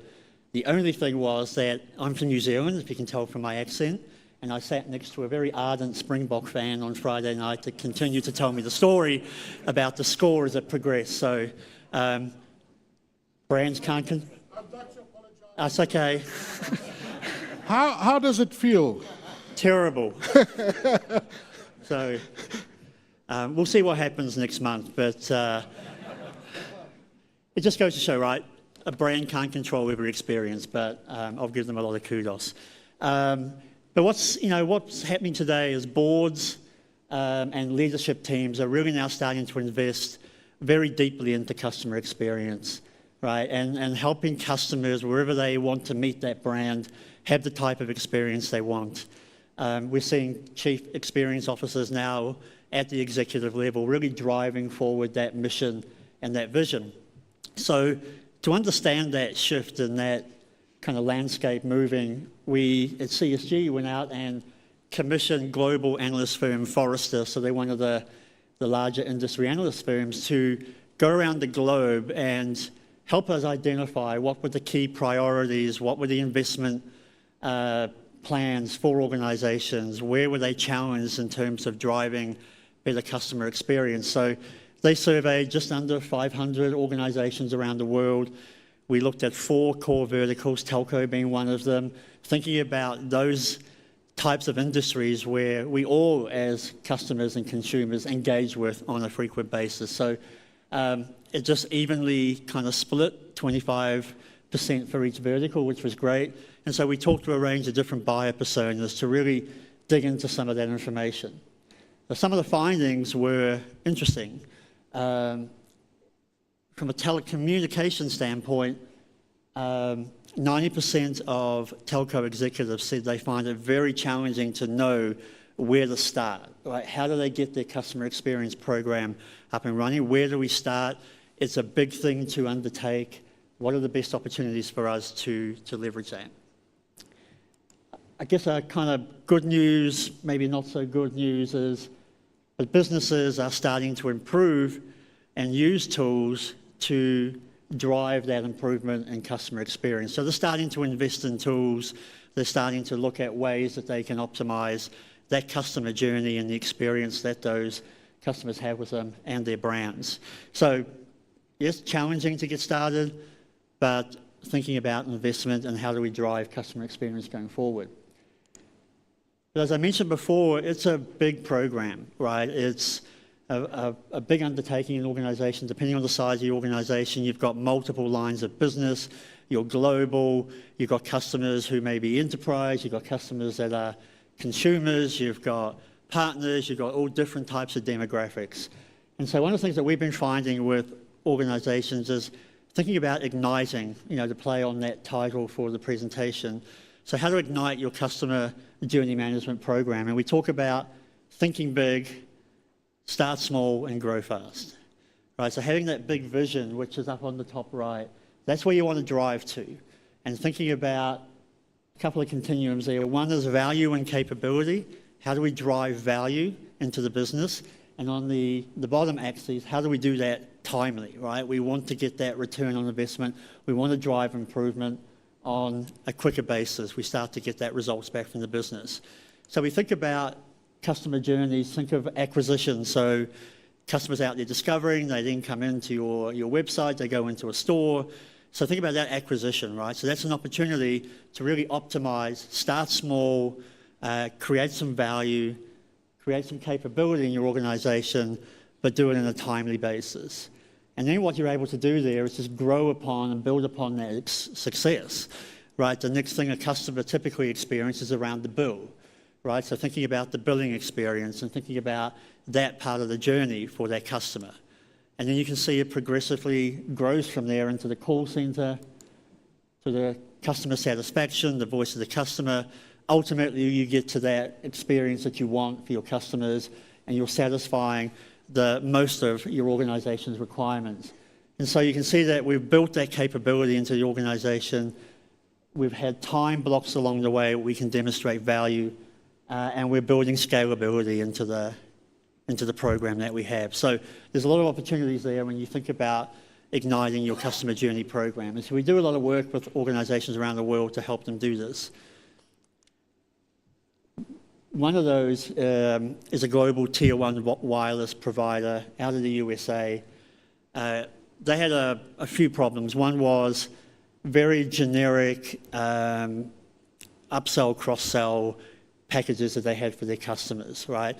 It led to this confusion, it led to this subconscious opt-out, right? And so they really focused on driving 2 different types of journeys for that customer and the experience. One was, let's go back and look at the acquisition journey, then let's look at the upsell, cross-sell, and focus on that to create the value that they wanted for their customers. And so they're already seeing out of the program, 1 million customers now going through those 2 experiences, the journeys from acquisition to upsell, and driving some very, very phenomenal results out of their organization in terms of, triple digit, over 300% increase in the upsell. So that's creating more revenue for the organization, and that return on the investment is over 800%. So coming off a very low base, but they have driven some value into their organization.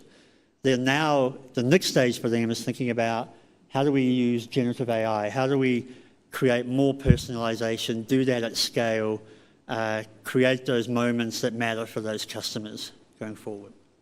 And so when you're thinking about the journeys, think about, this is an example of a telecommunication journey for a customer. There's lots of opportunities along that customer life cycle, from discovery through to buying and onboarding, supporting that customer when they buy the device, thinking about the use that they have, the notifications, and right through to support and targeted offering. So there's great opportunity for an organisation in the telecommunication space to pick one of these journeys, to focus on what's going to maximise value and create immediate impact on your organisation, and you can focus on there and create success for your organisation. The next thing I wanted to touch on is, that's all great, but how do we think about making the business case for the investment and driving improvements in our customer experience initiatives? So, you know, at CSG, we've been working with customers around the world, and we really talk about this through a couple of ways. One is a maturity model, right? So how mature are we when it comes to customer experience? And plotting that maturity model out in a way that gives you and identifies opportunities for you as an organisation to make those improvements. And what are those opportunities, as they bring forward, transpire into investment and return? So I know a lot of you have probably seen maturity models in the past, but this is an example of one where we can really be very focused on what are the key business initiatives, ask the right questions, where are we today, what is our target of where we want to be in the future, and create that kind of journey map in terms of where we need to focus the improvements in the business to have that biggest impact, to get that return for the organisation, and to create that delight in our customers. So you can map that out from a maturity model perspective. And then secondly, thinking about the ROI calculator. So not just an ROI on your entire program, but thinking about all of the different journeys that you have. So think of acquisition, customer support, and being able to be very granular about what you can return to the business, both in terms of cost savings, revenue upsell. And so calculators such as this enable you to really help you support and build the business case, create that value assessment of where you are today, and then be able to test that over time. Come back to that in 6 months, come back to it a year. Did we get that return? Did we get that investment back from the program that we implemented? So great opportunities, some great tools out there to help you do that when you're embarking on that customer experience journey.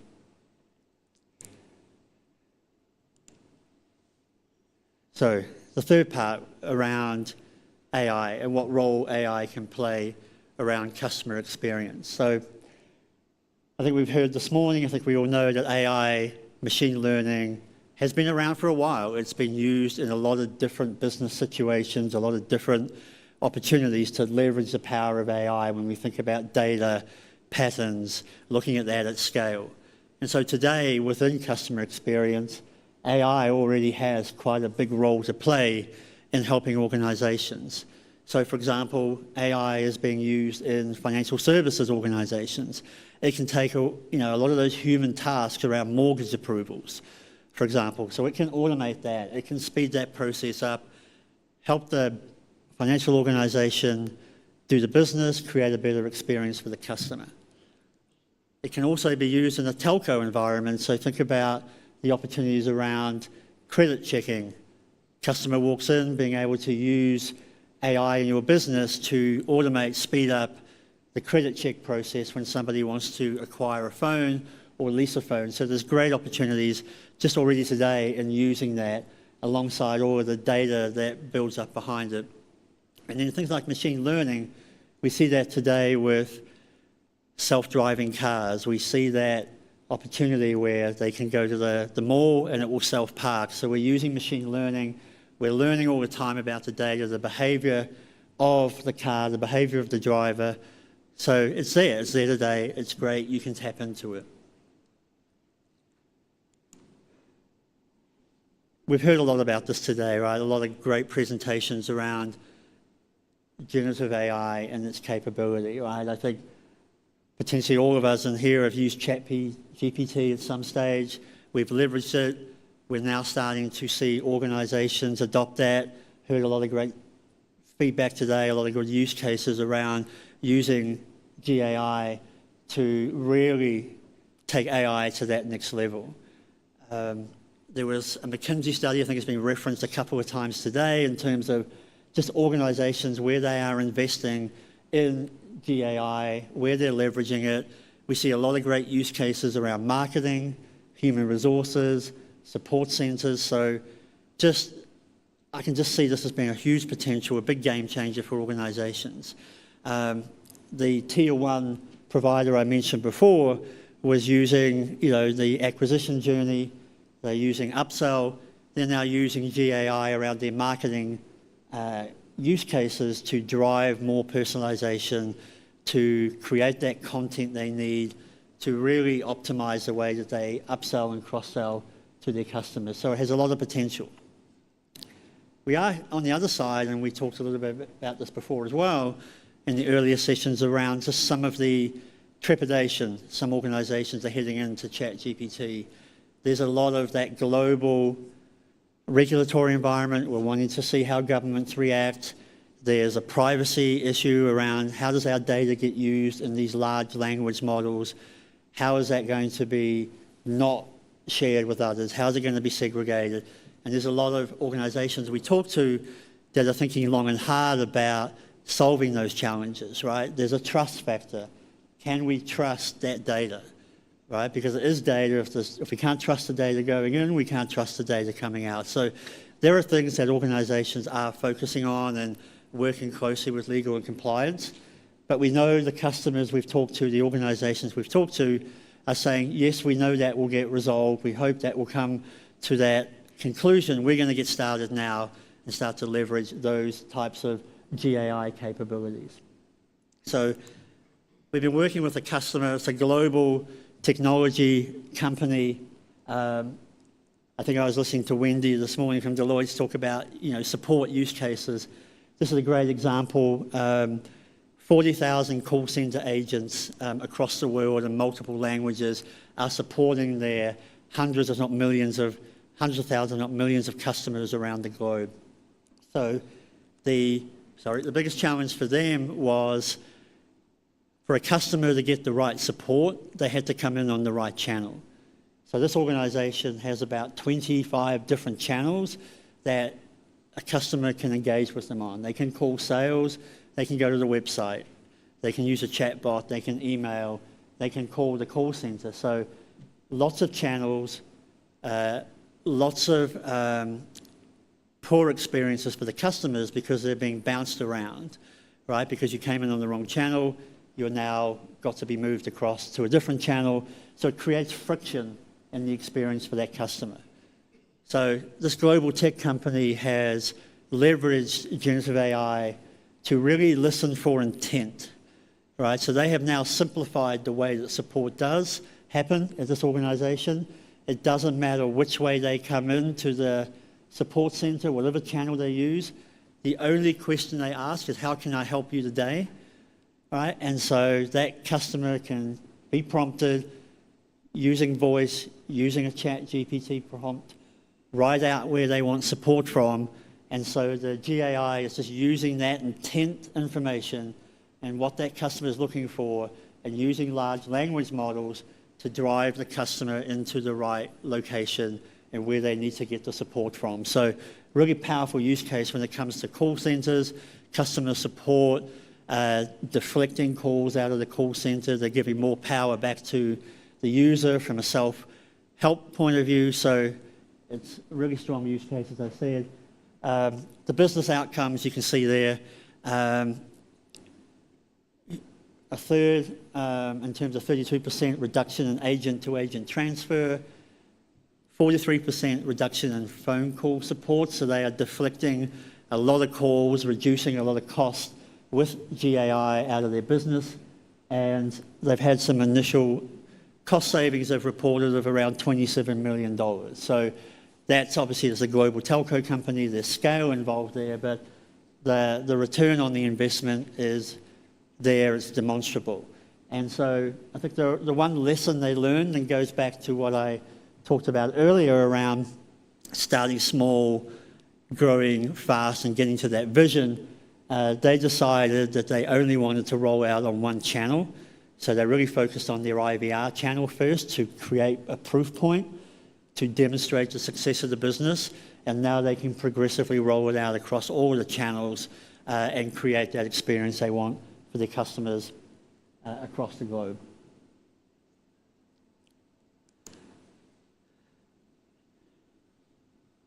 So on this slide, I just wanted to pull up an example of a customer experience life cycle, just characterizing this in 7 different stages in terms of data insights right through to reporting and analytics.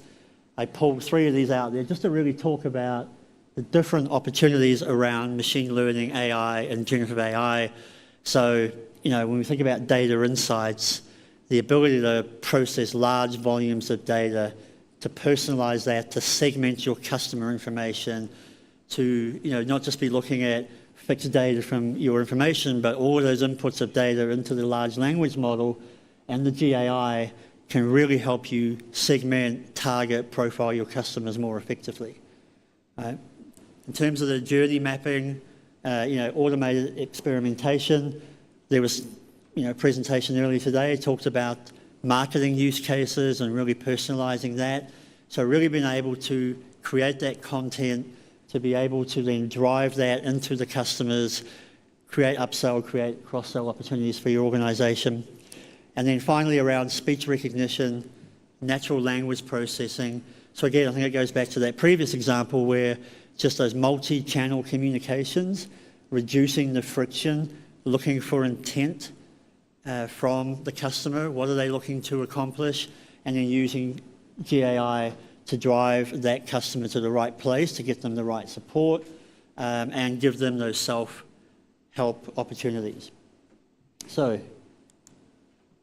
just in summary, getting started, thinking about customer journey management, thinking about the use cases that you really want to focus on that are going to drive that value for your organization, building the business case, using tools such as maturity models, ROI, helps you create a baseline for your business case, creates you to continue to go back and do that value assessment, value realization on your customer experience program, and then leading with AI and using that to impact and improve both customer and employee engagement. So thank you. Thank you so much, Colin. Much appreciated. Thank you for joining us. What do you think of our country? I love it. You love it? Yes. Can we get you a Springbok jersey? Oh, I would take it if you had a Springbok. Now listen, fantastic to have you here for the first time. So where do you see this going in the future? I mean, obviously it's moving at such a pace with AI, and you know, 1 month to another, there are just massive changes taking place. And I look at a company like BCX. I see the CEO is here, Jonas. And you know, let's say a company, for example, is selling a product like cybersecurity. You've got thousands of clients, and you also happen to be selling cloud, for example, Alibaba Cloud, as they do. Is the system able to say, hey, you know, you've got X amount of customers, you can grow your business by trying to sell these other products? Is that where it's going eventually, with understanding what your customers are doing and what they need? You're absolutely right, Aki. It's that ability to connect each of the customer experiences, and whether they're a cloud customer or whether they're a cybersecurity customer, there's an opportunity to harmonize the customer data, which has often been very fragmented, but then use AI, for example, to then look for those patterns, look for those opportunities, and create those telco. Yeah. And I guess you guys simplified the data, because one of the challenges we spoke about earlier is just about the vast amounts of data that's created. And trying to make sense of that data, we seem to be creating more and more data. Yeah. How do you guys do that so well? Well, it's a great question, right? And CSG, we've been in business for about 40 years now. So as a billing organization, we're sitting on 40 years of billing data. So we just think the potential there, and as the technology creates scale, we'll be able to tap into that billing information and really drive that type of improvement, that type of experience for customers. Colin, thank you so much. Have a great day further. Thank you very much. Colin Campbell, ladies and gentlemen, from CSG. Okay, ladies and gentlemen, let's move on, and it's a great pleasure to welcome our next presentation. It's entitled, It's Artificial Intelligence, Stupid, and our next speaker is Emmanuel Delegadet, who's the director for ZTE, the CTO group. Emmanuel has been with ZTE since 2011.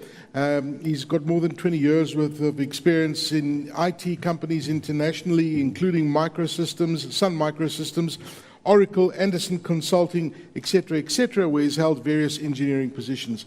Please welcome Emmanuel to, is it your first time in South Africa? No, not the first time at SATNAC as well. I was there last year in originally from France, eh? Yes. I like the way we have a New Zealander, then we've got the French guy.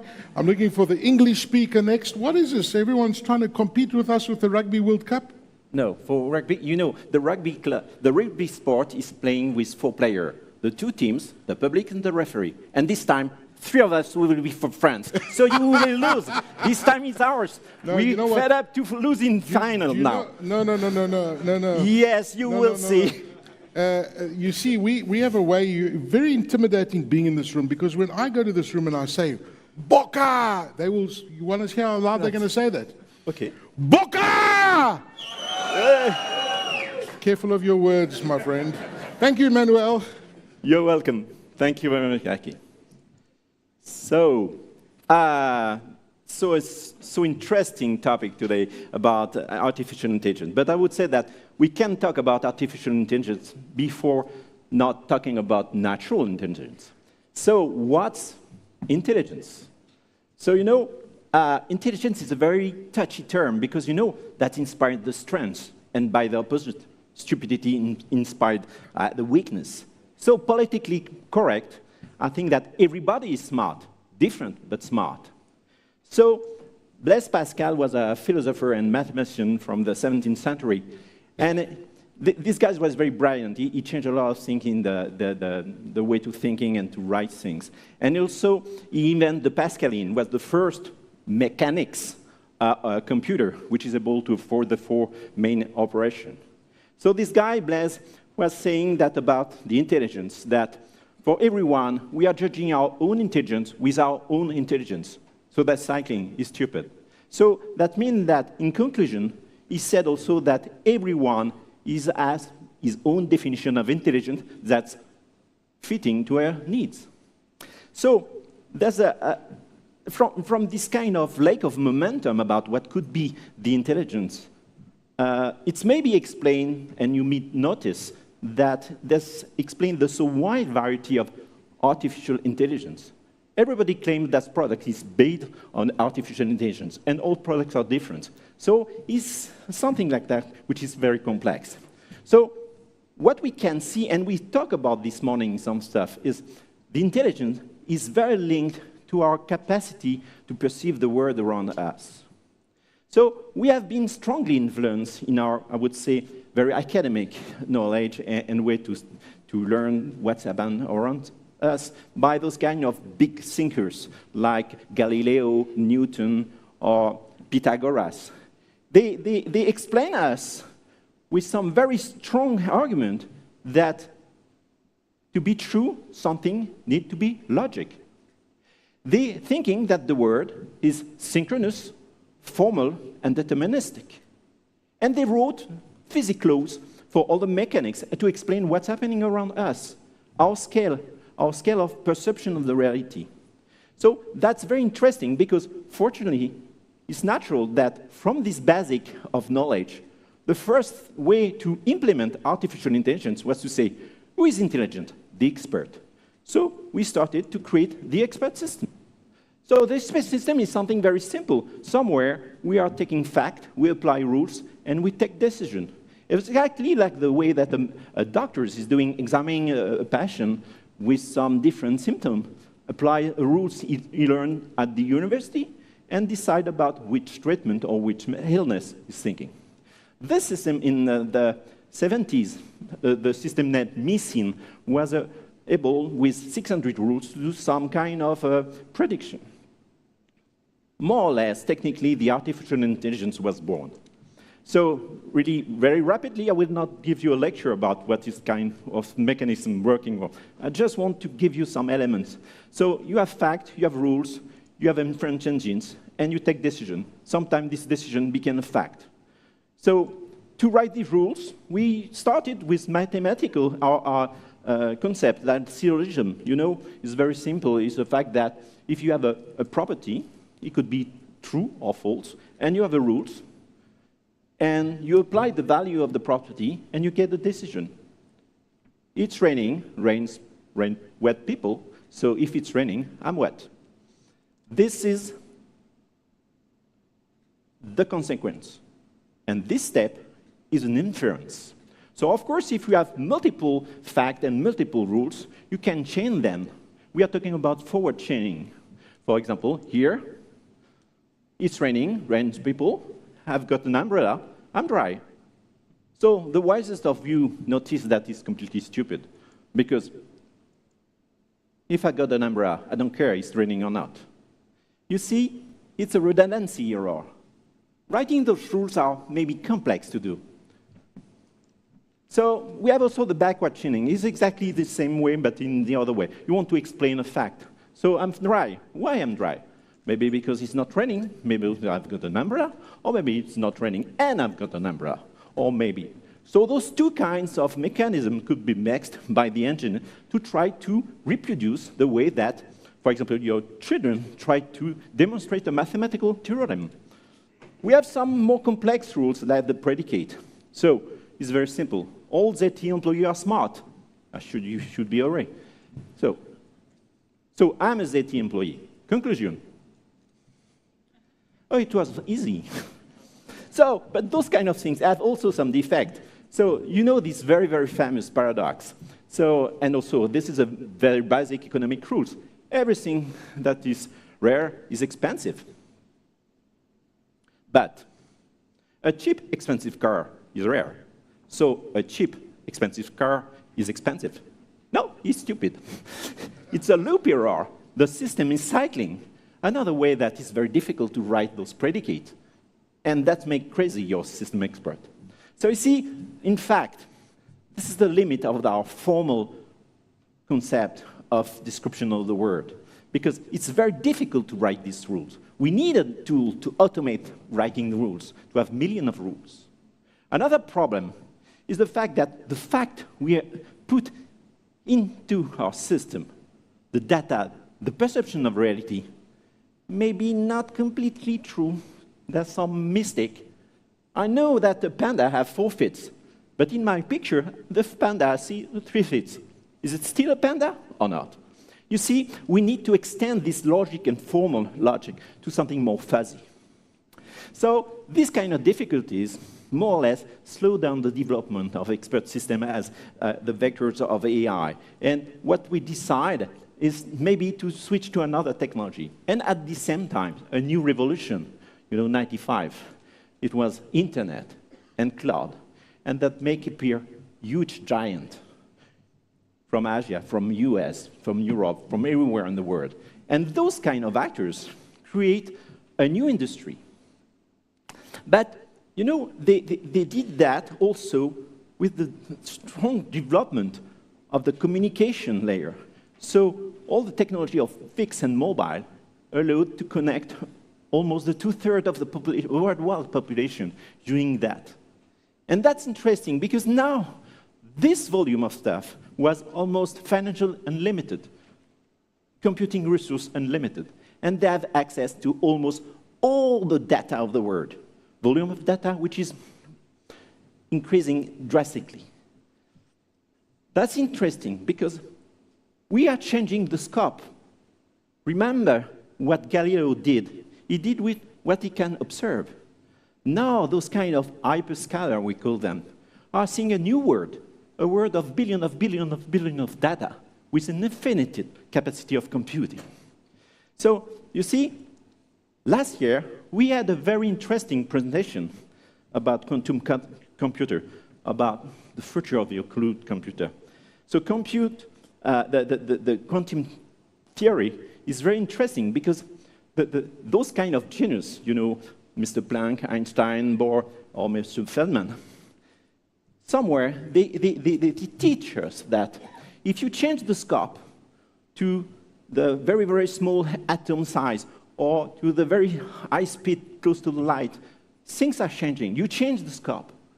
And you know, they also learn to us that the word, in contradiction that Galileo thinking, is asynchronous, informal, and quantum. So we completely change, because the reality of the nature, the reality of the complexity of the nature is this one. So that's very interesting, because we have the same analogy with information technology. So, and as one of our very bright presenters this morning, I will to resist on this point. Our brain is absolutely fantastic. It's able to deal with a complexity you have no idea to understand it. It's able to deal with this complexity of the nature, the mineral, the vegetable, and the secret of the golf. We don't deal. I worked for golf for more than 50 years. I still don't understand this game. It's crazy. So, no problem. The life, we study the life, we care, we take care, we cure it, but we still not are able to explain it. The climate change, it's changing. We're noticing. We are strongly suspect that we are the root cause of this problem, but we have no fucking idea how to correct our mistake. Is it a problem for us? No. Okay, look at this picture. Maybe it reminds you somebody. But you know, when your brain sees these stupid guys in the ice death question, nothing coming to you. Now, if I show you that, the genius of Picasso depicting Dora Maar, which is his girlfriend, your brain is able to detect that it's a portrait of a woman. And is also able to describe some feeling, some sensation, which is not really written. This guy doesn't show you anything, unless the fact that he should lose some weight. That's very interesting to see. What is written? You speak a strange language, my dear. Is bonjour? If you write bonjour like that, nobody will answer you in France. So, the same thing. If I widen the scope, you should not have any problem to read this text, because the neural network in your brain is able of non-formal data analysis. It's just a question of scope. Hyperscaler, change the scope. Quantum physicists, change the scope. New laws are possible. So now we know from the scientists with some PET scans, some IMR, we know that the brain is very complex and part of many areas dedicated to some task.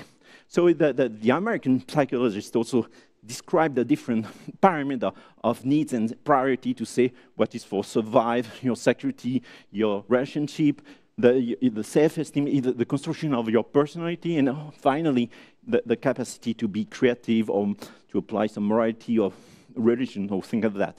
What is very funny is, usually, those kind of layers are very often in contradiction. No problem.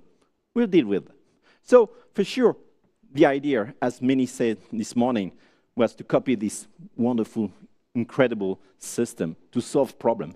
So, we try to copy two things. The first is the structure, converting synapses and nerves with some statistical and mathematical operators, and also the process to train it, as we train an animal, or we are doing courses of training and teaching our children at school. Using data. Data is the new gold, as many of you already said. Data is the new gold. It's something very interesting, because does it mean that if you don't have data, you don't have artificial intelligence? Maybe. The question we raise also, what is the link between the quality of the data and the quality of intelligence? You know, the data is something interesting also as well, and the way that, I would say, authority. For example, I'll give you a very short example. in Europe, but it exists in all parts in the world. The European law create the GDPR, just to explain you that to protect citizens, I protect the data of the citizen. And I can store information regarding the gender, the politics, the religion. But for example, me, since I'm very young, you know, when I see somebody just a fraction of a second, or just listen voice, I know that it's a girl or a woman, or a man. So that means that my machine learning is data-less, is able to guess whatever I want with more than 90% of accuracy. So gradually, AI is everywhere. So we help our customer at ZT to create big data lake, to do data analysis, to try to find opportunity of business in some area.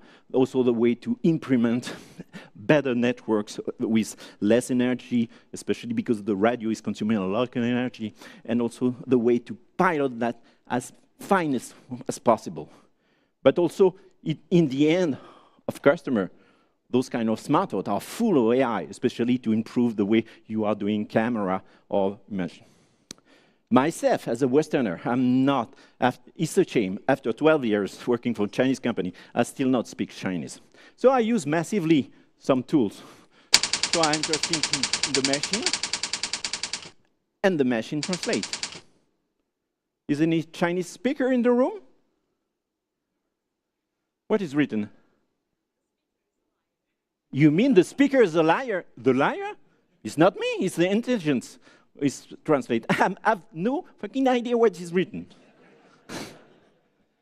So that's a big question because, you know, Schopenhauer, which is another philosopher, sorry, I'm old guy, you know, I still wear tie. He said, if you are credible, you convince. And if I come back to quantum mechanics, from Heisenberg and Schrödinger, we know that what we believe is true. That's important things to think, because it's the paradox of the liar. The liar said that what he said is a lie. Good luck. So, I know I'm not the best golfer and the champion are here. But in tennis, I'm very good. But I'm cold.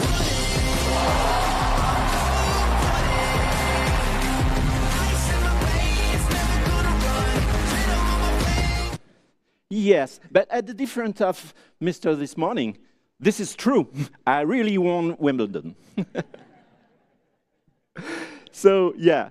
So, we have to take care about this, because maybe one day an AI will explain that we are flat. And that's not a good news for you, because you are very close to the border. Okay, so let's come back about what kind of stage of this evolution we are talking about. So we saw, first of all, the human writing rules with all the problem of coherence we saw. After we enter in machine learning, so more or less we ask experts to teach the machine. And after progressively the system be reinforced and unsupervised system, so that means the machine creates some use case, is testing himself. So the next time is the autonomous. So if we rank the different states, what we have, this is tool, this is cyber behaviors. That's very, very important, because the difference between those, that the tool, the responsibility rely on the guys who use the tool. Who is responsible? So you know, maybe on you knows Isaac Asimov. Isaac Asimov was a very famous science fiction writer, but he was also a very good scientist, American scientist. He wrote some decade ago those fundamental rules for the robots to be coded as deepest as possible in the electronic mind of robots. It's exactly that. How to protect humanity when robot or artificial intelligence became autonomous. So that's very important, and I think that is probably my key message today. The question of the control of the technology has ever existed. So for example, when Gutenberg invented the printing, and after we create books, library, we spread the knowledge. We also create the newspaper as a media to inform people, to guarantee their right and the democracy.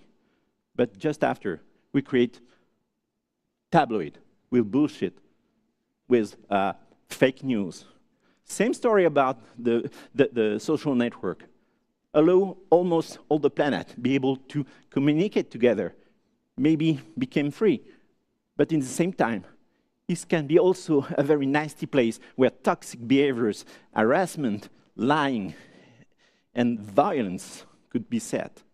So you see, the control of the technology is something very important, it's sure. But the question is more about what kind of means or what kind of leverage we have. The same Isaac Asimov says something I think very important. In another of his book, he said, when a human society sees technological development raise or accelerate more rapidly than its own capacity to acquire wisdom, then the worst is to come. It's really the balance between how powerful is a tool and how wise the user is. So, really, this kind of question, and maybe some of you saw the recent film about Oppenheimer, is very related of this kind of dilemma. When we discover and after develop the nuclear energy, which maybe will be the only reliable source, infinite source of energy with low carbon for the humanity. But in the same case, probably the shortest path to destroy the same planet. So, once again, this is a big deal. Here, I will talk about asymmetry. So, what we are talking in terms of actual artificial intelligence is really related to big data center, huge volume of calculation, huge volume of data used by the mass. But the intelligence is here. The users are there. A second point is to say, is those guys will, like me, trust the translator? Do they have the ability to know this if the translator translates correctly? I would give you another example of asymmetry. The asymmetry, everyone knows the story about AlphaGo, who some years ago beat many times the world Go champion. So, no question, AI won, the guys lose. Sergey Brin, who was one of the co-founders of Google and also the owner of AlphaGo, said, moderate the same. He said, no, not exactly. Because a human brain consumes 20 watts. AlphaGo, 20 megawatt. So he said, we spend 1 million times more energy to beat. So is it still a victory? Not sure. Relatively to our now concern about energy, does this kind of AI is really sustainable for the future? It's tremendous, no question about that. It's a big progress, no question about that. But does our planet is able to support it?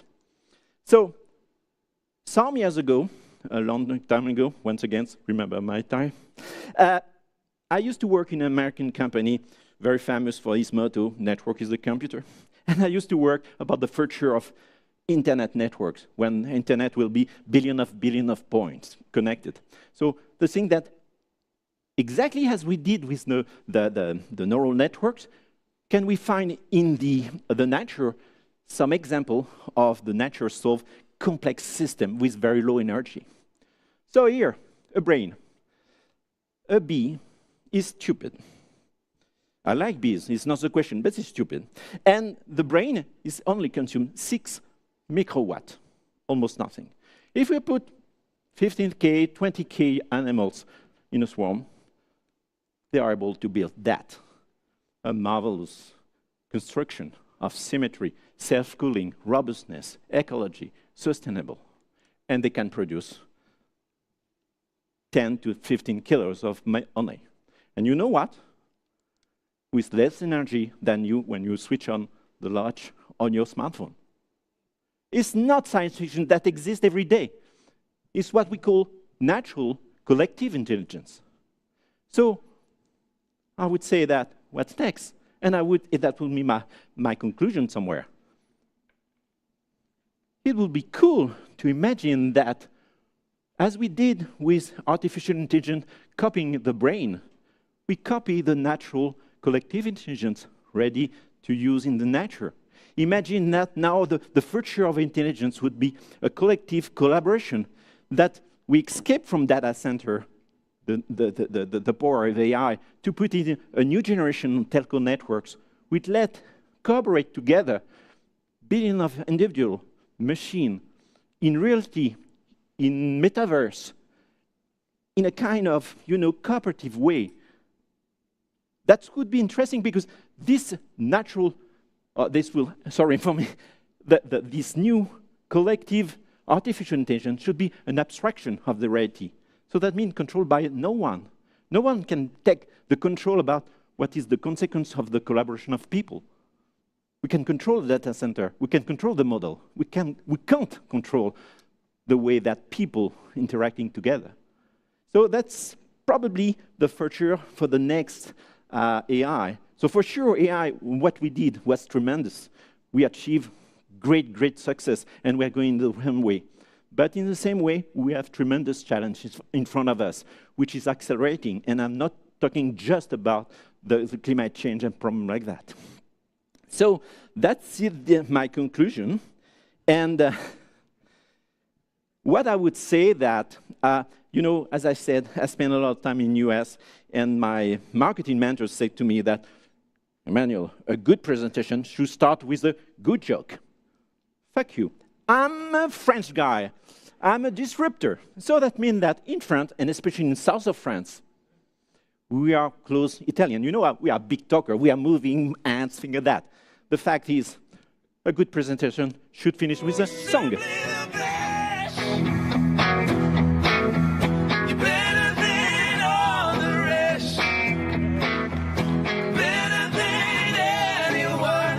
Fantastic. Absolutely awesome. Give Emmanuel de Lagarde a round of applause, please. Thank Emmanuel, you. Before you go. Oh, please. You used some lovely descriptive language during your presentation. So thank you very much. You're welcome. It's natural. It's a natural language speaker. Yeah. So, we can't stop that. But listen, let me ask you this. I mean, you really sparked so many thoughts in my mind as you were going through the different levels of AI that you were explaining. However, are we not in danger? I see all these people like Asimov, they've developed these rules for robots and everything. But are we not in danger as human beings of breaking those rules for ulterior purposes? Isn't that a danger when it comes to AI? No. What I'm saying is two things. I'll give you a first example.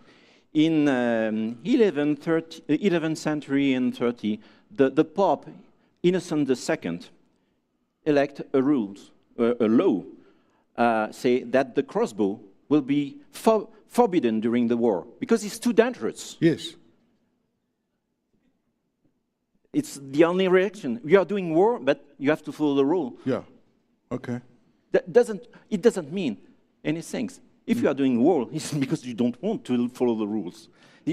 Something is incoherent. Yes. So that means that it's why what I said is, in fact, the most important things is not the control, is how much wise people here. It's why I want to reinforce this message, especially here. There's a lot of academics and I would say education represented here.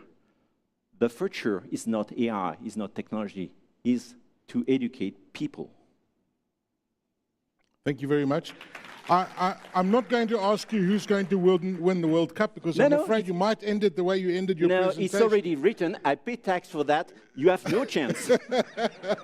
Thank you very much, Emmanuel, ladies and gentlemen. Thank you. Right. Let's move on to our final speaker. I know we're running a little bit behind schedule, but we did start a bit later. I'd like to welcome on stage our next speaker as we move towards tea time, and we're going to talk about the AI-powered central offices. And Ashveer Singh is the Senior Specialist, Special Projects and Network Quality at OpenServe.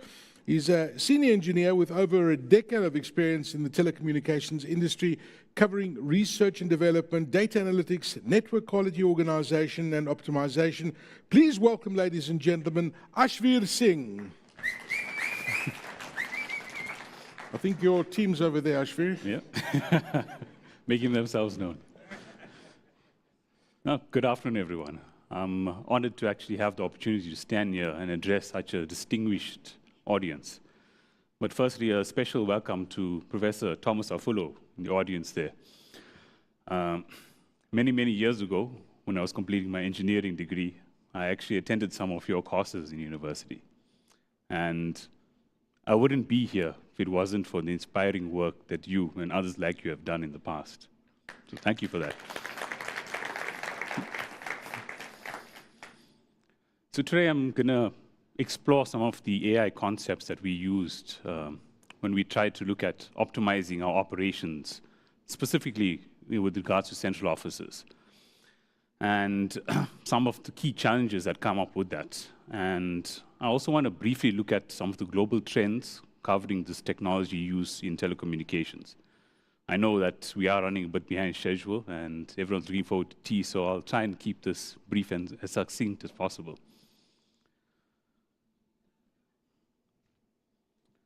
So firstly, what do these things have in common? All of these are basically scenarios of uses of twinning as part of the historical age. Physical twins have been used throughout history, basically covering every aspect of human endeavors, dating back to 5000 BC when we look at the architectural models that have been used in the design and construction of buildings.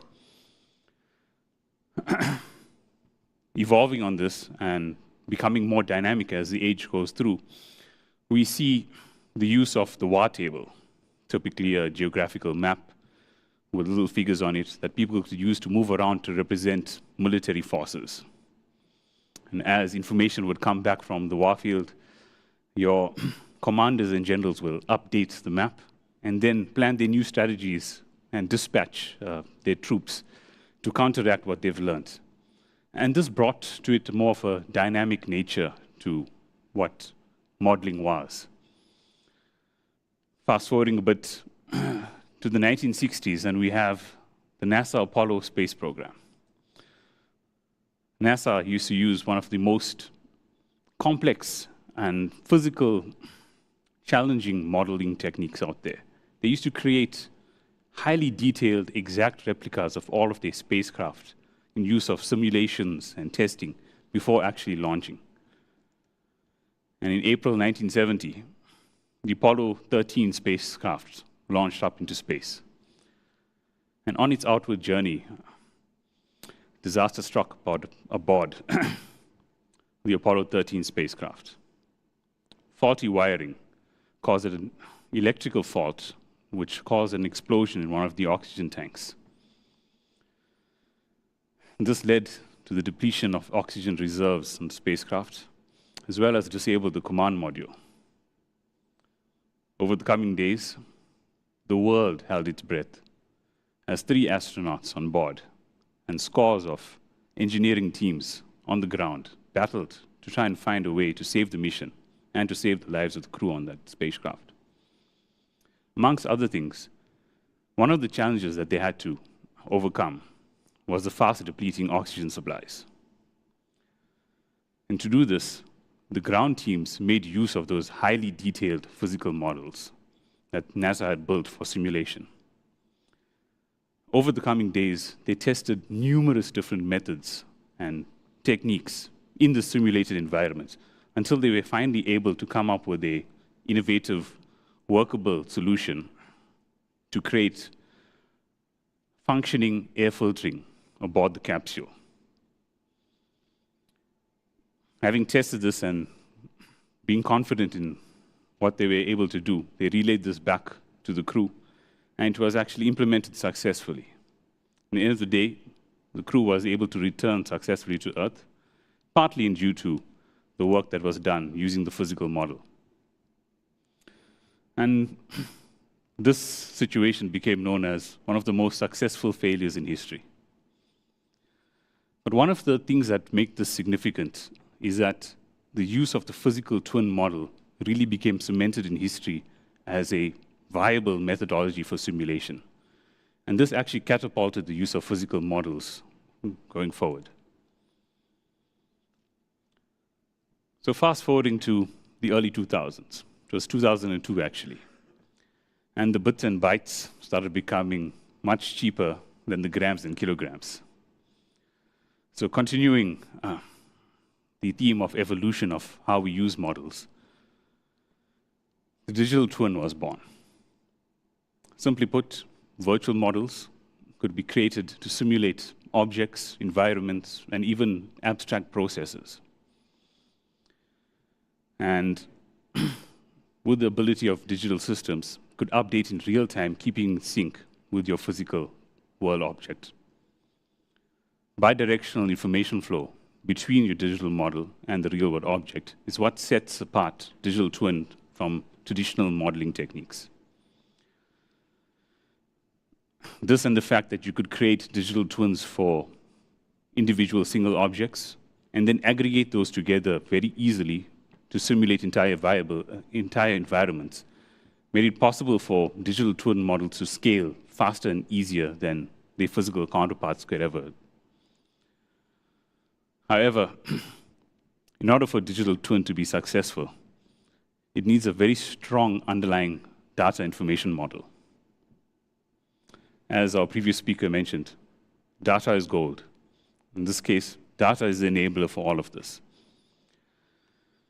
With the IoT and AI boom that we've been seeing over the past 5 years, though, this has really made digital twinning a viable and efficient use case to use in the modern era.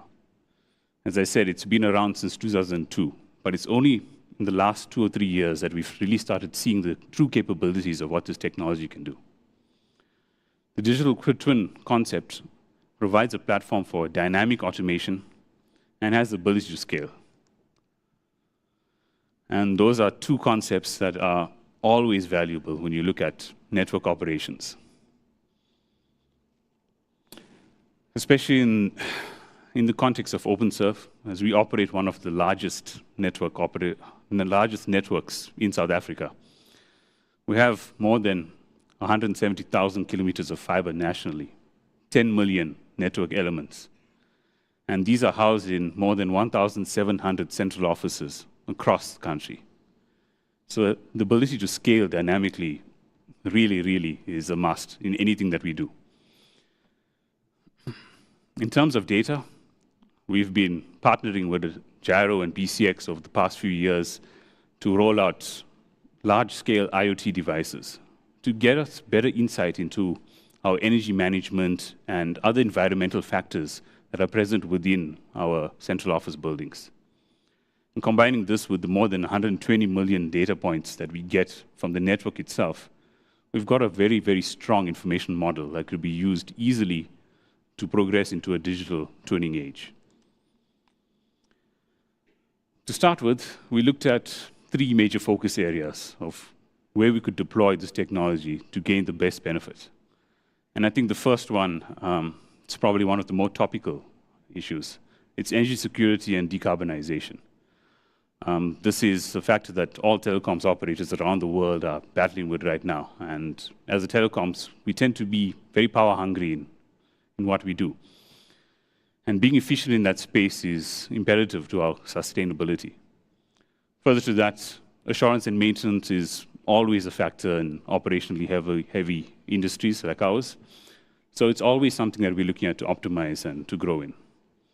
And now we're currently looking at how we can further take this and apply the logic in saving space and conducting better inventory management. So jumping to our first topic, and I'm sure everybody here is aware of the large-scale energy crisis that's been plaguing South Africa. Load shedding has reached unprecedented levels in the last 12 months. Quick glance at the calendar shows that we've had load shedding for almost every day this past year. And this has a massive impact on telecoms in general. Compounding this is the degradation that we're starting to see in the power transmission network. That's leading to more and more unplanned and extended power failures as well. So to combat this, we've actually had to bring forward certain aspects of our strategy. So we've started looking at how can we accelerate our recycling and decommissioning programs and expedite the rollout of renewable energy sources. So this transition to renewable energy has resulted in us adopting what we call a hybrid energy mix at our central offices. A typical site now will have solar PV generation, augmented with a national grid power connection, using battery technology as a backup. But further to this, given that renewable energy right now still has a fair amount of seasonality and variability in it, and that we're experiencing much longer unplanned power outages, we're stuck with actually using a diesel generator as a secondary backup. Now, this hybrid energy mix does actually create a fair amount of complexity when it comes to managing our decarbonization and our energy on the site. So as we try to balance decarbonization with escalating costs and keeping our sites always active and on, we turn to AI to actually manage this fine balancing act. This is something that AI really excels at a much better scale that a human operator really could. Your AI digital twin model was able to ingest various bits of information from the site, including power consumption patterns, weather forecasts, load shedding schedules. And based on these things, it was able to predict how much of energy you'd be able to get in a given day from your renewable energy sources, and what is the likelihood of you losing power on the site. And in order for us to advance our decarbonization strategy, we want to minimize us having to switch on the diesel generator. In fact, even using the national grid has a large carbon impact. So using these factors, the AI could fairly accurately decide and predict when could we safely discharge batteries that were charged with solar energy to reduce our costs and reduce our carbon footprint, or when do we need to reserve this power to use it to prevent a diesel generator from switching on. Further to this, cooling on a site remains one of the big power consumers. And allowing the AI model to take control of the HVAC systems, we're able to align cooling runtimes with the energy sources that were most efficient and available during certain times of the day. And by doing this, we actually reduced our cooling costs by up to 24% on a site. And I mean, simply put, you don't want to run a big HVAC and your entire network on a diesel generator. But knowing when that downtime comes through predictive AI, you can turn your cooling on using much cheaper grid power or solar power beforehand, cool your site down to a sufficient level, and then when the power goes off and you are inevitably reliant on using a diesel generator, you don't have to really run those air cons at that point in time. So these types of optimizations really brought forward massive benefits. So over and above the initial benefit from actually rolling out solar power, we've seen a further 21% reduction in carbon emissions produced just by doing these optimizations. And bear in mind, these optimizations had to be dynamic for them to take effect. And given the scale of our network, we had to do it using some sort of automatic AI modeling. Just to put this into perspective, 21% reduction on carbon emissions on a small central office site equates to about the amount of carbon that 3,000 trees would consume in a single year. So these are not small figures, and they're actually having a massive impact. Moving on to our next focus area, dynamic maintenance scheduling. So the beauty of this use case was that it built upon the existing digital AI models that we built for the power management. The same components were already modeled, in fair amount of detail. So it didn't take us much to actually evolve that model to handle this use case. So we looked at a number of areas of how we can actually move away from static, predetermined schedules for maintenance and become more efficient in when and where we dispatch people. So one of the big problem areas is diesel generators. They've been running much longer and harder with load shedding and extended power outages. And you have to service these machines regularly. So traditionally, you do it on a fixed schedule, every 2 months or every 200 hours of runtime. But what we've done recently, working in partnership with our generator maintenance companies, is we looked at how we could map the performance of the generator using machine learning and create a predictive model that detected certain degradations in its performance and then dynamically dispatch a technician to perform a service as you reach that point. And that way we saw that we managed to actually reduce the amount of dispatches and the amount of services that you need in order to keep these machines running efficiently and effectively. In the same fashion, with our solar PV, we used to send somebody to our sites to wash the panels every 6 weeks. The same principle applied. We could actually detect when we started seeing dips in the predicted yield of solar that didn't match up with what we were expecting based on the weather patterns. And we could send somebody on site to perform maintenance, clean the panels, and see the expected increase in yields. Another area of benefit came from optimizing refueling schedules. As we moved to using dynamic decision-making for our power systems, the amount of fuel that we had on site became very difficult for a human operator to predict how long this would actually last for a site. So taking those factors into consideration, AI model is able to predict how much of runtime you can get out of a generator in collaboration with the solar yield that you're getting and the expected downtime. So instead of dispatching a technician to refuel a diesel tank when it's at 30%, for example, we use the model to dispatch it when the fuel is actually needed.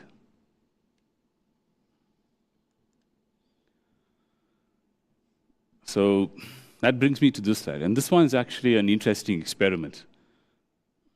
To create this slide, I actually took the previous 4 slides and fed it into a generative AI model, and it came up with this, actually.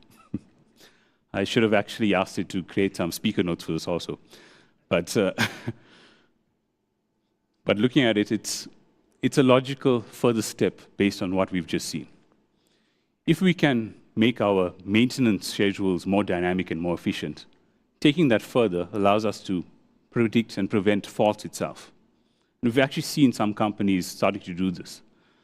So there's a Swedish company called MDI, and they do a lot of generator work in heavy industry, mining and those sort of things, where generators are really key to the operation. And what they've been able to do was install larger amounts of IoT sensors in various parts of the machine and create models that allow them to predict when mechanical failure was about to occur. And using this, they've had a 95% success rate in the reduction of failures for mechanical systems.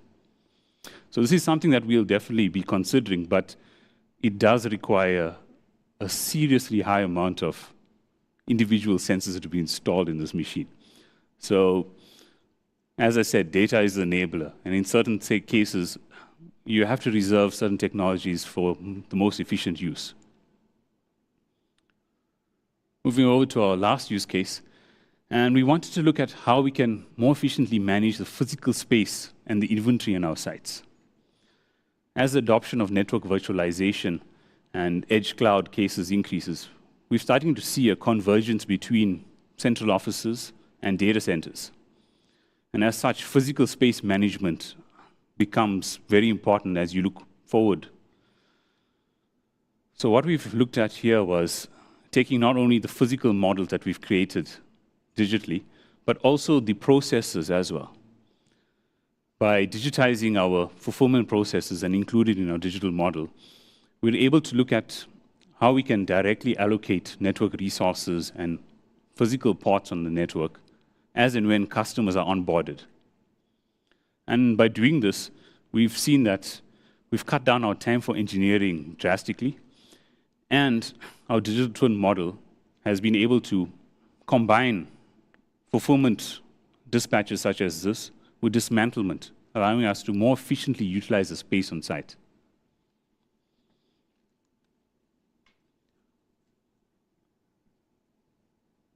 So looking quickly at what we see globally, I've come across numerous case studies from your international operators, all employing similar types of very focused use cases and applications of digital twin within the telecom space. We've seen Hutchison in Indonesia do similar to what we've done in the power management space. Vodafone Turkey has deployed a lot of digital twin modeling to reduce dispatches, similar to what we've done. And one of the other things that we've starting to see come aboard is our major OEM players are actually starting to release digital twin models out of the box with their latest technology.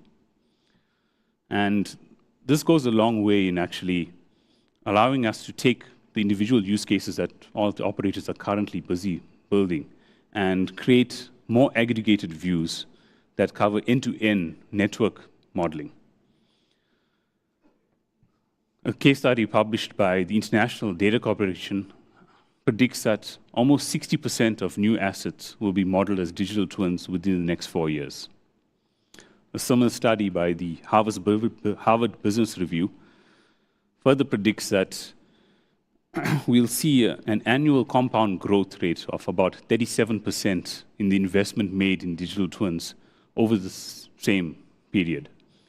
So this technology is really starting to take off in the telecoms industry.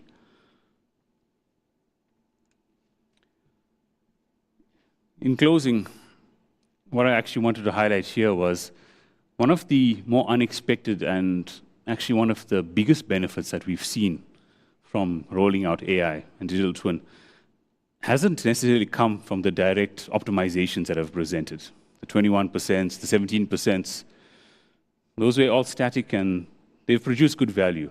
But in addition to that, what we're really seeing is as we're training our AI models, the AI models have been training us as well. We're starting to see our engineering teams develop a higher capacity for experimentation. And this in turn has really started to unlock an innovation mindset in our workforce and our people. And it's this type of ability of the AI actually training us that is really pushing this forward even faster than ever before. Thank you for your time.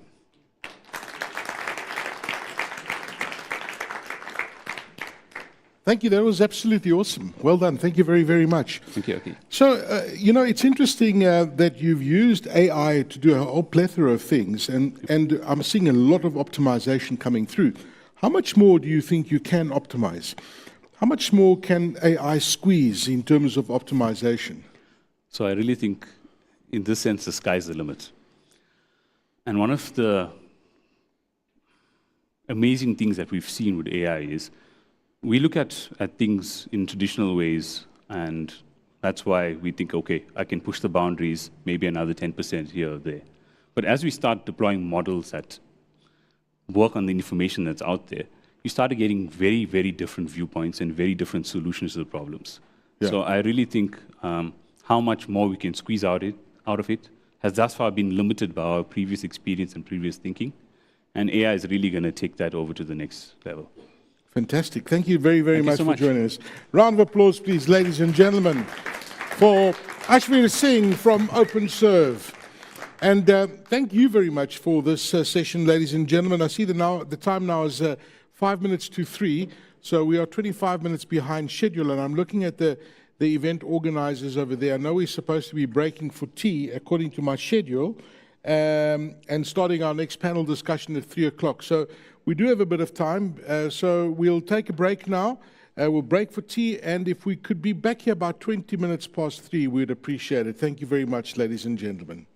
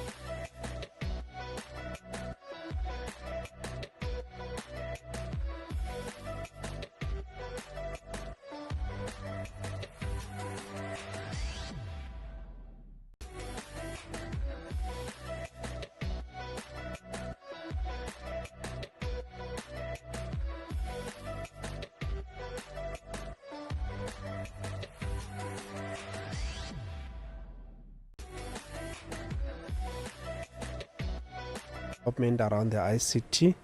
It is quite commendable. We have been calling on other industry players to be able to invest in the skills development. As you know that as we are grappling with the advance of the rapid technological development, the type of skills that we used to have before, it is no longer going to be applicable in the future. Therefore, we need to reskill our population, we need to reskill our society. And so as Cabinet has adopted what we call a digital and future skills strategy to respond to the technological changes, to invest in digital skills. We've got our entity that is called NEMISA that is ramping up skills, digital skills development. We're working with other industry players to make sure that we do a lot more collaboration, because there are other companies that are doing skills development which we are working with, which there are just too many to mention. But yes, the area of skills development for us remains a very important area for which companies like Telkom, we're very grateful that they are investing, and would like to call on other companies to do the same. Deputy Minister, thank you so much for speaking to SABC News. That was the Deputy Minister of Communications and Digital Technologies, Philip Mapulane. It's back to you in studio.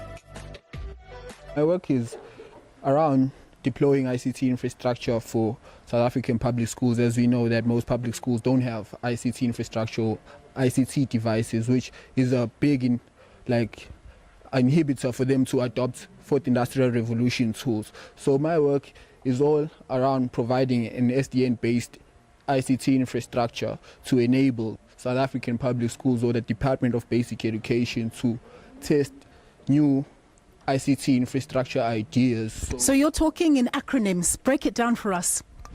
So by breaking it down, I can just talk about that software-defined networks will allow South African public schools to have like a reduced number of people that offer the IT supports, which would be a way to reduce the budget that is allocated to have ICT infrastructure for South African public schools. And most South African public schools don't have ICT devices, and to provide a decision support tool for the Department of Basic Education to actually determine which devices are appropriate for these public schools would be a huge help, and this is what I'm trying to do. So why has it been important for you to come and show your work and your ideas here at SATNAC?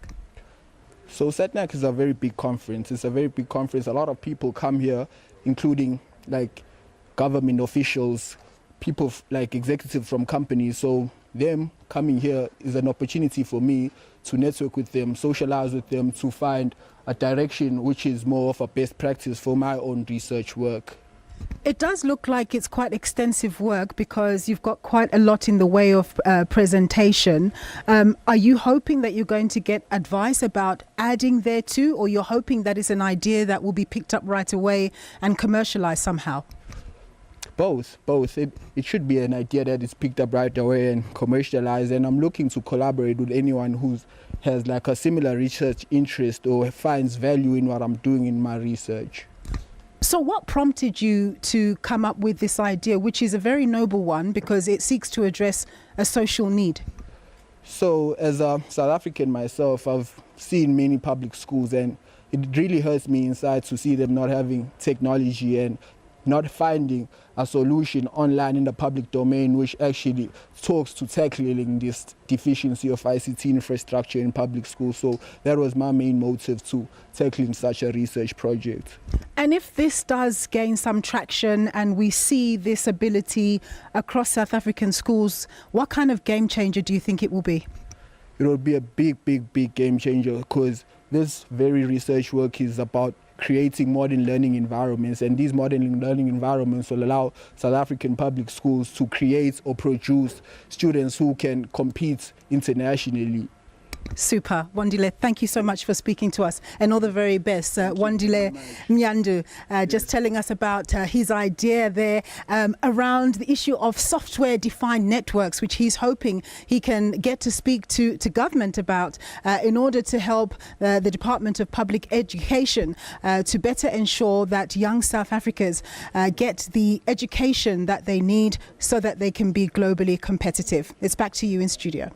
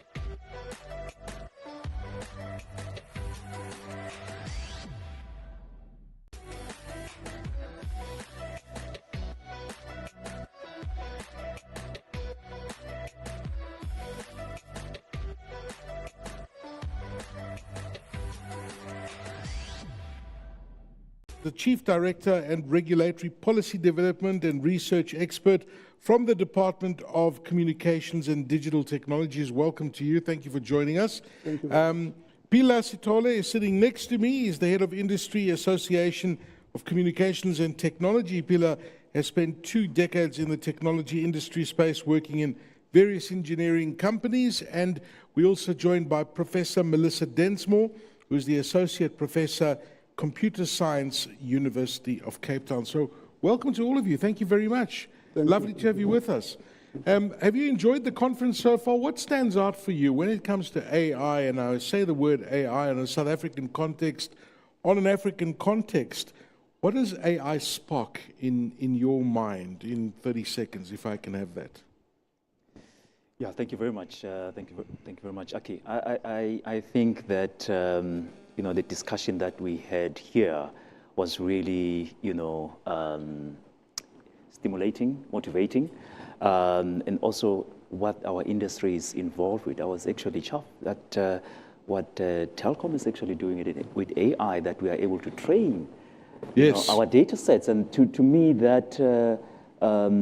To be able to train AI using our own data sets and able to apply this is what we need, such that the biases that comes with custom-made products coming from outside, coming into the country, we are able to now use our own native data here and able to make impact to our own issues that we have. I think to me that's a great development that we have, and it's actually impressive.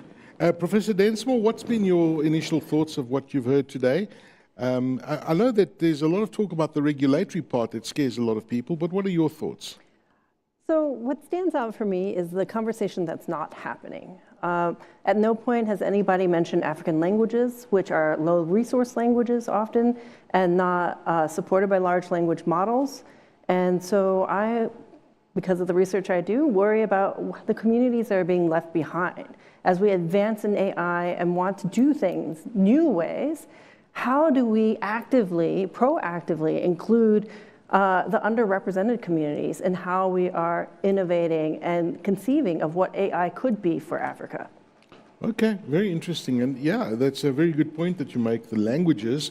Nobody's discussed that at all. And Colin, how about yourself, sir? What do you make of the conference so far? Is there something that stands out for you? This is my second year attending, and I think the standard has increased a lot, in the sense that last year it was the first one, and I did not know that there were this kind of researchers that were doing such great work that affects the policy that one has to develop, and hence one appreciated the invite. But what stood out and made a point about AI, it's the first one was the gentleman who was a replica of you. The second one was with our colleague who was singing from AI. And you'll recollect that the reason why I think it grabbed the global attention is the white coat of the Pope and Donald Trump being arrested. Yes. And the other two key things that stood out was the research from Telkom around churn. That's so groundbreaking and that's so relevant. And the last one, it's when what the Deputy Minister was reflecting to everyone, that indeed we need to have policy and regulatory responses. Right. But because innovation is always ahead of policy, we'll always have to play catch up. There's no way that policy can always be innovation. And one thing about innovators, they don't like regulation. No, they don't. Yes. No, we've seen this. We've seen this. They will appear in front of the Senate and they say, no, we need to have this regulated. And I'm talking about Mr. ChatGPT himself. Yes. And then a week later, he appears in Europe and he says something different, you see.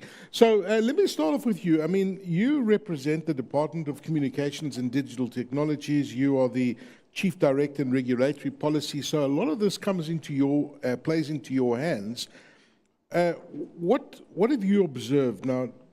You've just touched on very briefly about the key regulatory and policy questions relating to AI, but when you look at us as a country over here, where are we? Have we got any kind of regulations? Are there any policies in place? Are these policies being built at the moment? Where are we as a country? Because AI is new and especially generative one, caught everyone by surprise. Yes. As you can see globally, there's global response towards it as a response of what is happening. But as a country, remember, which is part of what the Deputy Minister spoke about and what also Pilar was working on, we had done the 4IR Commission, a group of experts led by Professor Marwala, who's the most prominent person around AI. And there, we talked about 4IR technologies and the regulation and new policies that have to come up to respond to the new environment. So during the course of this conference, you could hear that the people are up to date because in our sector, we are dealing with two transitions, the one to digital and the other one towards green. And AI is common among those. So in South Africa, as part of BRICS, we will be developing that regulatory policy framework response. In the budget speech of the minister, there was that paragraph to say we need to come up with a policy response to AI and in line with the recommendation of the 4IR Commission. So there is that kind of thought where we believe that we need to have a collaborative, and it's a word that has been there since the morning, collaborative effort between academia, social service, social sector, industry, to say what is the best way to develop that regulation. And that's why experts within telecoms will tell you that you need sort of risk-based regulation where you identify hotspots where you need to address issues so that your regulation is not regulation for regulation's sake, but you unblock certain things that are blocking the progress of the sector. But I don't think that we are going to stop innovation. I think we are trying to encourage innovation via our digital economy frameworks and policies. So we will encourage innovation, but we pushing for responsible AI, which is what everyone is trying to do. And you know what's interesting, you mentioned generative AI, and it's one of those things and one of those processes that's now embedded in every single business process. I mean, I was astonished. I was at an international conference recently, and everybody was talking about generative AI. And it's just in every single part of business, organization, planning, whatever you're doing. And in a sense, it is scary, and I'm going to come back and chat to you about that. But Prof. Densmore, when you look at what we're talking about, you come at AI from a different angle, right? Do you think that, in a sense, I guess that the rules that need to be written and the regulations that need to be written about AI, I think the base needs to be the same globally. Are we dovetailing those trends globally when it comes to regulation and when it comes to community-based research, etc., around AI? So I'm trying to figure out where we are in terms of regulation now, and I think the other elephant in the room is where's the data that we're getting coming from? And he's saying, okay, yes, it's coming from Africa, but which Africans is it coming from? And you know, who's being included in that data and who's not? If we're going to look at AI for health regulation, if we're starting to use AI data in terms of determining who is going to get treatment for something or another, we have to make sure that the data being used to inform those decisions is either very explainable or based on data that actually matches the demographics of the population that's being decided for, right? And I don't know where regulation will come in on that. I think that's something that changes as we encounter technology. We need, as technologists, to be understanding of what's happening, understanding of the issues around where the data is coming from, how algorithms have bias or not, and who's being included and not included in how we do these decision making, how we are allocating the resources that we're using. Look, there are so many questions within what you just discussed, because ultimately it's going to impact societal people and you know, the society, the greater society, and is AI being built and designed for impact to big business and a disregard to the people below that, you know, don't have a say, and that's the big problem that I have. Let's look at the telecommunications sector. I mean, earlier we were listening to one of the presentations about how much the telecoms industry knows about its customers. And for me, it was quite astonishing that they know everything that we do, right? And they use that to, you know, either curate or, you know, maintain their clients. And, you know, we talked about the churn, et cetera, et cetera. How is AI impacting this telecommunications industry? Is it moving at the pace that we're seeing globally, where AI is moving? Yeah, that's an interesting take.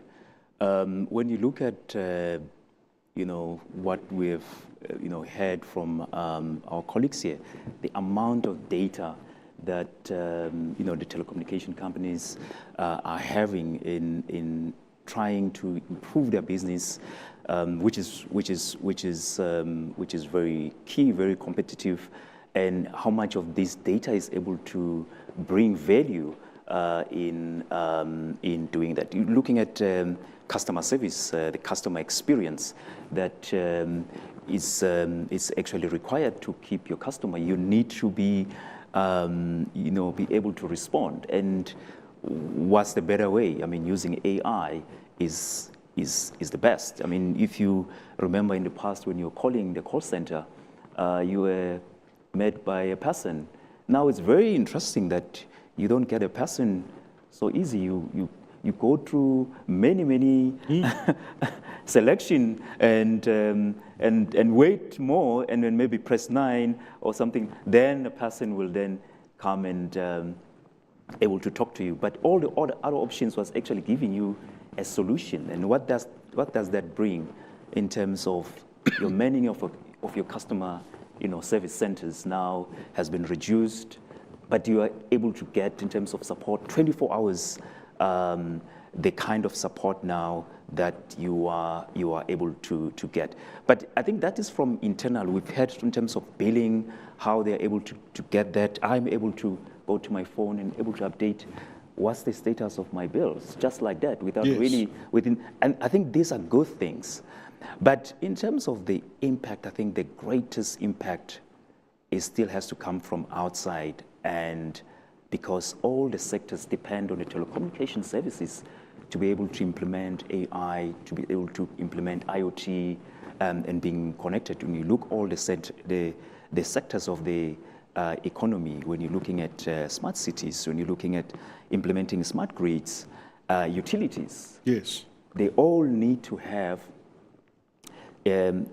working communication systems that is able to be up to the task in terms of visual reality and in terms of metering, for example, the metaverse. There's still a huge space where the telecommunication space needs to be actually up to the task to be able to service these spaces that also include when you're looking at the health sector, for example, transport sector, for example, to be able to be mission critical. So now you have the telecommunication space that is now mission critical to have implement AI that are doing critical things for the society. Fantastic. And by the way, something topical to what we're discussing, if you go to the app, we're actually running a poll. We'd love you to take part. If you open up the app while you're listening and you just click on the polls, you'll see on the front page, you'll see polls. And if you click on the main plenary, there's a poll that we're currently running. It says, where should more investment and effort be placed to unleash the full benefit of AI in Africa? Should it be infrastructure and compute? Should it be AI education and skills? Should it be research and development? And should it be human-centered regulation and governance? Let's hear your thoughts on that, and we'll release those results at the end of this. Mr. Mashile, let me come back to you, and I think that it's a fine line when you look at AI and businesses wanting to develop AI for profit, or are we going to do AI to better society? And I guess that must be one of the big challenges you face in terms of regulatory approaches. And, companies like Telkom obviously using AI, and then, of course, there's innovation in academia. How do you approach it? How do you approach policy and regulatory approaches that affect companies like Telkom, for example? Do you stifle their innovation, or do you say, listen, you can go ahead and develop your company, it's profit, you need to be sustainable, you need to be competitive against other companies? That's a big role that you've got in controlling that. Yes, and it's a role that I think we have been appreciating since we started regulation post-1994, in the sense that now what is happening is that as a government department responsible for this sector, if you check most of our laws, we have a section that will say will promote research, development, and innovation. And that's a deliberate thing to say innovation happens in the sector. You don't have to stifle it. You give it an opportunity to develop, and once it has developed enough, you start regulating. But I think ChatGPT caught everyone by surprise in the sense that, as you correctly say, you have big business. Big business is, I'll say, there was a slide there where you have TikTok, you have Alibaba, and all those American companies. Those are the big businesses that are leading the issue around here. Right. So our approach, we call it CS, which is like your regulatory impact assessment. Now we are introducing a concept of regulatory sandboxes where we sit with the industry to say, where are you finding blockages? What kind of innovative regulation do we come up with so that we do not stifle your innovation? Because you have this ability to create jobs and create new services that will stimulate the economy. But you also, where government comes in, you have those that had gone to the White House to sign an agreement with Biden to say, we will go for responsible AI. But you have innovators at the lower rank. You have small businesses that are very innovative, that do not have the deep pockets and everything, and they are not leading the discussions or influencing the policy direction where AI has to go. So what we have observed now is that in terms of the debates currently, you have the people that have gotten money from the sector that are saying you can use AI for environment, for education, therefore you need responsible regulation. You also have those that are talking about its dangers. Your responsibility as a policymaker is to make the sector to sustain itself, but also have the public interest behind you to say, how do I ensure that the public is not compromised? And you can imagine, because policy is a political process, next year about 50 countries and regions are going into elections. And what we are recognizing now with AI, you saw your picture there, Aki, when you were talking. Yes. If you were a politician one day, AI might show you having a joint in a very irresponsible position the day before the elections, and you might lose elections. Well, listen, they've done this already. I've seen videos of Biden, and all you need is 30 seconds of somebody's voice, and these deep fakes are able to manipulate, and you think it's actually the real person talking. True. And that's the danger, I guess, that we all face. And the sad thing, because we also deal with creative industries. You see, the gentleman was singing Whitney Houston's song in his voice. Yes. You can imagine if one day you open YouTube, Michael Jackson sings Jerusalem. That's what is happening. Yes. One day you'll have... Who owns the royalties? Who owns the intellectual property? And look at the strike now in Hollywood, because it has to do with industrial policy as well. Very true. Where all the actors that you know, they're either they're going to be made young, but some of them are going to be declared redundant because AI-generated images are going to be generated. So it's a dilemma that we are facing. But I think one thing that is specific is that we intend to promote that. We are not going to stifle any innovation, right? Because it's going to work against the economic goals of the country. 100%. But you need to have rules and regulations. Yes. And Prof. Densmore, when you look at this, and we're creating huge amounts of data. We're collecting data, as all these organizations are collecting data. What are they doing with the data? How are they implementing it into systems? Is there bias involved? You mentioned that we're using data sets from international companies. Of course, there's going to be a form of bias. But what guiding principles should we be following when we start evaluating these possible collaborations and partnerships towards promoting equality in such partnerships so that our South African scientists can also benefit from this work? And do you, for example, I want to ask you a personal question on that. Do you trust a guy like Sam Altman? Do you trust a guy like Mark Zuckerberg when they say we need regulation? Do you trust it when they say it? Sam Altman is, of course, the CEO and founder of ChatGPT. Do you trust him? I don't know him well enough, right? How do I know he's a real person? No, so Very diplomatic answer, very diplomatic. well, so like I've tried working with Facebook. They've got data on Africans, right? And we were trying to access this data so we could better understand the populations that we're working with. And even we, as producers of data, don't have the right necessarily to access the data about our own communities because it's owned by the corporations that have extracted that data. Now, they've given us an amazing sort of technological benefit by providing us services that we all want to use, right? But where I've run into this problem is looking at like POPI Act. How do you protect personal information in this global space? Conversation that we're constantly having at the university is, can we use Microsoft Cloud Services, Google Cloud Services? Are they POPI compliant?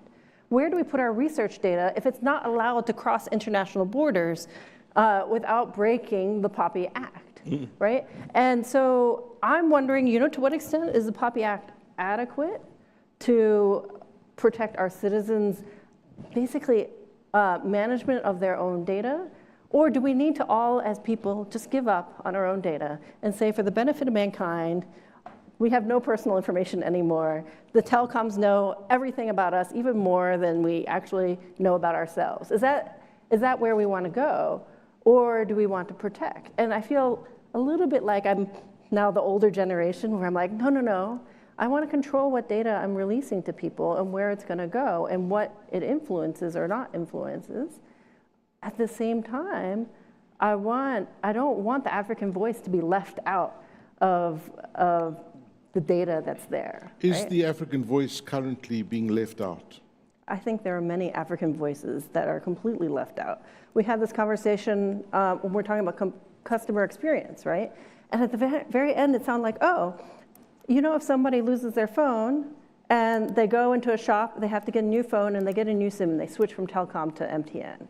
And we can't do anything about that. And I think that's wrong. We can do something about it, but we're not bothering because it seems like an investment in AI is going to be more rewarding financially than really working on these problems of how a lot of people are actually getting on the internet and retaining their phone numbers or not.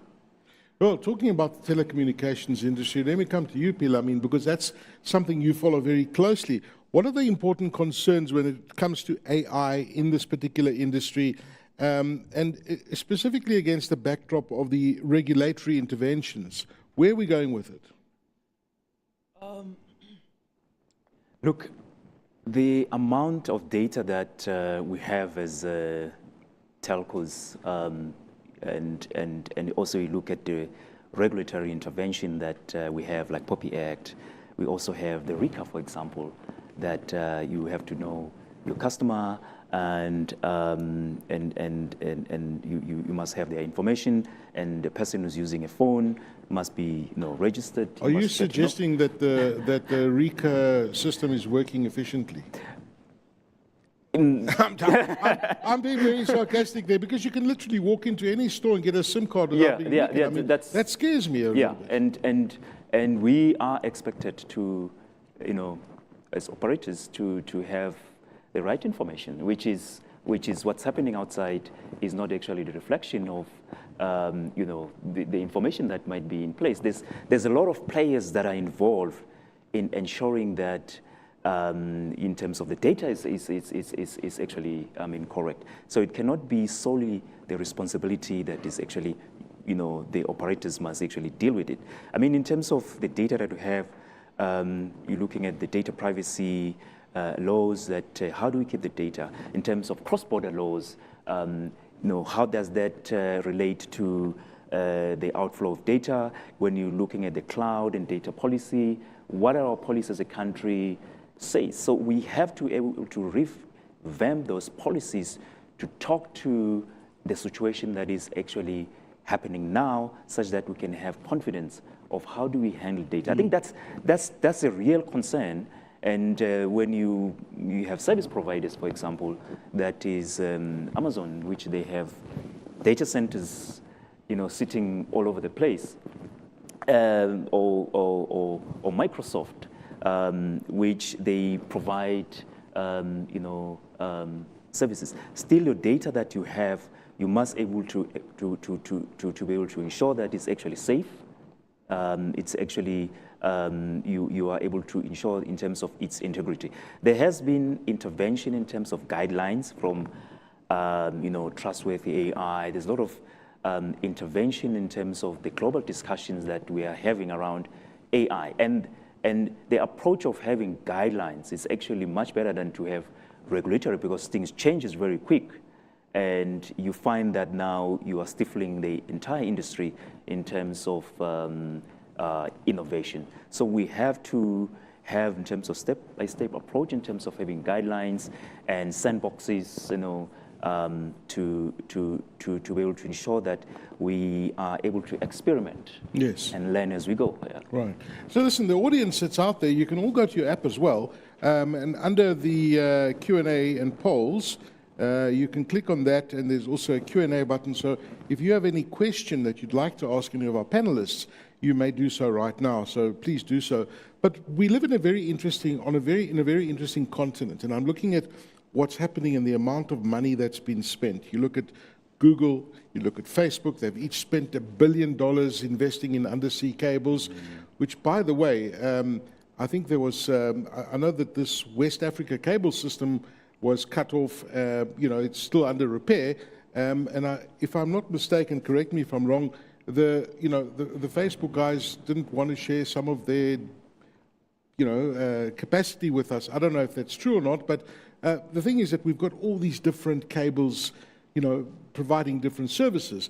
And yet, when you look at the amount of data centers that are being built on the continent, there are more data centers being built now on a continent than any other continent in the world right now. That's how much investment is happening. Population of 1.4 billion people, less than 50% of that population has access to the internet, has access to these technologies that we're talking about, like AI, that aims to improve people's lives.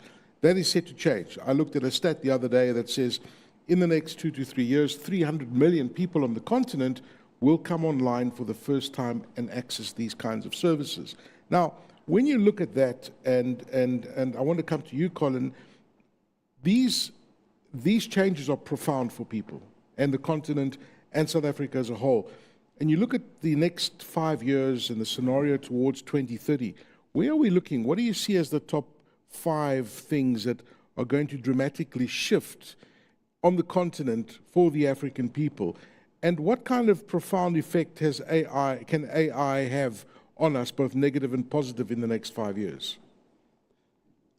You see, AI, I think, developed out of industrial policies of nations. So in South Africa, I think for the next few years, it's going to be very important that we update our industrial policy so that it's in line with the digital developments that are there. And I think the points that we were making about Google and the cable, if you were to check, technology is still one-sided. It develops from one region, and it interacts with all other regions that are catching up. So the importance of the statistic that you have read now is what, as policymakers, we always talk about when we say, in terms of policy development and ensuring that these companies that come and gain some profit from here need to invest in some of the initiatives that is going to close the digital divide and ensure that South Africa, at least, and South Africa will always look at itself and the region and the continent to say the continent at least becomes a digital society, because that's one of the programs in government that we say should be prioritized, where you ensure that everyone joins this digital highway, because everything is happening there. So in the morning, I think there was a question that came to say, what happens to the copper network that Telkom had built? What happened to 2G and 3G networks? The global thing that you are seeing is that those are being closed off so that 4G and 5G networks are developed because they have capacity and there's so much innovation around it. And in most countries, the copper is being discontinued. So I was talking to my colleague down there to say, were we ever told that we should discontinue using the dicky box?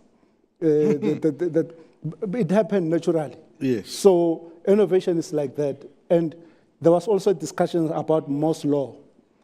When we make, because we are very serious policymakers, Moore's law is something that we always look into because it says every 18 months in our sector, new technologies will come and disrupt the other one. But it has reduced now. It's between 12 and 14 months because of what we are seeing with the digital. And so we need to ensure that most of the South Africans close that gap of the access to the internet. And then that's why South African Connect is about that, ensuring that internet is reached out into the rural areas, schools are connected, health clinics are connected, tribal authorities are connected. So the policy development requires you not to look at AI in isolation. As you say, it's related to the development of internet and who owns that and who's leading that discussion. Yes. And how do you come in so that your citizens have the benefits to enjoy that digital society that and of you want course, to you know, one of the benefits, you look at global climate change and you know, global warming, and you look at what it's doing to farmers in rural areas. And, you know, I'm looking at, you know, farmers who farm cocoa in Central Africa, for example. AI has the ability to dramatically help them shift to these changes and assist them to ensure that they have profitable crops just by analyzing this data and helping those particular people. And some might argue that, you know, the bigger cocoa producers and the bigger farmers have an unfair advantage on that and are able to produce this because they've got access to capital and therefore they've got more access to data, et cetera, et cetera. But to your point, that needs to be distilled down to everybody at the end of the day. And it's very important is because policy, you no longer do it in isolation because of what you have just said. In government, our minister is going to be responsible for ICT. So it requires integration of the minister responsible for farming, for health. So when we say regulation is going to be collaborative, it's both within government and outside so that you don't just sit in an office and develop policies that you think that are correct. Issues that you have raised, you talk to the farmers to say, how do we assist you to cover up so that you become very competitive and you are able to sell globally the cocoa that you produce. Because if you assist them and there's no market for them, it does not assist. So that's why the collaboration with small business, trade and industry and international is very critical. So collaboration, collaboration, collaboration. So, Prof, I mean, the reality is that most people don't have access to these things. We touched on it now. How do we ensure, and what do we do that to ensure that communities are not left behind? These micro farmers, these communities that might not only be farming, but might look at starting other enterprises, micro enterprises. We know the contribution that small business makes to the country. You know, 70% of the income of small business generates is going straight into the GDP. But what can we do for these communities to ensure that they're not left behind, that they are part of this AI revolution, they're part of the fourth industrial revolution? I get a sense that many of these communities are being left behind. I think part of it is how we frame the question. And often in the communications and network space, it's about access to internet. But we look at the internet and the resources out there. If you are a farmer who speaks, let's say, Zulu, and you search on the internet for something about a crop that you're growing, there's not going to be any resources that explain that particular crop in your own language. And so let's say you have that access. It doesn't help. Yet they can find somebody who has expertise in their own community if they had the same kind of connectivity that we have in sort of the English-speaking space. And so I think where we need to invest in is really in investing in local content production, right? Where we're encouraging and developing architectures that allow local communities to connect to one another, to empower locally around their digital infrastructures, and to create content that's relevant to them, right? Collaboratively, peer support, farmers working together, and then sharing across people who share a language, share local knowledge. And so we've, I think, forgotten the roots of where the internet was. In the beginning of the internet, it was small communities building their own websites, representing themselves, and then seeing that there's other people with similar ideas and sharing and wanting to connect in that broader internet. But now the internet is... Yeah. But that in itself, when you talk about those communities, that is so empowering because, big businesses should be taking that and nurturing it and really advancing it, because the more data we have from these small communities, the more we can help each other, and the more we can help those communities, improve and lift up their living conditions. Yeah, so I've got one research project that's looking at how parents in rural KZN are looking at Internet of Things and trying to get their read on what sensors should be able to do for themselves. I've got other projects looking at digital radio and how we can maybe get around the difficulties of getting an FM license by having digital radio. But how do we do that in a place where people feel data constrained, where the cost of internet is so expensive? Can we support local infrastructures that allow them to share the cost of that infrastructure and share data between themselves without necessarily always going to the internet, without always depending on the undersea cables that are only connecting us to people outside our continent? So, Pila, you heard the challenges of the cost of data come up over and over again. So, if you look at the telecommunications industry, it's a fact, the cost of data is still expensive, and that's one thing that people always complain about. But how does this telecommunications industry, use these AI applications to help bridge the digital divide?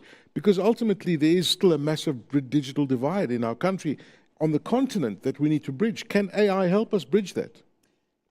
That's true. I mean, we have huge digital divide in our continent and actually also in South Africa. Just one example when I can say, back in 2014, the regulator issued the Code of Person with Disability. And it was actually issued by ICASA, that wanted to have broadcasters to be able to interpret as you broadcasting, to be able to have text that interprets, and vice versa for people who are, having a hearing disability, people who are deaf, people who are blind, to be able to use, your mobile device, and also to be able to be included in terms of broadcasting. When you look at that regulation back in 2014, it was a huge project, and it really cost to be able to apply that, so that people with real issues who are really outside, people who have disability, can be included in the communications that all of us were actually able to enjoy. But when you look now where we are with generative AI, we can be able to apply that cost effectively, much better than we were able to be back in 2014. So there has been a lot of improvement that we have been able to have, and to be able to achieve that. As an association, one of the things that we're looking as well is how can we identify these areas of common good for the for our community, and able to do research and work together, not one operator working on systems in terms of research that is able to, and another one actually working in a different space and to meet regulation. But there's common areas we can be able to work, because they're not areas of competition, but it actually encourages inclusivity of our community that is actually less fortunate. If you want to charge people with disability, people who are deaf, they are really small percentage. They are not able to afford this kind of system if you need to charge them as an individual service. So you have that development that is happening, that is very good for us, and in terms of human progress. But also, digital divide affects people who are old, who doesn't have access to information, who doesn't have access to look at the settings of the phone, Now with AI, it makes it actually easy for them to use technology. For the first time, technology will become less complicated with AI for people who are old, for people who have, disability. At home, I have Alexa, which is an Amazon speaker. I can ask any questions as I'm sleeping in my bed, and it can, able to set alarm for myself, and it can able to, just by the voice. But Alexa doesn't speak isiZulu. That is very interesting. I mean, that's the reality. Yes. We talk about it, and it's incredible how much of our day-to-day we are interacting with technology just with our voices. Yet, how many African languages are being recognized by apps like Alexa? I think that's where the opportunity is, because we understand our languages, we understand our situation. That's where we can bring in value in terms of AI, in terms of my grandmother speaks Shivenda and can now able to, we can work on a project for, and they can able to use cell phone like any of us because we have now integrated our local languages to these AI systems that we have. And I'm trying to imagine what Alexa would say to me if I said, Alexa, uyahlanya. It won't be able to understand you. She would say, now to me. Yeah, exactly. Our opening have been AI generated. Yes. Where do we have to be in order for that to happen? That we could have the AI generating poems in other low resource languages or in our African languages. But then also, what are the implications? Is that good for cultural heritage preservation? Or is it allowing appropriation of culture? Or is it something where, you reproduce it and you reproduce it in a way that maybe is inappropriate for the culture? To what extent is the person involved that puts the heart into generating the poetry, the speech, essential, where the AI may not have this? Or do we reconceive of AI as maybe supporting the generation of that content? And I think there's a lot of questions posed in just that one potential scenario, right? We've done it for every speaker except for her has had an AI version. Yes. Well, listen, I find it quite interesting that in the United Arab Emirates, they have a minister of AI there, right? Now, if I had to make each of you the minister of AI in South Africa, what are the top 3 things that you would do immediately? Think about that for 30 seconds. If I had to make you the minister of AI of Southern Africa, what would you do? Let me start with you, Colin. I don't think I will take the post because I'm not that innovative.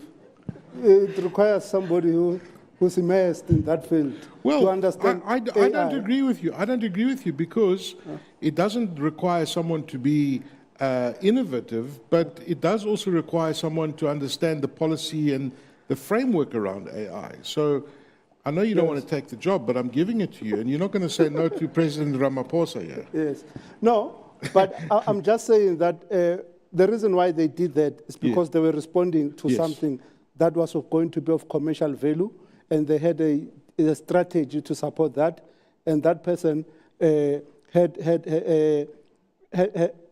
power to do certain things. Indeed, what you are saying, one will not reject it, but it requires you to work, because if you want it to develop to the extent that it needs to be developed, you need to work with the people that are experts within that field. Well, then let me reframe the question and put it to you like this, that there's no doubt that we cannot ignore AI. Yes. AI is here. It's another industrial revolution. There is no doubt about it. It does scare the living daylights out of me, I must tell you, and I must be honest with you. And I don't think there's one person here that doesn't have their doubts. But I look at the positives and I think, wow, this can change the world. This can help us achieve so much more, right? But it needs to be done in the right way. So if you are responsible for this pathway of AI in our country, what are the top 3 things that you would immediately enforce or put into some sort of framework Yes. I think one of the things what one will do is to support the research initiatives around it, because we are all still trying to find out more what it can do. Right. And have a team of experts that are going to advise me in terms of how to deal with the innovative part of it and how to make it part of the curriculum so that it becomes a part of the education system and everything. But as you correct, because I think that's the message I've been getting throughout the morning, that everyone understands the dangers, but because people have suspicion around regulation, they don't like regulation in general. But what you will go for is irresponsible AI. But the other issue will be to ask questions around, which we asked since the morning. When people aggregate our data, what do they use it for? How do they use it? Who do they sell it to? Is it not used for other things? And when it's used for commercial purposes, how do the data subject get more from how their data was being used? So it will require also me to be innovative, because I think what we are trying to reduce in government is the 2 to 3 years it takes to make policy while the technology moves on. Right. So it will be through those regulatory sandboxes and collaboration that you reduce the time of making regulation, because if you don't do that, other countries are going to pass you. So you agree with industry and participant to say, to avoid more regulation, let's do targeted, well-written policy and regulations that is going to support the innovation, but also support the responsible use of AI for, let's say, protection of people's privacy, protection of against disinformation and deep fakes that will manufacture a person like you. And so say, protect people as well. Yes. What about yourselves? Prof, what would you do if I was to make you Minister of AI? I would immediately appoint a committee to help hire a replacement.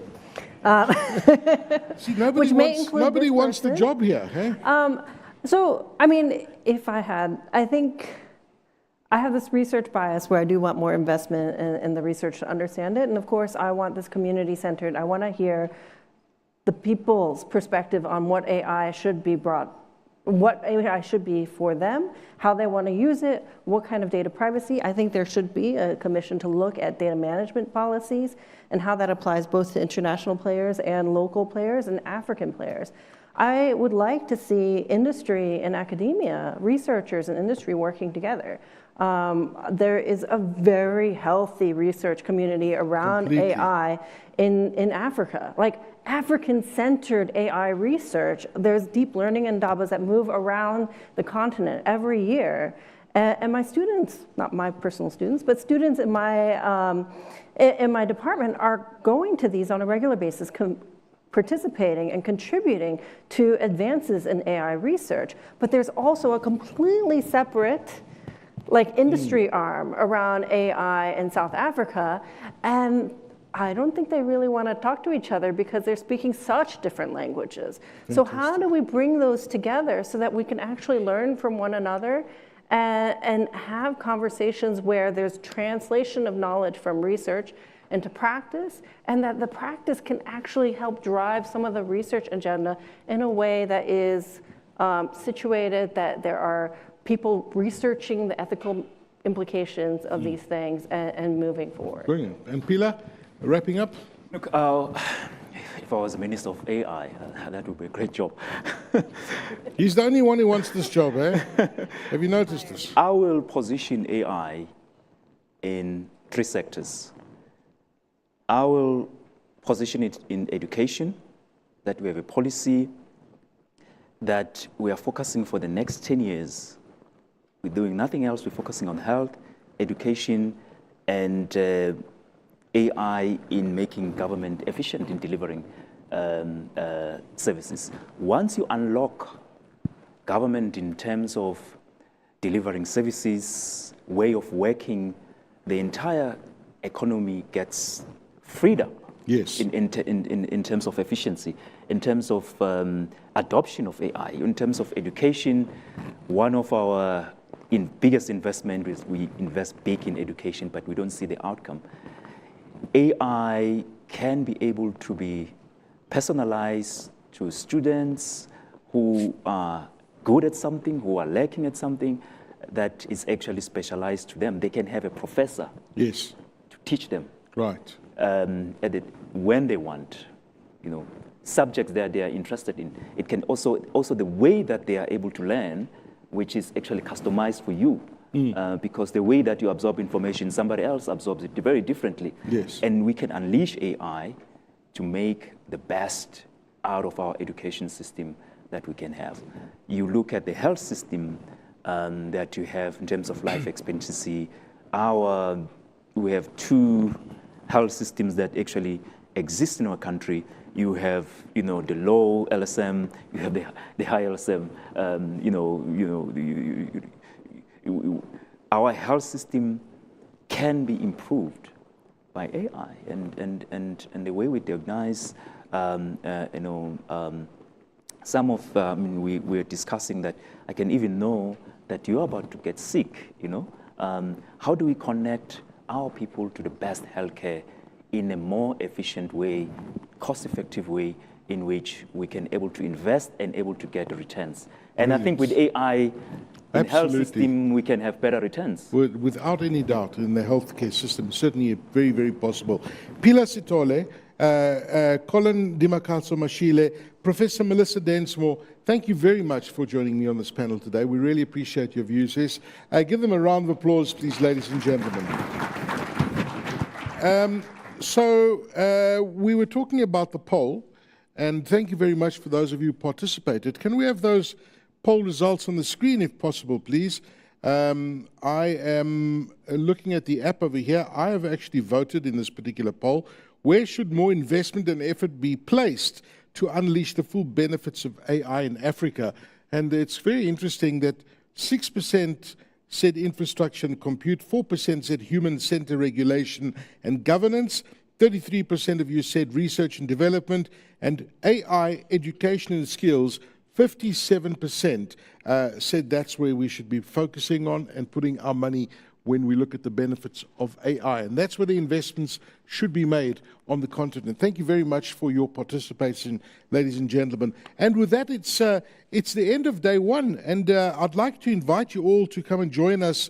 We have the minister who's going to be doing a walkthrough through all the exhibitions in a short while. There are the posters of the students that are showing off their research that we'd like you to have a look at as well and participate and go and show the love to those particular students by looking at those poster sessions. So please do join us. It's day one of the plenary sessions done, but there's a lot of action happening through the exhibition area. And of course, all those poster sessions and the innovation demos that are happening right now, please go and join those students and the minister as we do that walk through the exhibition center. Thank you very much, ladies and gentlemen.